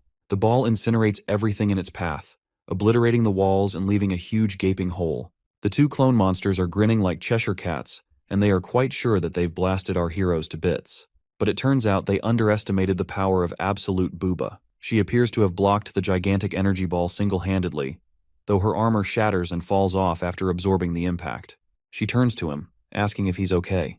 He replies that he's fine, though a few ribs are broken. She reminds him that he's no match for Shia at all and warns him that if he keeps fighting, he's definitely going to die. She then stands confidently and makes it clear that this battle is hers alone and she's ready to drive the monster away right now. But despite her determination, she can't shake her desire to touch him. She's overcome with an intense urge to grab him and pull him close, wanting to feel that sense of dominance. She then tells him that her blue armor has already worn out from the last attack, which leaves her body exposed entirely, and she definitely does not want this monster to look at her big boobs. She admits that she can't cover her body while fighting, so she shyly invites him to hold her milky breasts for her. Even though she's saying this out loud, she's battling with her inner feelings, trying to keep her desire from taking over. She reminds herself that she's a top-notch hero, trained to the highest level, but all her training seems to be slipping away as she struggles to control her own urges. Meanwhile, our guy is doing his best to stay on his feet despite his injuries. That's when Daphne realizes why she's feeling so intensely about him. She convinces herself that what she's feeling isn't desire, but a duty to protect the weak, since she's seeing an injured man. It's a nice way to rationalize things, but deep down, we all know that she's just fooling herself. Eventually, she extends her hands towards him, ready to pull him in closer because it's her responsibility to protect him. Her favorability level has finally hit 100%, and the system reminds her that upon close contact, all of his stats will double. Just as she's pulling him in for a close embrace, the monsters make another attack. But by the time their strikes land, the stupid monsters are hitting nothing but empty ground, because our guy has already leapt out of the way with Daphne in his arms. Her body then starts to react intensely, and she can feel a burning sensation inside, which has gotten stronger than ever before. As her desire grips her heart, her hold on him tightens, and he starts to bleed from his nose after getting overwhelmed by her softness. But that passionate embrace gives him a huge boost in power, and they finally touch down on the ground. She tells him she's just holding him to protect him while he's injured, so he shouldn't read too much into it. He replies that they're both good people and that every sacrifice is worth it to take down the monster. Meanwhile, the monster starts churning out even more clones, and now there are a total of 4. On the other hand, our boy is also doing his best to stay close to Daphne, because he wants every bit of strength he can get from her embrace. The scene then takes us to Sadiel, who's still staring at the red pill with worried eyes. Azathoth's words keep echoing in her mind, reminding her that since she's drunk his blood and resonated with his body, if he dies, she won't survive either. Azathoth tells Sadiel that once she gets her heart back, she'll gain some serious power, become one of her crew, and feel this ultimate joy. She tells her to go track down Shia, and Sadiel responds that she's on it. Azathoth mentions that whenever she closes her eyes, she can see through the bloody spirit. Then she asks Sadiel if she's not into hugs. Sadiel replies that she's not really used to physical contact, so it's not necessary. Azathoth laughs, saying she has no plans for that anyway. Only a worthy demon king gets that privilege, and Sadiel is just too annoying for that. She's just a good watchdog, so she should bounce. Sadiel lowers her head, wondering if this guy is even more gross than that human. Meanwhile, Daphne is standing up for our hero, telling him to hold her really tight as Shea comes at them. She turns and attacks its legs, but when she looks back, another monster is charging toward them. As Ceres holds her tightly, the system immediately shows that their defense has gone up, along with all the other stats. Shea roars and hops up to slice and strike them. Daphne's got a grip on that huge sword as Shea puts the pressure on and laughs, watching Daphne struggle to keep it under control. The system chimes in, letting everyone know she just leveled up while going into berserk mode. The ground shakes with all that energy, and our guy feels like he can't move anymore, his stamina running low fast. Shea roars that it will kill them all to earn Azathoth's love. Even if he loses a chunk of his power, he's cool with sacrificing a physical clone as it's a small price for him. His 3 monsters whip up this massive ball of mana that's charging the ground, and Daphne figures that without her armor, she's in serious trouble. Shea is totally hyped up and challenges them both to survive this attack. But what he doesn't realize is that our hero just hit level 25, with all his stats super buffed. Because of that, he breaks free from Shea's grip. Ceres holds back a punch and, in a flash, slams it right into Shea's gut, sending him crashing into the wall. Sadiel is taken aback as Shea goes flying like a ragdoll. Meanwhile, Daphne's out of energy, sitting on the ground. But our guy stands tall, telling her not to worry because he's got her back. The trio of monsters fires up another giant mana ball and launches it at them. But our boy is ready. He slams his level 25 fist again, pops that ball away, and the monster gets knocked back as well. Watching this, Daphne can't believe how powerful Ceres's fist has become. Seeing the red glow in their eyes and fists, Sadiel is left speechless. Azathoth is telling Sadiel that she needs to feed the mushroom to Shea right away. But Sadiel is clearly over it and yells that she never wanted to be part of Azathoth's harem.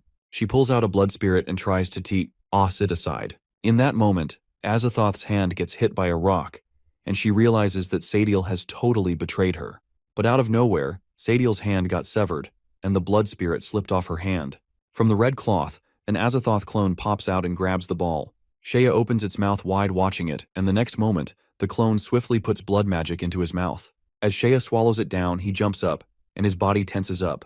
Ceres is confused, thinking, what's up with this guy? Azathoth starts to rise up, with mana swirling all around. In no time, her body clones itself, and before long she's multiplied and surrounds them completely. Ceres can't believe it because the system is showing Azathoth's real form. But when he checks the map to find her actual location, all he sees is a bunch of them, each showing a real presence. Meanwhile, Azathoth sarcastically says that she had to extract the heart from our hero's body. After hearing about those nasty plans, Daphne goes after Azathoth, but the clone just grabs her punch and flicks her away like she's nothing. She crashes into the stone wall and ends up knocked out. Ceres finds out she only has one chance to activate Azathoth's Spear of Oblivion. She's not too happy about it, but Azathoth tells her that all those clones are really part of her true self. Any danger in the system is already weak, unless Ceres can take down every clone to find the real one.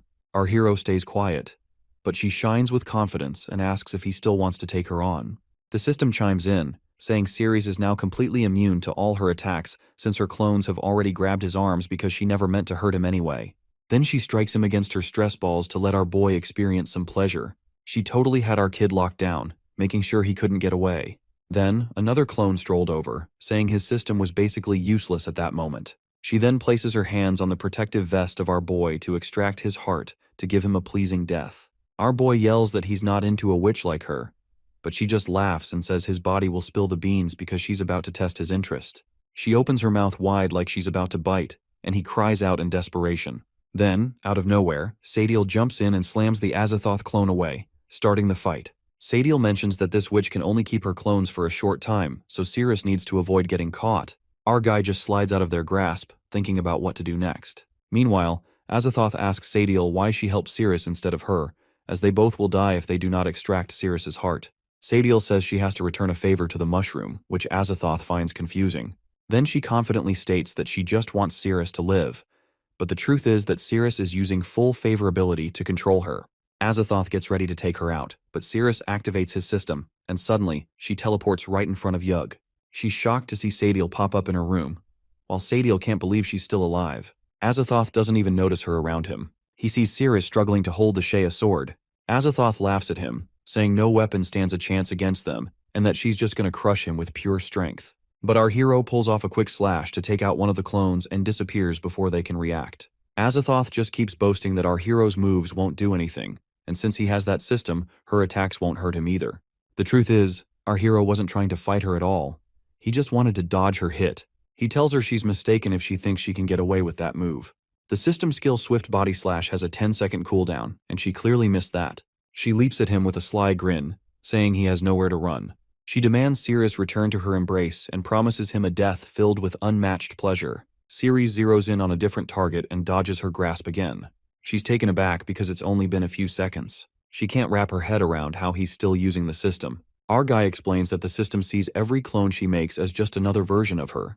That's how she managed to outsmart the guy who created the system. Each clone is treated like a totally separate person, which lets him keep locking them up and use swift body slash over and over to dodge her attacks. If she wants to catch him, she's got to take down all her clones or keep playing this endless game. But for her, time is running out, while Cirrus has all the time in the world. She pauses as the reality hits her. The thought of running away and finding a new body crosses her mind. She doesn't want to be chased by some weak human, but calling herself the god of monsters, she can't accept that kind of embarrassment. Still, she knows the odds are leaning in Cirrus's favor now, and if things keep going this way, he'll take her down sooner or later. She decides to use her full power. A bright beam of light shoots up to the ceiling. Ceres watches her carefully and wonders if she is escaping. Her clones suddenly change color to pink. She starts using Sia's cloning power to break her body into countless tiny fragments. Then, all the fragments come together and explode into the air. Ceres watches with wide eyes. She has destroyed herself. Before disappearing, she unlocks new waifu spirits and gives them blood spirit powers. She tells them to kill any human who comes for the fragments and to restore her in the end. Azathoth is gone. The system gives Ceres a new quest. He must collect her fragments to slow the poison. The host has only 48 days left to live. Ceres watches as a sheep's head drops out of nowhere and hits the ground right in front of him. He wonders if the body got wrecked too. The system chimes in, saying the head isn't worth anything and asks if he wants to store it. Ceres gives the thumbs up. Then he hears Daphne coughing and helps her up. She realizes she got knocked out by just a simple move from Azathoth and feels pretty shaken about her own weakness. As they head out, some of the guild members, including the captain, are worried about what they'll have to report back. When the captain sees Cirrus walking next to Daphne, he can't believe he's still alive. He starts thinking about begging Daphne to share some glory so he can keep his title. He approaches her, saying she must have taken down the monster, and asks if she can help him out. Daphne asks in a chilly tone what went down inside and insists that nobody should know. Earlier, Tiffany had told Cirrus not to spill any details. If he did, she'd beat him up. As she left, Cirrus reflected on her sharp tongue. Walking away, Tiffany felt completely overwhelmed. She couldn't shake off her thoughts about Ceres and kept questioning what she had done. Meanwhile, Daphne told the captain that she messed up the mission. He started sweating, clearly shocked that even an S rank could lose. Realizing Daphne was stronger than he thought, he decided to pass the blame. Ceres could sense trouble brewing. The captain accused him of holding Daphne back and causing the failure. In an instant, Daphne slapped the captain down to the ground. Now back in control, she assured Ceres she was fine and didn't need help getting back. The scene then changed to the conference hall, where they were discussing the mission's failure. The panel asked the captain if he understood what was at stake. He tried to point fingers at Ceres again. Judge Blaze cut him off, telling him to shut it and that he wasn't supposed to speak yet. He warned the captain that if he interrupted again, he'd be thrown in prison. If he lied, things would get a lot worse. Then he demanded to know exactly why the mission failed. The captain says they failed because they could not kill Shreya and blames Ceres. At the guild hall, Ceres opens the storage and shows Shreya's severed head. Everyone watching is stunned. The captain keeps accusing Ceres. He says Ceres sought credit, led the team the wrong way, and got people killed. He claims he lost his leg, saving others. He adds that Ceres always freezes before monsters and has no courage. But the truth is different. People around Ceres are the ones shaking. The captain says Ceres never obeys orders and is weak. That is why he remains frank and is unworthy of being a hero. Judge Blaze then strips Ceres of his rank and orders him to be detained. He says she could attack the city, and they must raise a level 2 alert to protect the people. The captain claims he could have defeated Shreya if Ceres hadn't been there. Just then, Ceres bursts through the door and hurls Shreya's severed head. It smashes into the captain's face, leaving him bruised and swollen. The head lands before the panel, leaving everyone in shock. They start asking who threw it and then spot Ceres quietly walking away. Judge Blaze coolly tells the captain to repeat what he was saying a minute ago. The captain, shaken and embarrassed, pleads for a chance to explain. Later, as Ceres heads down the stairs, Lilia comes up to him and says the high priest wants to see him. She mentions they've found a way to cure his poison, and he needs to meet her right away. At Bertrand's manor, Daphne was training hard, but her mind kept wandering to Ceres. She hit the punching bag so hard it split open, but that didn't help with her racing thoughts at all. Just then, Dai Li showed up with her quiet buddy Rakuro.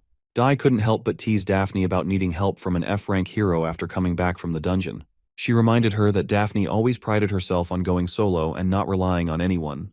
Daphne shot back, asking who let them in and telling Dai to leave.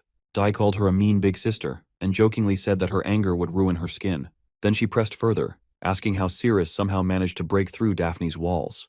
Daphne snapped at her to stop meddling. Dai said she rushed over after hearing about Daphne's failed mission, and added that while most people grow and develop their minds, all Daphne seemed to develop were her muscles. Daphne shot back, saying she wasn't so sure about Dai's smarts, but it was clear her body wasn't developed either. Dai was momentarily speechless before he yelled at Rokuro to handle her. Rokuro politely declined, saying he couldn't hurt the older sister. Daphne challenged them to fight her directly and grabbed a heavy iron bar. Dai turned away, calling it a stupid idea. Rokuro followed, but as they walked, Daphne struck first. Suddenly, Rokuro's arm became huge and monstrous. He easily stopped the rod and crushed it like it was nothing. Dai sensed the shift in the atmosphere and asked what was going on. Rokuro just pressed the rod into a tiny ball and brushed it off as a nuisance. Dai shrugged and kept moving. Daphne stood there stunned. She had never seen what Rokuro could do before. For the first time, she wondered if Dai really could take Cirrus away from her. At the gates of the Holy See, Lilia told Cirrus he was the only one allowed inside. As he was about to walk in, she called out for him to wait. When he turned around, she quietly confessed that maybe she just wanted to hang out with him for a bit longer. Inside, Cirrus saw chairs set up for two, and waiting for him was Seraphine, the top priestess of the Holy See. She threw her leg over the next chair and told Cirrus to sit down. She wanted to chat face to face. He hesitates but agrees. She calmly reveals that she already knows the poison in his body comes from Azathoth's blood, leaving him stunned. She explains that Azathoth's blood greatly enhances monsters but melts human flesh instantly. Somehow, his body has fused with it, though it is slowly killing him. Ceres acknowledges her deep understanding of the poison, but before he can respond, she places her foot on his mouth and warns him not to interrupt. He is shocked again. She states that if monsters were to consume his blood, it could trigger a catastrophe. To prevent that, she has decided to consume him herself. Ceres leaps back in disbelief, thinking she wants to eat him despite both being human. Then his eyes widen as he sees her rise off the ground, monstrous tentacles unfurling from her body. She declares that though she may be a monster, she still stands with humanity, and for its future, she must consume him. Determined to survive, Cirrus locks her as a target. The system flashes multiple cards before him. He selects one. It is the Angel of Bliss gloves. He puts them on. A shockwave pulses out, and he knows that striking the right point will unleash his ultimate move. Ceres stands there looking totally confused. A little question mark floats above his head as he stares at Seraphina. She holds a glowing pink piece of Azathoth and tells him this power is the only thing that can keep someone alive in this world. Without hesitating, she starts to absorb the pink fragment, and energy begins to surge through her.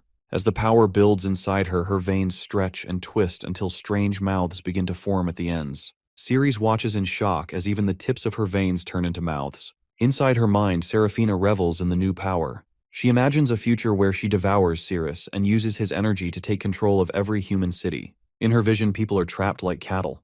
Everyone follows her rules, which she calls Holy See. Anyone who has bad thoughts or refuses to obey will be eaten and purified. She wants to create a world free of evil and corruption. Ceres starts to get mad. This doesn't feel like protecting people. It feels more like trying to control them. He refuses to be her meal. He raises his golden glove and the light from it shines brighter as his determination grows. Seraphina gives him a mocking smile. It's like she finds it funny that he thinks he can escape while standing right in front of her. Before he can move, her veins lash out at him like whips and the fight begins. Ceres dodges quickly, trusting his instincts. As they clash, he realizes the vein-like attacks are actually part of her. He brushes one lightly to test how sensitive they are, but the result disappoints him. Only 1% like barely anything. He tightens his grip on the golden glove and wants to test its power. More vein attacks come at him, but he uses the glove's abilities to dodge them. Even then, he only manages to leave a small scratch. 1% charge isn't enough. He needs to find a more sensitive spot. At the same time, Seraphina's anti-veins curl inward, pulling his body toward her and lifting him until they are face to face. She looks at him with a cold stare, thinking about where to start eating him. She notices the blood running from his shoulder and seems interested. She leans in and starts to drink it. Ceres feels sick from the sensation, and his face shows his disgust. She smiles and thinks to herself that his blood tastes powerful, anti-toxic, and similar to Azathoth's. No monster could resist it. The energy in his blood makes her veins swell even more. Ceres is furious that she has taken his blood and is getting stronger. He needs to escape fast. While she is focused on drinking, he carefully reaches forward. He brushes against her chest and notices the sensitivity is at 15%. It's better, but still not enough. Seraphina glances down with narrowed eyes and asks what he's doing. She warns that she might eat him, and still he's thinking about touching her. Disgust is clear in her voice. But Cirrus has already made his move. He's figured it out that if she has a weak spot, it's gotta be the most sensitive place she can't protect. There's really no other option. With a serious look, he lifts his hand powered up by the Angel of Bliss gloves. This is his last shot, and if he can hit that spot, he will unload everything he's got. Ceres touches her private area and finds the weak point. She threatens to break his hand, but he doesn't back off. He checks the sensitivity, which is 11%, and tries again, which then shows 14%. Serafina, totally pissed, kicks him hard and sends him flying. She lets out a sharp breath. Ceres is shaken because every charged hit sends out a shockwave and drains him. If he wants to do real damage, he has to stay close and keep making contact. She growls that he's seriously annoying. Serafina shakes off the pain in her legs still buzzing from the last strike. She demands respect on her turf and thinks his actions are beyond forgiveness.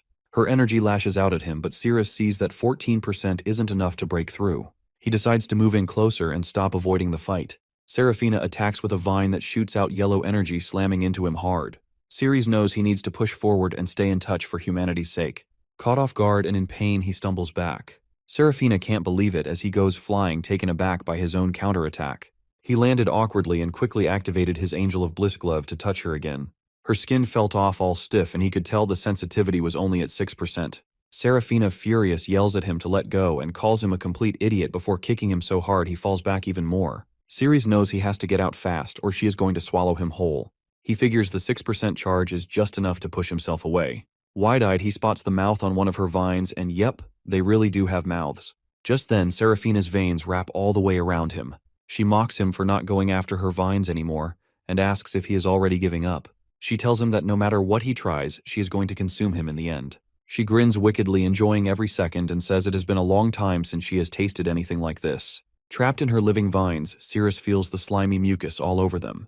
Serafina winces in pain, clearly surprised, and asks out loud what he is doing inside her veins. The sensitivity level hits 25%. Serafina quickly tosses Ceres out of her veins, and he lands hard on the ground.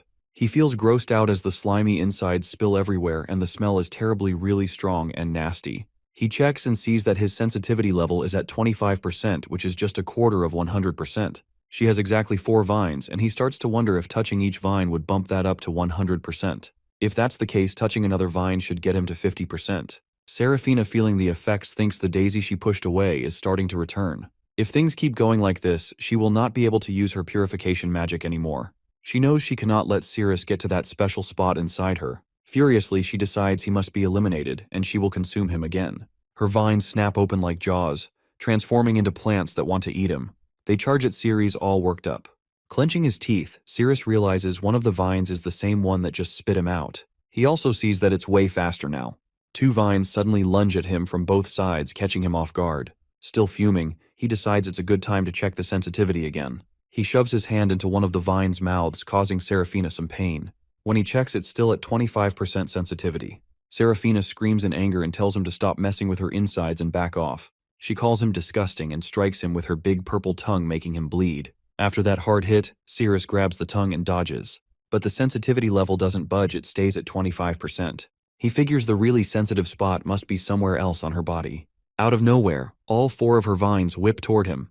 He yells that he'll crush them all. Ceres gets ready with his bliss gloves and tries to dodge. When he touches a locked target, the gloves charge up and release a shockwave which creates a blast.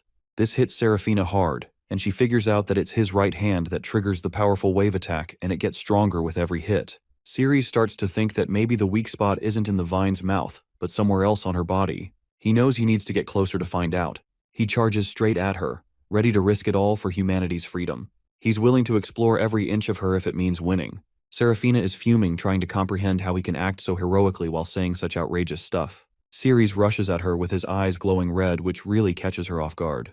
He mentions starting with her chest and reaches out towards it. Suddenly, Serafina releases a thick cloud of purple smoke that has a super strong, terrible smell. Ceres jumps back, shocked by the awful stench, wondering if she's trying to use the smoke to cover up something. He's freaking out because his Angel of Bliss glove isn't charged yet. Now he's got to rely on his strength, but something doesn't feel right, and he's starting to get dizzy. Is the smoke messing with him? Out of the smoke, her vine tongue suddenly strikes his heart. He tries to grab it, but it yanks away fast. She pulls back into the smoke, avoiding his reach. From the shadows, Serafina chuckles, mockingly tells him that soon he'll be paralyzed and knocked out cold. Then she'll have complete control over him. Inside the smoke, Ceres feels a spin in his head and his body getting heavier. Then it hits him when he touches her with his right hand, and it can unleash a light wave attack. He realizes she's trying to keep his right hand away from her. That's when he suspects there might still be a vine wrapped around his hand. Suddenly, one of her vines lashes out at him again. He thinks this is just a distraction and the real threat is coming from the left. Is she aiming for his left hand?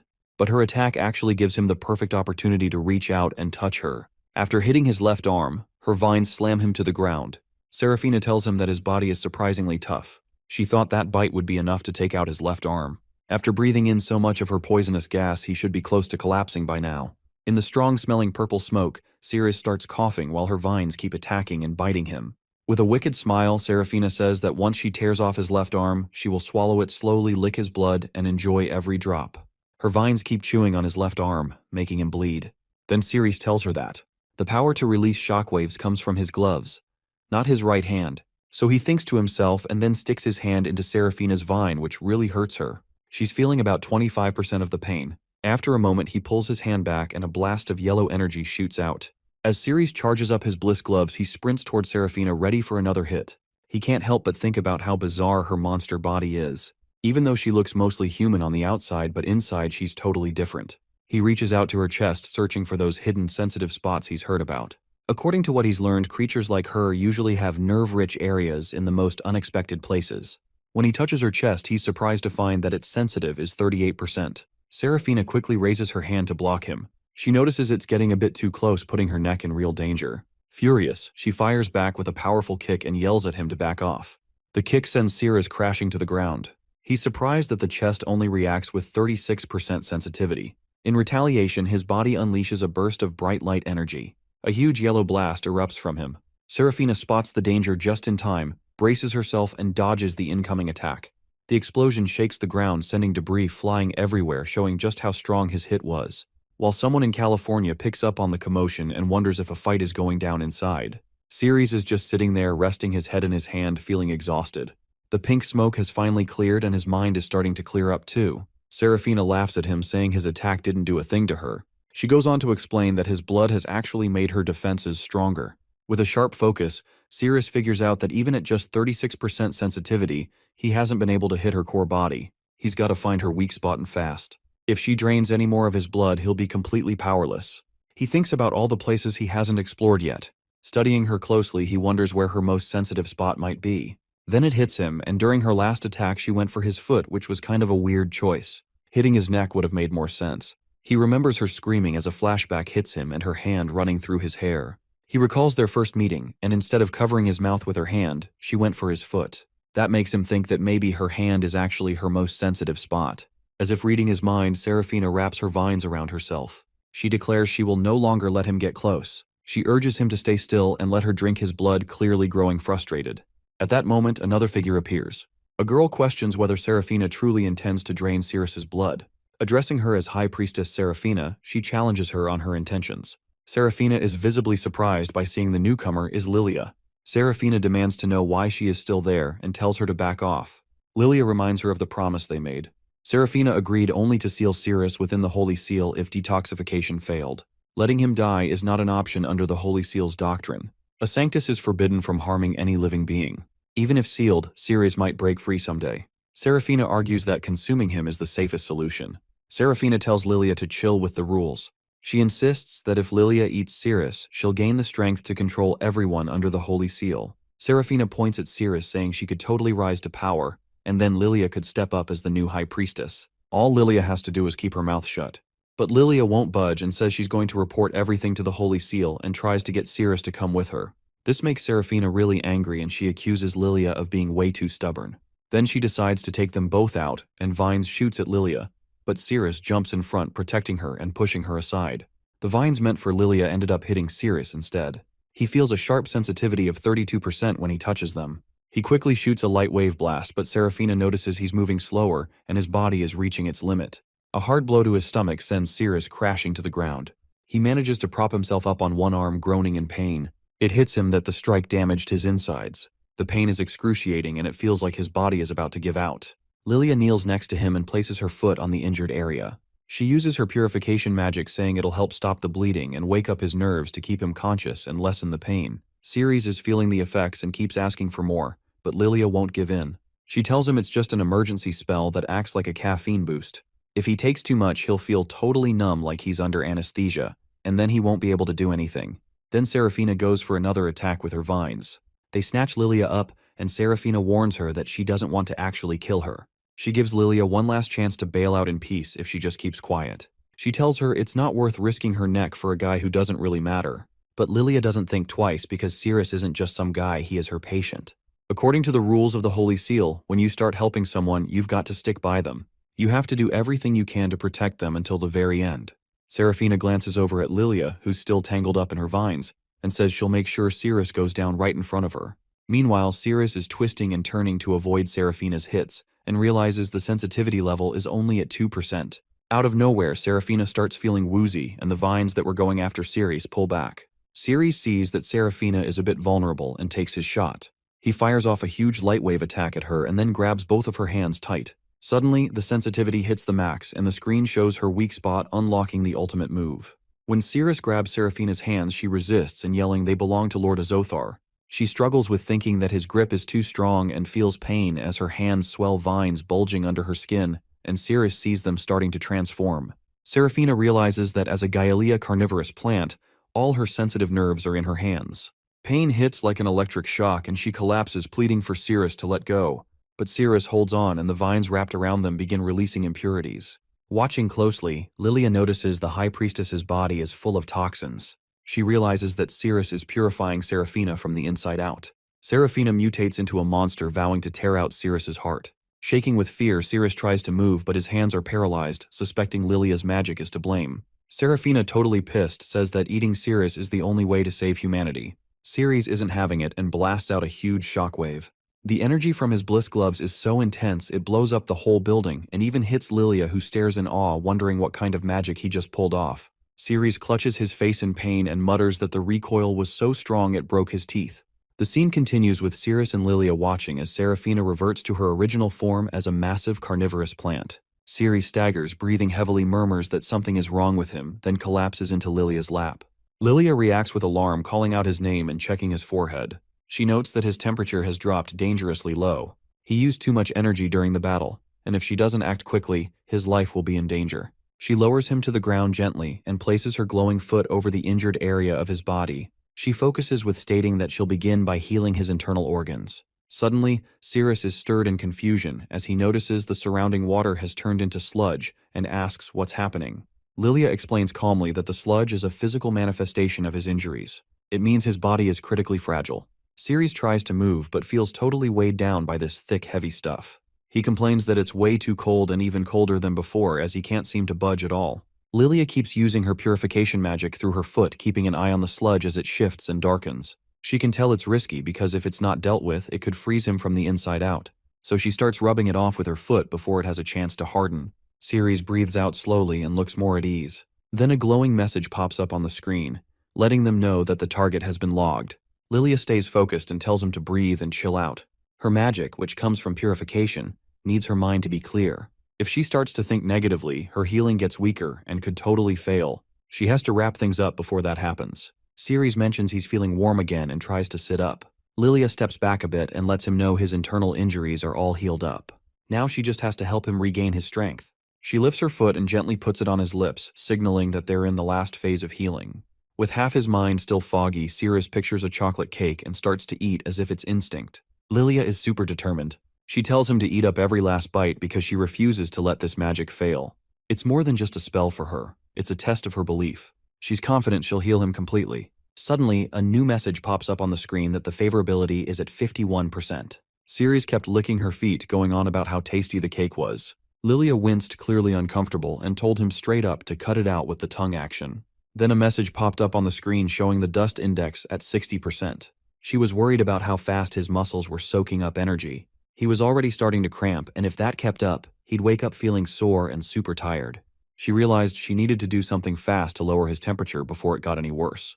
When the lust index increases, she senses that this is the most effective moment to assist him, as his body is highly receptive, and the surge of sensation can reach him completely. As she steps forward, Sirius flinches and says no. Lilia repeatedly urges him not to resist, explaining that it's a crucial part of the treatment process, and uses the other foot. The lust index keeps building up, and she begins to feel intimidated. Realizing her purification magic is faltering, she reminds herself to stay calm and resist the dark thoughts. Ceres suddenly tells Lilia that he is feeling a bit of pain and asks her to grab him.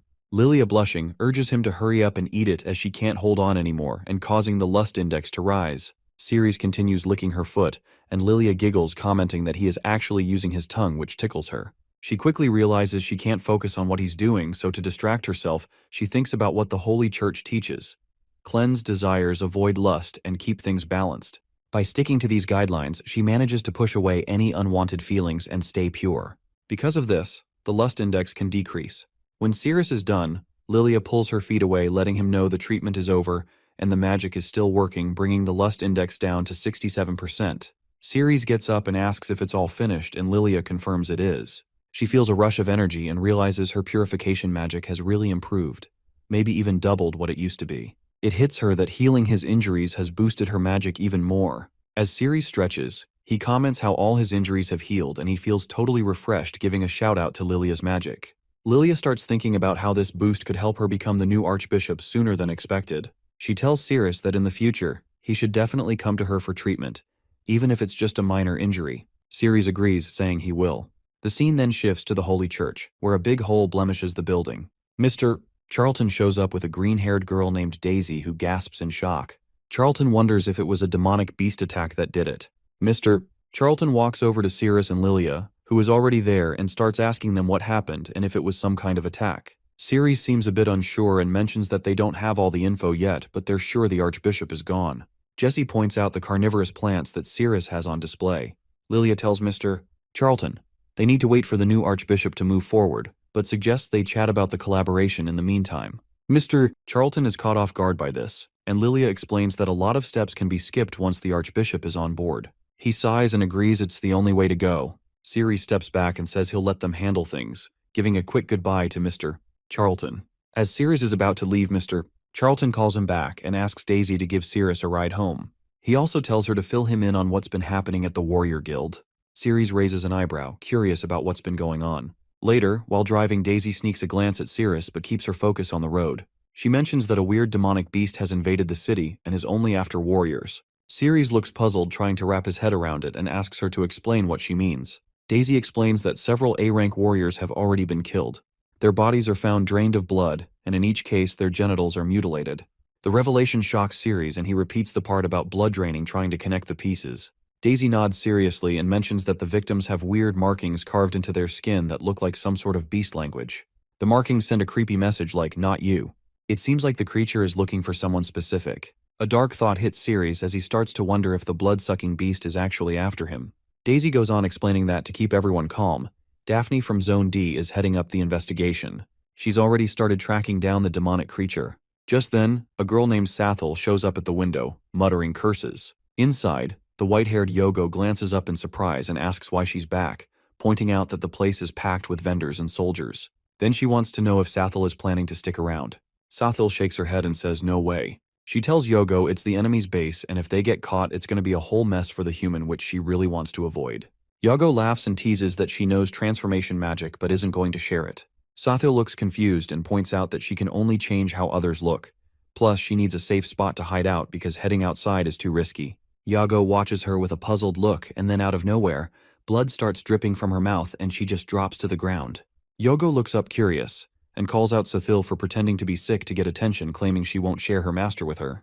While talking, her mind goes back to when Ceres had saved her. Just then, Ceres and Daisy come out through the door. Ceres asks Daisy to fill him in on the whole vampire beast situation. Daisy agrees, and Ceres turns to Yog, saying he's back. Noticing Yog, she remarks on how cool her name is. Yog mutters something about someone else showing up with the master and quickly lifts Sathil to hide her. Ceres opens the door and Yogo greets them, saying it's good to have them back. Ceres nods and motions for Daisy to come inside. As they walk in, Yogo watches them, a bit confused. Daisy gives Yogo an apologetic smile, hoping she's not interrupting anything. Yago's red eyes flicker as she realizes what's going on, because for her, another woman will be another headache. She lets out a sigh and still not sure how to handle this. Ceres hands a carnivorous plant to Yog while Daisy, sitting there without her shoes, thinks about her next move. She really doesn't want to repeat the mistake from last time when her emotions got the best of her. Meanwhile, Yog is mumbling to herself about how she needs to get rid of Daisy because the woman is messing with her master. While serving food to Ceres and Daisy, Ceres asks how that vampire beast managed to get into the city. Daisy fills her in, saying that the giant dragon, Beagle down south is about to wake up and will wreck everything in sight. With fewer warriors around, the vampire beast managed to slip through. Daisy explains that the last time she gave Cirrus the captain's badge, she was rushing and totally forgot something important. Curious, Cirrus asks what it is, to which Daisy shares that as the secretary to the vice president of Zone Z, and she needs to keep track of the warriors' preferences and living situations. She hands him a form for a personal promotion survey. Cirrus glances at the form and wonders why there are questions about a spouse, asking if he really has to fill out every part of it. Daisy confirms that all new captains have to fill it out and submit it to the guild, stressing that being detailed is key since it could impact the team's evaluation. Cirrus sighs but agrees to fill it out, while Daisy secretly hopes this will help her get closer to him. Just then, they hear a noise from the other room and Cirrus wonders how another person made their way into Yog's space. He gets up to check it out, trailed by Sathiel, who looks like she's not doing too well. He asks if she's hurt and she panics, worrying whether the woman saw her. If she did, the warriors would come looking and she'd have to fight to keep herself safe. Cirrus shakes his head, insisting that Sathiel can't kill her and that they'll find another way. Sathiel glares, asking why not and if the woman is important to him. Cirrus hesitates, then promises to make her leave after finishing the form. Daisy asks Yog who's in Cirrus' room, and Yog answers that it's his older sister. Daisy's eyes go wide as she wonders if she's now the third wheel in Cirrus's heart. Inside, Sathiel is warning that they need to get rid of the woman, or else she'll have to be taken out. Cirrus calms her down, saying he'll take care of it. Then Daisy hears a scream from inside and looks at Yog, asking if they should go help. Yog shakes her head, saying Cirrus can handle it, and that another girl might bite her if she goes in. Sathiel bursts out, accidentally bumping into Cirrus as he walks in, questioning how she can hit so hard even with her injuries. He hands Daisy the completed form and asks her to drop it off at the guild for him. She nods shyly, then suggests grabbing a bite at a great restaurant outside. Both Cirrus and Yog are surprised by the idea, and Yog gives Daisy a sharp look. Cirrus looks confused and asks if that's all right. Yog then grabs some food from the plate, reminding him it's time to eat. Cirrus, puzzled, and wonders when he planned that. Yog flushes, gently placing the food on her chest and pulling Cirrus closer, softly insisting he eat it and stick around until he's done. Daisy's eyes go wide as Cirrus just stands there, stunned. Cirrus takes a bite of one of the cookies and wonders what it's made of. She casually says it's snake liver mixed with bat wings, but insists it actually tastes good. Yog pulls Cirrus in closer and encourages him to have another piece, telling him he needs to finish everything on his plate. Cirrus, however, just shakes his head and says no thanks. Daisy, watching all of this, asks if this is how Cirrus usually eats. He sighs and admits it's not really his thing. Yog, still trying to feed him, just grins and explains they do this every day because her master likes it. She tells Daisy to just leave if she doesn't want to see it. Daisy gets up, says sorry for interrupting, and heads out, thinking maybe Cirrus and Yog really are this close now. Then there's a loud knock at the door. Outside, a girl with bright pink hair asks politely for someone to open up. Inside, another girl hears her and frowns, clearly annoyed. The boy with her, Roy, looks puzzled and asks why no one is answering. He uses his magic and suddenly, the door bursts open with a loud crack. Inside, Cirrus jumps up, looks shocked and angry. He yells at them for breaking his door, swearing and saying it cost him 100 silver coins. He charges at Roy with fists tight and fury in his eyes, but Diana steps in with a relaxed smile and holds out a check saying it is for 100 gold coins, which is plenty to cover the damage and good anywhere. Cirrus freezes, takes the check, and asks what they want from him. Diana lifts her hand and makes her pitch. She wants him to work for her and is ready to pay him 500,000 gold coins. Cirrus, standing off to the side, can't believe what he just heard, because that's a crazy offer. Yog, on the other hand, is getting more annoyed by the minute. She's sick of so many women trying to steal her master away. Before Cirrus can respond, Daisy jumps in and tells him not to take the deal. Cirrus looks at her totally confused. Daisy turns to Diana and Roy, pointing out that they're from Zone D. Diana smirks and calls Daisy an old lady, asking if it actually matters. That comment sends Daisy into a rage. She insists that Cirrus is super important to Zone Z, and that they won't let him bounce to Zone D. The scene switches to outside the building, where Daphne is with her team. One of her guys is on his knees next to a body, really checking it out. He mentions that the blood hasn't fully clotted yet, which means the person probably died only 4 to 5 hours ago. Another guy steps up and tells her that Diana went to see Cirrus. At that, Daphne's expression sharpens. In her head, she rolls her eyes and says that the little snake actually went to meet Cirrus, but she keeps her voice strict and on point. She tells her team she has bigger fish to fry right now and orders them to search the area thoroughly. If they spot the vampire beast, they should just report back and wait for her with no crazy heroics. They all respond at once, affirming loudly.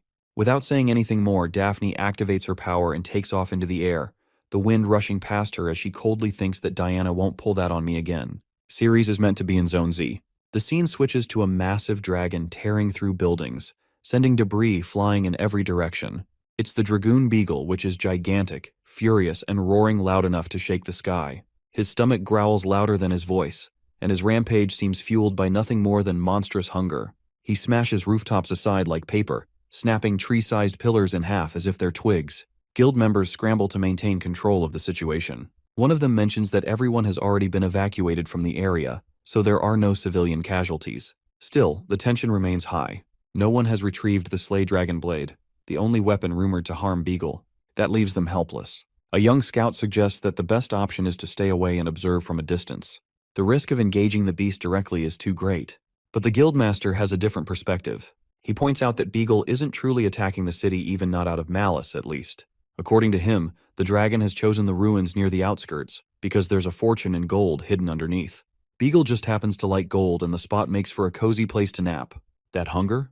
Probably just a bad case of waking up grumpy. Meanwhile, elsewhere, Daisy leans over and asks Lady Diana if they can snag the elusive captain from Zone Z. Diana wants to know if they have enough funds to make the offer worthwhile. She turns to Cirrus, curious about his opinion, but he just blinks and says he doesn't even know the person.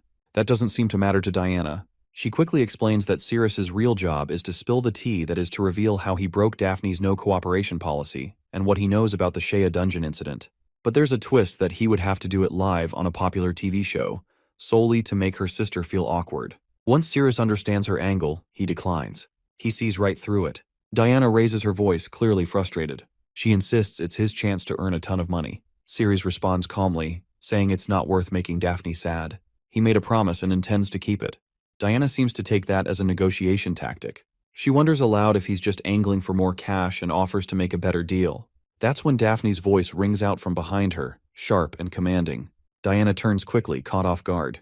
Daphne storms into the room, demanding that they leave Cirrus alone. She looks like she's ready to throw a punch, but Roy steps in just in time and reminds her that she can't hit her sister that hard.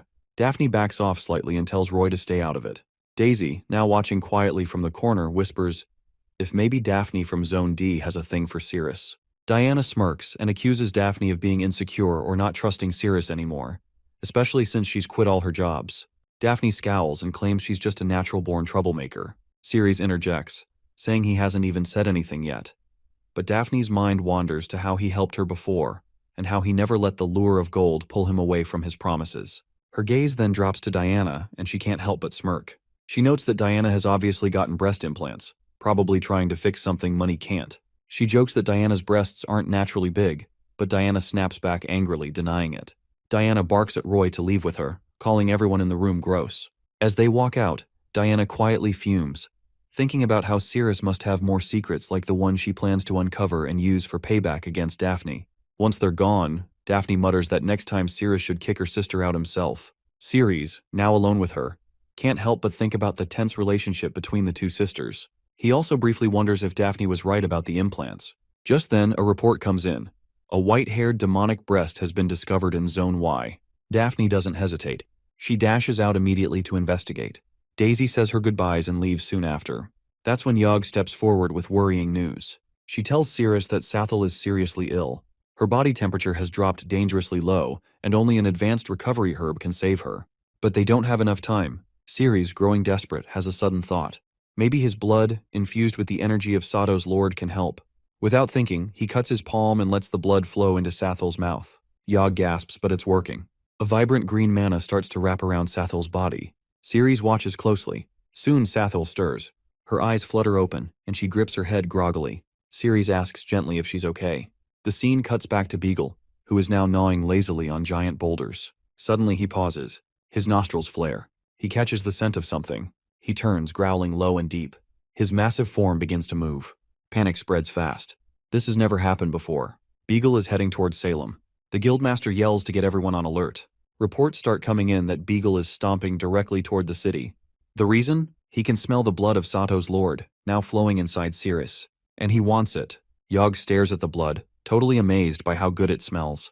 Sathiel holds Cirrus's hand and says she isn't going to waste a single drop. Ceres is blushing and tells her she's sucking his hand way too hard, and it's starting to tickle. Then Yog calls out to him, saying she can't hold back anymore either as she needs a taste too. She grabs his head and goes for his hand, trying to get some blood herself. Now both of them are going at it and are sucking eagerly, while Cirrus shouts at them to stop because he can't even feel his hands anymore. The demon girls start wondering if their bodies feel so good and energized, because the purification is working from the inside. Yog realizes it must be healing Sathiel too, since she literally can't stop sucking and keeps wanting more. Suddenly, a loud emergency alert goes off that is announcing the activation of a high-level magic barrier. That snaps them out of it. They both stop what they're doing, surprised by the sudden news. Sathiel realizes she has completely lost control of herself, while Yog is shocked to find her clothes have magically returned, though her magic reserves are pretty low now. The announcement continues that a giant dragon named Beagle is heading straight for Salem City with an ETA of 10 days. All citizens must evacuate to underground shelters, and all warriors are ordered to draw their dragon-slaying blades to defend themselves. Every warrior must report to HQ within 3 hours or get demoted from the guild. Jeeps are already rushing toward HQ. Meanwhile, a secretary tells Cirrus he's on his own since there are no recruits with him, and Zone Z is out of vehicles. Cirrus groans and asks if that means he has to run 100 miles. He shouts at her to recruit someone already, but she just shrugs, saying she has paperwork to finish. If he wants a ride, he'll have to team up with another guild.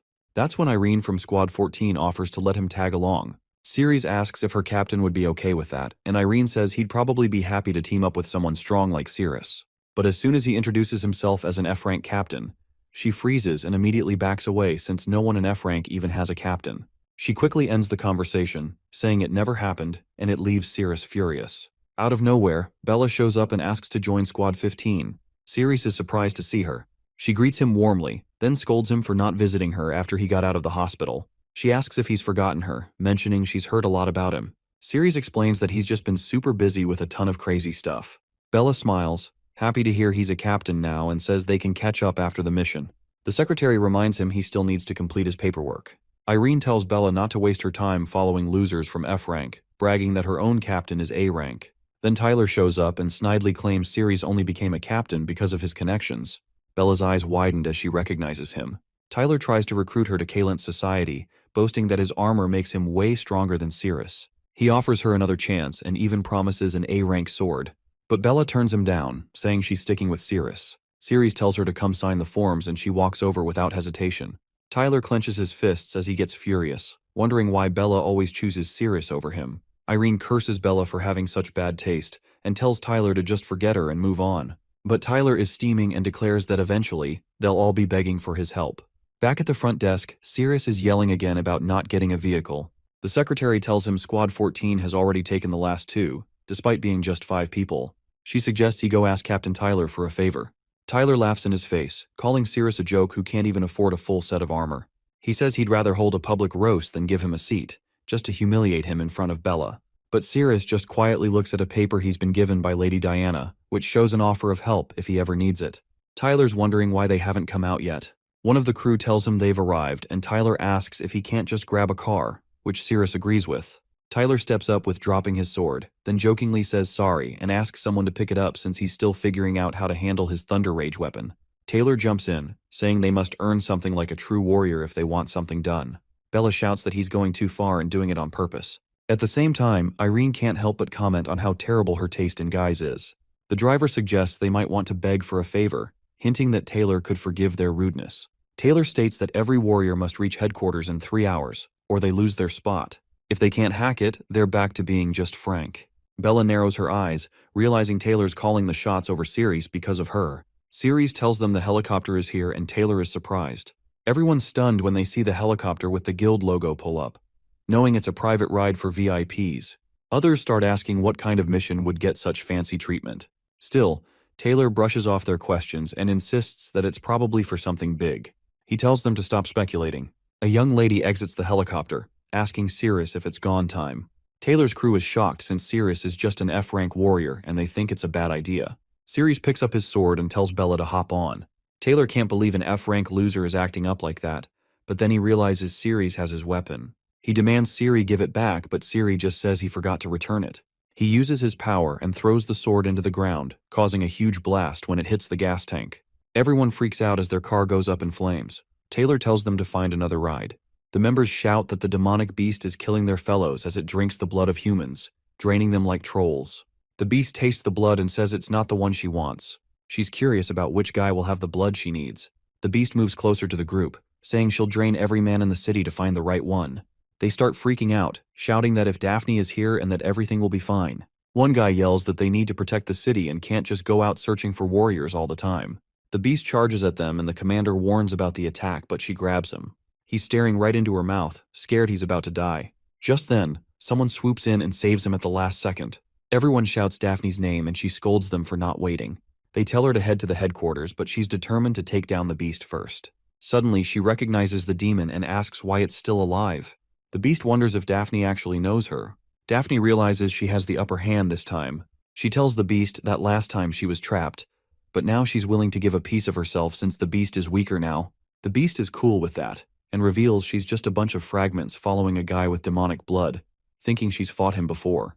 Daphne figures out the beast is after Siri, so she declares she won't let her get anywhere near him. Siri asks if the sealed area under the headquarters is real, and Diana confirms that only a few close friends know about it.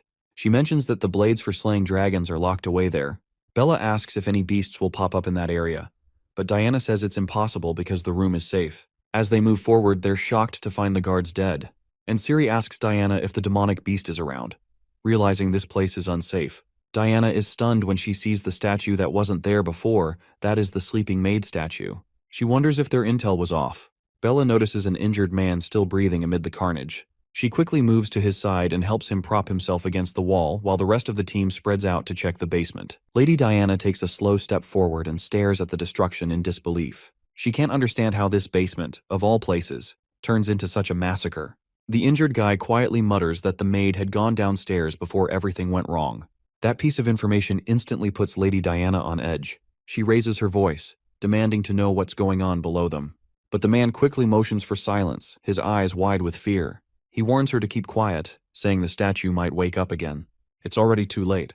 The maid, or what remains of her spirit, hears the noise. Her stone-carved eyes snap open, glowing bright. Without warning, a blinding laser beam shoots from her gaze, striking Ceres and his team with shocking force.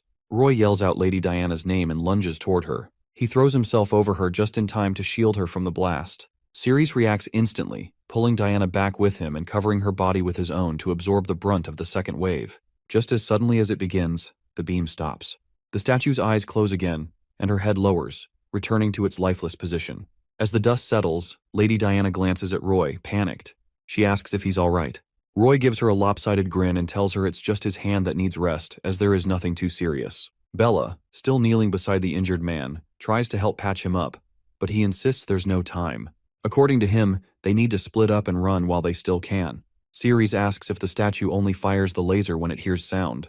The guy nods quickly and warns them about the steps leading into what he calls the danger zone near the statue. Any movement or noise from there triggers the deadly attack. Ceres tightens his grip on his sword. He instructs Bella to stay with the injured man and tend to his wounds, while also keeping an eye on Lady Diana. Diana, now clearly upset, tells Roy to destroy the statue completely. Ceres counters her with a more strategic idea, as he says they'll go after one eye at a time. That way, someone else can jump in if anyone gets injured. Roy doesn't seem convinced. He questions whether Ceres has the confidence to face this threat, especially since he's only an E-rank player. Ceres doesn't answer. Instead, he shouts that he needs to test his strength and charges forward with his sword raised high. The statue maid hears his approach. Her head jerks up, eyes opening once again. Another laser beam fires at Ceres. He tries to dodge and wonders if he can avoid taking a hit completely, but he knows even near misses would wear him down fast. He listens for footsteps, calculating her reaction time, and begins darting back and forth to confuse her. The statue keeps firing, its beam slicing through stone and air with no mercy. The others try to move in as well, but the blasts start catching them too. Bella watches in horror and realizes this entity is far more powerful than any of them expected. Ceres pays attention to the statue's pattern.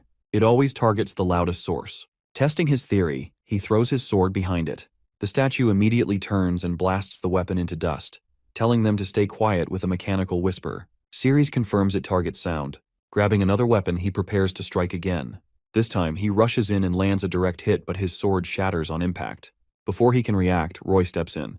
His fist hardens into stone, and he confidently declares that this should be a simple challenge for him. He slams his stone fist into the statue's chest, but to his shock, it leaves almost no damage.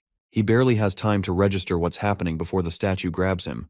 Roy screams in pain as her grip tightens. Ceres leaps into action, grabbing a nearby hammer and slamming it against the statue's back. As he hits it, something glints in the dust. He looks closer and freezes. There's another eye that is embedded on the statue's back. Before he can shout a warning, the hidden eye opens and fires another beam. Ceres barely rolls away in time. Meanwhile, Roy struggles to protect himself. He forms a large stone cross between him and the statue's hands, trying to buy time. Lady Diana sees that Roy is in trouble. Their voices, though low, stir something within the statue. The statue turns its head sharply. Its stone-carved eyes swivel directly toward Lady Diana, locking in on the sound.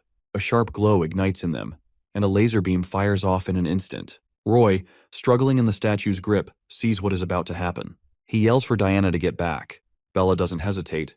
She yanks Lady Diana to the side and pulls her into cover just in time. Roy grits his teeth and tries something desperate. He lifts both his arms and attempts to cover the statue's eyes with his hands, hoping to block the beam and buy them more time. But the effort burns him. The laser doesn't stop. It keeps firing, and the heat forces him to scream out in pain. His voice echoes off the basement walls. Through the pain, he manages to shout at Ceres, urging him to destroy the statue now before she targets Diana again. In the middle of the chaos, Roy grabs at the statue's head, trying to twist it or pull it away from the others. But then, out of nowhere, Ceres feels something strange. As he gets closer, his hand brushes the statue's chest and he senses warmth. It catches him completely off guard. To everyone's shock, the statue reacts. A pink blush appears faintly across her stony cheeks. Without warning, she flings both Roy and Ceres away from her with surprising strength. Ceres crashes back, stumbling to his feet while watching her movements closely. The statue curls up slightly, as though embarrassed, closing her eyes again and shielding her chest with both arms. Ceres is confused. He doesn't understand why she's reacting like this. Roy, meanwhile, growls in frustration. He admits he's been hitting the statue with everything he has, but it barely shows a crack. He glances at his hand. It's trembling, discolored, and clearly broken. The pain shoots up his arm and he knows he won't be able to throw another punch like that again. His cry of pain is loud enough to rattle the chamber. The statue's eyes flash open once more. Roy realizes he's drawn her attention again and braces himself, though he knows he won't be able to dodge in time. Ceres sees what's happening. He doesn't wait. He moves forward and plants himself in front of Roy, holding out his arms to shield him from the incoming blast. Roy can't believe what he's seeing. He shouts at Ceres, questioning how he thinks he can block a laser with his bare hands. But the statue pauses. She blinks, surprised, as Ceres touches her chest again and then pinches it softly. That single gesture throws her off. Her laser fires, but this time it hits the walls behind them instead. Ceres notices the shift in her body. He starts wondering if she can actually feel anything, if she's reacting emotionally to the contact. Bella and Lady Diana are speechless. Neither of them can believe what they're watching. Somehow, Ceres is redirecting the statue's deadly aim using the strangest method imaginable. Roy, still stunned and in pain, asks Ceres what exactly is going on. Ceres doesn't explain. He just tells Roy to move aside since he's hurt. He'll take it from here. Roy starts to step back, but the statue senses his movement. She shifts her focus and prepares another attack. Ceres immediately reacts, using a reversal move to throw off her concentration. It works. Her blast misses Roy and slams into another section of the wall. Lady Diana, still ducking behind cover, asks Bella if Ceres always fights like this. Bella shakes her head and says that it's definitely not his usual style. But somehow it's working. Diana checks on Roy again. He insists he's okay, but admits they didn't expect the statue to be this tough. He warns Ceres that she's still dangerous. The statue now keeps her gaze fixed solely on Ceres. He dodges her attack swiftly, and the movement causes her chest area to shift again. She seems thrown off and takes a moment to collect herself. But after a short pause, she lunges again, clearly flustered but relentless. Ceres watches her more carefully this time. Her strikes are becoming less focused. He starts to think that her combat pattern is breaking down. She's losing precision, Roy comments from the side, noting how chaotic her attacks have become. Then, unexpectedly, Ceres slaps the statue lightly on the backside and shouts for her to focus if she's going to fight seriously. The statue falters mid-attack. Roy watches it all, wide-eyed. Despite the absurdity of the approach, he has to admit Ceres is handling the situation in his own strange but effective way. Roy's on the ground, clutching his chest and clearly in pain. Lady Diana checks in, asking if he's okay.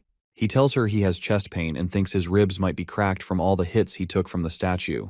Bella jumps in, warning that a chest fracture could be serious, as it could mess with his heart and lungs every time he breathes. She offers to help him out and asks him to show his chest, but warns that it'll only give him some temporary relief. As Roy lifts his shirt, Bella's caught off guard for a second, but she quickly snaps back to reality and starts checking him out. When Roy asks if she sees anything wrong, she assures him it's his injuries. Then, she pivots the convo to the fight, asking if any player who digs Ceres could take down the statue. Bella insists Roy really needs treatment right now. He thinks about the battle, realizing that even his strongest moves barely scratch the statue. Meanwhile, Ceres seems to have slowed down the statue's attacks and looks like she can control it. Bella means Ceres' skills are better than those of an S-frame player. Ceres notices the statue's blazer is slipping and jokes that maybe it's because her eyes are almost closed and she can't control herself. The statue stays quiet, trying to cover up. Ceres is surprised and wonders if she's actually avoiding his gaze. He points out that she has feelings too and calls her cute. Noticing she shuts her eyes when she's shy, he decides to fly close and touch her since she's shown him a weakness. As he lifts his hand, he teasingly asks if anyone's touched her belly button before. Out of nowhere, she lifts her foot and kicks Ceres hard to fend off his touch. Bella yells that she has to jump in and help Ceres since it's up to her now with their captain hurting. But Ceres grabs her foot, making the statue squirm in shyness. Roy grabs Bella and warns her not to mess things up for Ceres. She's surprised and asks what he's talking about. Roy tells her to keep her head in the game and points out that it's Ceres holding her foot, not the statue attacking him. He urges her to feel his heartbeat through her foot and he gives her leg another rustle. It makes things even more awkward for the statue, who then opens her eyes and starts firing laser beams. Everyone's shocked as they see the lasers seem weaker than before. Ceres tells the statue her attacks are getting weaker, even if they won't kill him. Suddenly, she grabs Ceres by the neck and pulls him closer. Roy screams that she's trying to go for a big attack and tells Ceres to break away. Ceres raises a hand and points at her chin, while Roy warns him to dodge her attack instead of moving in since it could be deadly. The system locks on and Ceres kisses her. She's totally caught off guard by it, and Roy remarks that the statue's still stunned by the kiss. They exchange some water while Ceres catches his breath after pulling away. The statue pushes him back and Ceres playfully asks if she stuck her tongue out on purpose. The statue is blushing and covers her face and hides her head with her arms. Lady Diana shouts that she's hiding her head. Ceres takes a step closer, while Roy notes that she hasn't even reacted to Ceres moving in. Curious, he pokes her and says she has a stiff tongue. Ceres wants to ensure she'll look his way again, but the statue stays silent. He calls over his friend because the shy girl isn't lifting her head up soon. Taylor and his crew find themselves at another fork in the road, looking around all confused. One team member asks if there is supposed to be just one way to go based on the intel they got. Taylor wonders why it feels like a maze in here. Irene chimes in, saying that the intel from HQ is usually pretty accurate and that there's probably a good reason for the layout. Another member questions if the info about the single path is even right. Taylor is still baffled by the maze vibe. Irene mentions that it's likely the previous team triggered something that messed with the terrain. Suddenly, another team shouts that a monster's shown up and they need to watch out. One player gets slammed to the ground and yells in pain. A red-haired teammate asks if everyone has taken out their Slay Dragon blade. They respond that a lot of players are lost and that whispers are going around that most haven't even found the entrance yet. The team lead calls out that they need to depend on their own strength and skills to hold back the giant dragon that's coming at them. One player says he's grabbed the dragon's feet with his magic, creating a strong green mana, and tells everyone, including the captain, that they've locked their feet down. But then he realizes that the chains are slipping and he can't hold on for long, so he tells everyone to attack the dragon. Unfortunately, the dragon breaks free with a massive strike, knocking the players down and injuring them. Then, an S-rank Ironarm giant named Cassius yells that he'll try to protect them and tells everyone to keep attacking the beast. He channels a ton of mana and transforms into a giant monster, charging at the dragon and warning it not to come any closer. He smashes into the dragon with all his might and claims he'll cut it in half. The attack actually stops the dragon, and Cassius wonders if this plan is going to work against it. Everyone thinks Cassius is awesome for his epic moves and they're cheering him on to keep attacking without holding back. The dragon catches sight of his assault and gives him this annoyed look. She thinks for a second and then sees Cassius flexing his powers and stripes, muttering that every time she eats, someone's always trying to cause trouble. She raises her hand and calls Cassius really annoying. With a swift motion, she swats him away like he's nothing. One hit from the dragon shatters Cassius's armor and his mana doesn't even faze her. He's on the ground in no time, hitting his head and leaving everyone shocked. They can't believe a powerhouse like Cassius just got smacked down by a dragon. Even at that moment, Cassius tells his friends they have Salem City backing them up and they have to stop the dragon, no matter what. He's fired up and insists they've got to take down the dragon while it's slowly creeping toward them. Taylor's team is outside a door, and he's moving closer, hand on the handle, warning his teammates to be cautious since they don't know what's on the other side. As Ceres pushes the door open, it creaks loudly and starts shaking the basement. The team is taken aback. One member asks if an earthquake hit the maze, while Taylor tells them to brace for anything. Another player chimes in, saying it doesn't feel like an earthquake to her because the air is buzzing with magic, which feels like someone triggered a special mechanism. As Ceres forces the basement door open, everyone realizes the ground is shifting again. It leads to a massive explosion in the city, leaving everyone wide-eyed. One player points out the blast, realizing it's a huge surge of magical energy. Another wonders what caused such a big explosion from their headquarters. Shocked, everyone starts realizing that the headquarters has vanished from the city. Roy figures things have changed because of the door that Cirrus opened. Lady Diana, looking dizzy, almost collapses and lands on Roy's lap. One member notices Carrot has fainted, and another says Hank has gone down too. Tiger Banlier is an S-rank player who worries about the C-rank players, saying they can't handle the magical backlash from the building. He thinks it's dumb to pull out a sword since the whole landscape has transformed. He feels the heavy magic lingering on the ground and finds it seriously scary. Over with Cirrus's team, players are chatting about how only a dungeon with such magical power is worthy of a legendary weapon. Ceres spots the sword lying on the ground and Irene points it out to Taylor. Taylor sees it and shouts, realizing it's the Slay Dragon Blade. Ceres can't help but think about how amazing it would be to draw that sword. Irene mentions that Cirrus is an F-rank player, which ticks Taylor off. He frowns, feeling jealous about Cirrus's luck. Taylor wonders how the maze can just disappear and suddenly, Cirrus is right by the sword. Thinking the first person to try drawing it has the best chance to succeed, Taylor decides he can't let Cirrus get ahead. He yells to his team to follow him so he can grab the sword and they all jump to obey. The sword starts whispering that it feels awkward with so many people crowding around it. Ceres is stunned, staring at the sword. It tells him he has no business looking at it like that, feeling uncomfortable because it doesn't have a scabbard. The sword asks Ceres to stop staring, threatening to unleash some pressure on him if he doesn't close his eyes since it doesn't like being watched. Ceres feels that pressure and wonders how a sword can even talk, surprised that it has a personality. A massive wave of pressure blasts out from the sword, causing even the toughest armor to crack and players to drop like flies. Taylor's teammate gives him the lowdown on what's happening, and everyone can't believe the sheer power of the mana. The air around Taylor feels like hot lead, making it hard to breathe. He looks around and realizes it's awful for everyone involved. Even Cirrus is feeling the effects of the mana pressure. The spirit of the sword notes how tough Cirrus is for holding his ground against it. Banlier whispers that anyone who can handle the pressure and still move has a shot at drawing the sword. His teammate asks if he can get close to the Slay Dragon Blade and wonders what the risks are. Banlier reassures him and says the sword has been dormant, so there shouldn't be any danger. But the sword itself chimes in, warning that anyone who gets too close is in the danger zone. Ceres is taken aback by the sword's words and turns to Bella, asking if she's picking up on anything. Bella suggests that maybe Ceres is just hearing things because of the intense mana around. Taylor leaps over to Ceres and says the pressure must have messed with his head, claiming his stamina is way better than Ceres's. Roy tells Ceres that the first person to draw the sword has the best chance of succeeding, so he can't let Ceres get ahead of him. Taylor laughs at Ceres, saying an F-rank player like him has no business trying to wield the Slay Dragon Blade. Bella runs towards Taylor, yelling that he's jumping the gun, but Ceres stops her and tells her to steer clear of him. As soon as Taylor steps over the line and gets close to the sword, it senses him and shouts for him to back off. But Taylor ignores the warning and thinks that by grabbing the sword in front of Bella and Ceres, he'll look like a hero while putting Ceres in his place. The sword's spirit rolls her eyes at Taylor annoyingly and warns him not to touch her hilt. Just as Taylor reaches out, looking down on Ceres, the sword shouts that he's giving off some pretty creepy vibes. She raises her leg to kick him away, not wanting anyone to get close.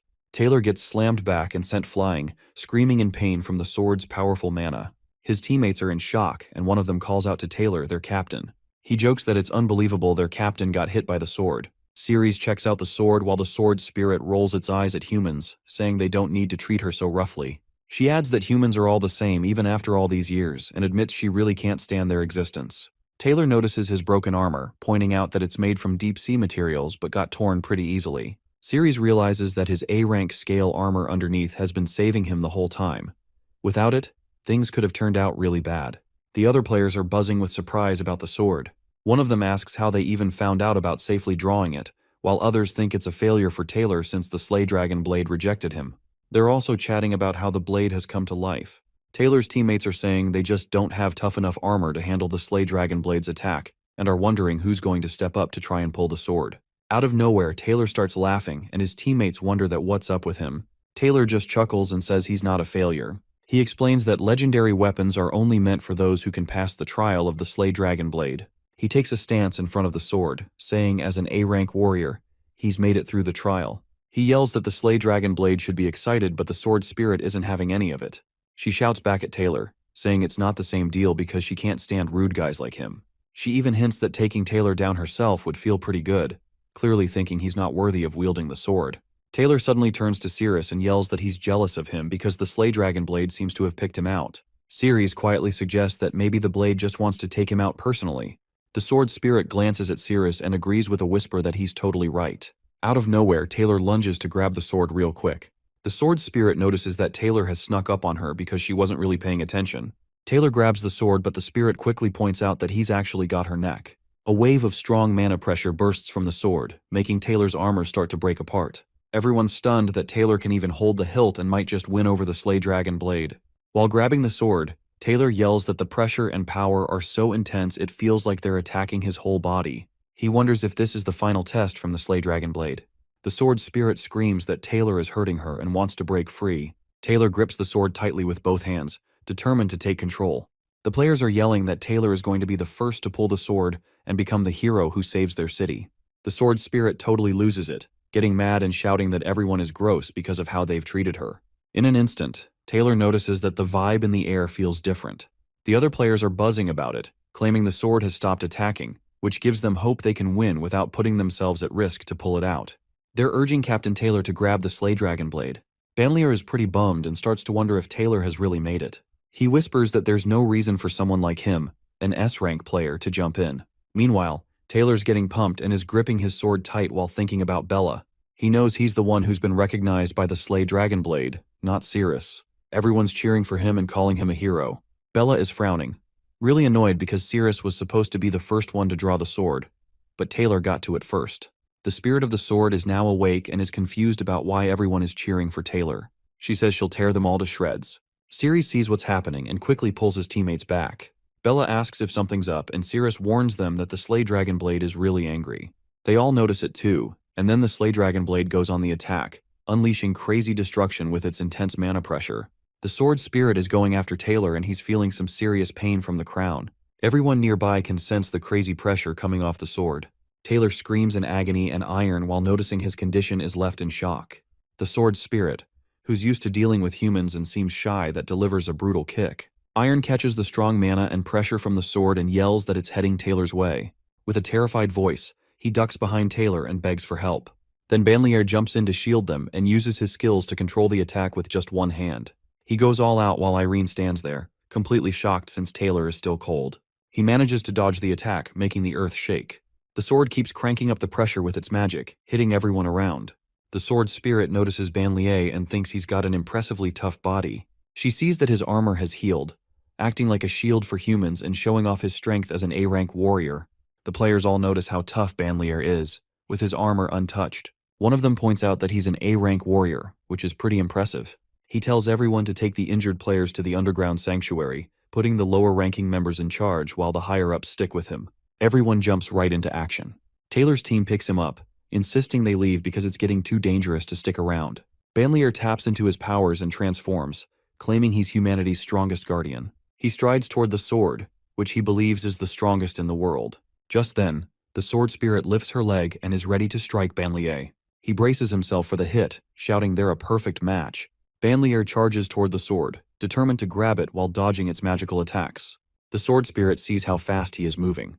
Meanwhile, the members of the guild from Salem City are cheering him on, shouting that he's their last hope, and he needs to prove to the Slay Dragon blade that humans are stronger. The sword spirit raises both legs, building up pressure with her magic, but Banlier skillfully dodges all her attacks while closing in on the sword.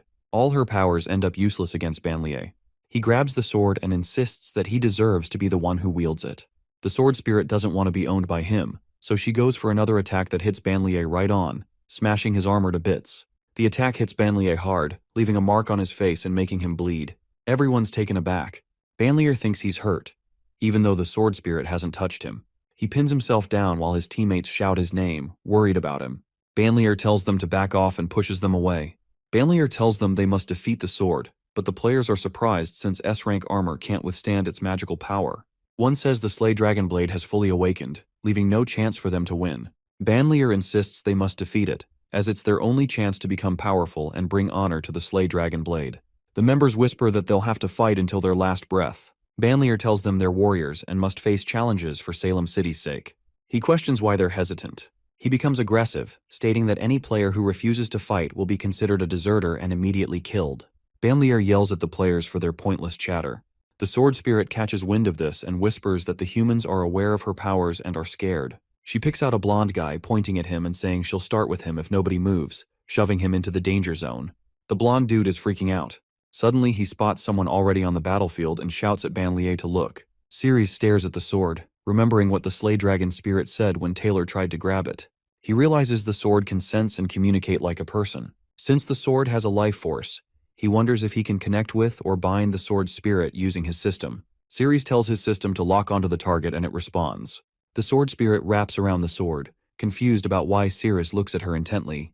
The players start gossiping about him and questions how the captain of Squad 14, who is a total F rank, is planning to draw the sword. They shout that Ceres must be nuts. With his low skills and powers, the sword will slice him up. Ceres declares passionately that he's a warrior and must protect Salem City from threats. He's determined to draw the Slay Dragon blade, even if it cost him his life, and he's not backing down. Banlier says that even the weakest players show more guts than A rank and B rank ones. He says Ceres has a noble soul. The Slay Dragon blade's spirit feels something different about him, whispering that he makes her feel an odd itch. Noticing Ceres staring, she comments that he's different from other humans. She can't help herself anymore and feels an unusual connection. As Ceres moves closer, she tries to cover herself, deciding to use a slash attack to keep him at bay. The sword spirit is trying to figure out why she feels so weak, especially in her legs, which she can barely lift. This weird tingling and numbness is going on. Meanwhile, the players are blown away that Ceres seems totally fine despite the sword's magical vibe. They're curious why the sword isn't reacting to him like it normally would. It's wild how close Ceres is to the sword, and they're all stunned. They remember that the sword usually slices anything living that gets too close, so that's why no one can pull it out. But with Ceres, it's like the sword is just chilling. They're starting to think it must be dormant. The sword spirit feels a strange sensation in her head, realizing she's losing her power and urge to attack. When she looks at Ceres, she can sense something about him is causing her these weird feelings. As he steps closer, she notices their connection even more. The players can't believe the sword spirit isn't attacking. They keep saying it's impossible and debate whether the Sword of Judgment has gone dormant. One player remarks that if it is, Ceres must have incredible luck. The sword spirit feels her hand getting heavy, struggling to keep her emotions in check but not succeeding. Ceres is looking right at her, even with blood dripping from his nose. One player spots the blood and comments that it's not from the sword's attack. Banlier points out that Ceres is just an F-rank hero, so it's crazy that he isn't overwhelmed by the sword's pressure.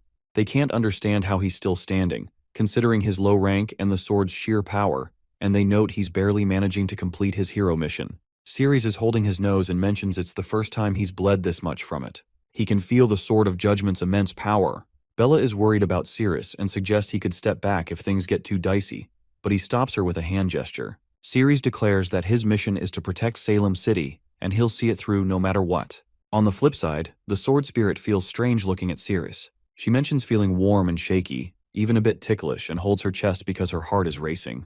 She's finding it odd and even wants to tear her clothes a little, feeling like she wants to show more of herself to Ceres. While wrestling with her thoughts, she realizes she can't let her embarrassment get the better of her. She tells Ceres to stop looking at her because if it keeps up, she'll be exposed. To protect herself, she tries to confront Ceres. The players notice the growing tension and shout that the Slay Dragon blade has awakened. Banlier is taken aback by the strength of the attack, comparing it to the time his armor was broken. The players shout that Ceres is vulnerable since he's so close to the sword. Ceres wonders if the sword spirit still has the power to strike him. He playfully touches the sword, thinking he needs to counterattack to survive. Immediately, the sword spirit feels something unusual and questions what's happening to her. As Ceres connects with the sword, she can sense a tingle running through her legs that is causing her to lose focus and misfire at the ground. Then everyone gasps as they realize the attack from the Slay Dragon blade is suddenly halted. Banlier is shocked and wonders how Ceres, who is an F-rank player, can withstand the sword's attack without damaging his armor. He's amazed by Ceres' strength and durability. Meanwhile, the sword spirit lifts herself amid the battle and reflects on all the sensations she's experienced, from being cut through armor to burning flames. But this sensation is unlike anything she has felt before. She feels a new electric charge surging through her but can't shake off the light tickling feeling taking over her body. Overwhelmed, she kneels and admits that she can't attack him anymore due to this sensation. Understanding the moment, Ceres declares it's the perfect time for him to become the sword's owner. The sword spirit acknowledges his touch makes her feel ticklish and flushes even more. Ceres focuses intently on pulling out the sword, and he channels all his energy into it. The sword spirit can't hold back anymore and loses her strength. In a surprising turn, Ceres pulls out the sword, leaving everyone amazed. The players erupt with disbelief, questioning how a weak player can draw the Slay Dragon sword and claim it as his own. The sword spirit comments that at this rate, Cirrus really could become her master. He is determined to draw the sword to protect his Salem city, but soon notices another hand reaching for the sword. Other sword spirits appear before him, kneeling and stating that this cannot happen. One of them approaches Cirrus, explaining that drawing the Slay Dragon sword isn't easy. A player mentions that the Sword of Judgment has gotten its power back. It seems like being strong isn't enough to pull the sword out. The sword spirit struggles to keep it together, feeling all sorts of emotions swirling in her head. She realizes that any attempt to attack her would be useless. She's pretty annoyed about the whole situation after waiting so long to be held by a true master. It's embarrassing to be affected by someone like Cirrus. They both end up holding the sword simultaneously, and the sword spirit is not thrilled about it. She grumbles that this whole situation is a total disgrace for her. But even while saying that, she's against the pull of the sword out on purpose. She yells that if she were unleashing her full power on him, he'd be bleeding way more like from both his nose and mouth. In her mind, the sheer pressure of her spirit should be enough to make it hard for him even to breathe.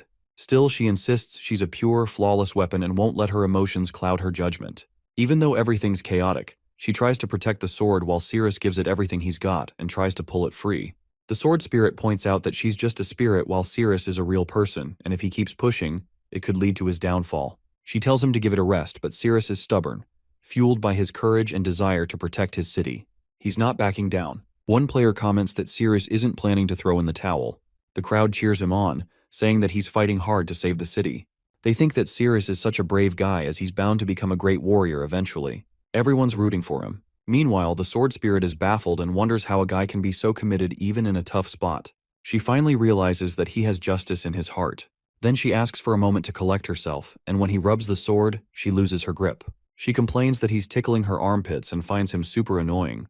Even though she's uncomfortable, she's determined not to let him win and decides to tough it out to keep him from gaining the advantage. The sword spirit feels something off and digs up memories of all the times she's been burned, beaten, polished, and even broken. But this time, it's different as she can barely handle it. Ceres messes with the sword more, making the spirit feel a strange tickle. She thinks that it's her butts and he is going so deep. The spirit's once powerful energy is gone, giving Ceres a huge chance. He strains to pull out the sword. Everyone's eyes are on him, and one of the players yells that he's getting the Sword of Judgment out a bit more.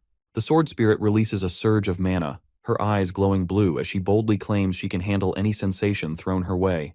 But right after saying that, she cranks things up and hits Ceres with a wave of overwhelming magical pressure that is going all out with her full power. As Ceres holds onto the sword, a surge of raw mana erupts around him. The ground cracks, rocks break apart, and pieces start floating in the air. Even with all that chaos, Ceres keeps trying to pull the sword while dodging the spirit's attacks. He's struggling to hold on, feeling the crushing force of her power. He grits his teeth and says he can barely take it since it feels like his bones might snap under the pressure. Ceres starts to wonder if the sword spirit is trying to crush him just to stop him from drawing the sword. More rocks rise and Bella panics when she sees what's happening to him. She rushes in, swinging her sword to block the magical blast aimed at Ceres. But the moment her blade makes contact, it shatters into pieces. The other players notice and start shouting that something just got vaporized. They warn everyone to stay back because the gravity magic is maxed out and it's so intense you can see it in the air. The players murmur that Ceres can't handle this kind of pressure since he must have already been crushed. They're convinced no one can pull the sword out now. Meanwhile, the system notifies Ceres that his body is starting to break down from all the strain. The sword spirit taunts him, questioning his strength. She reminds him that his body is on the verge of collapsing and insists the gap between their powers is huge. She says his body and hand will never be able to lift the sword, not even by an inch. She warns him to give up, or she'll crush him into nothing since he clearly can't draw the sword. But Ceres doesn't back down. He tells her he's underestimated his willpower. With a grin, he keeps lightly brushing his fingers against the sword that is making the sword spirit lose control and scream in frustration. Ceres is determined, thinking that he still has a shot at winning as long as he hasn't given up. He runs his finger over the sword, challenging the sword spirit to hold on. The sword spirit tightens her fist, feeling this wild sensation coursing through her, and then she digs her nails into the ground. Ceres is watching her every move. This time, the sword spirit feels the sensations completely differently, and her focus starts to fade. She's determined to stop Ceres. The intense power of the sword comes back, and the players suggest keeping their distance and backing off. Bella can't handle the pressure and collapses. Ceres notices his fingers are hurting but keeps gently stroking the sword. The sword spirit is puzzled by how Ceres can withstand the crushing force and is risking getting squashed, yet still has the energy to tickle her. She wonders if Ceres has justice and responsibility in his heart and yells at him to stop. as she's starting to lose it. Ceres gives her another tickle and asks if she can feel it now. The spirit experiences those sensations again and suddenly realizes the sword is changing. The players notice something weird happening around the sword and one of them shouts, asking what's coming up from the ground. The sword rises and everyone sees it's the slave dragon's sword. Ceres grabs the sword and sets it on the ground, shocking the players. They realize that an F-rank player like Ceres has pulled the slave dragon sword. The sword's spirit feels embarrassed since she tried to stop him from drawing it. Unfortunately, that's where the story ends for now. If you liked this video, feel free to support me on Patreon, link in the description.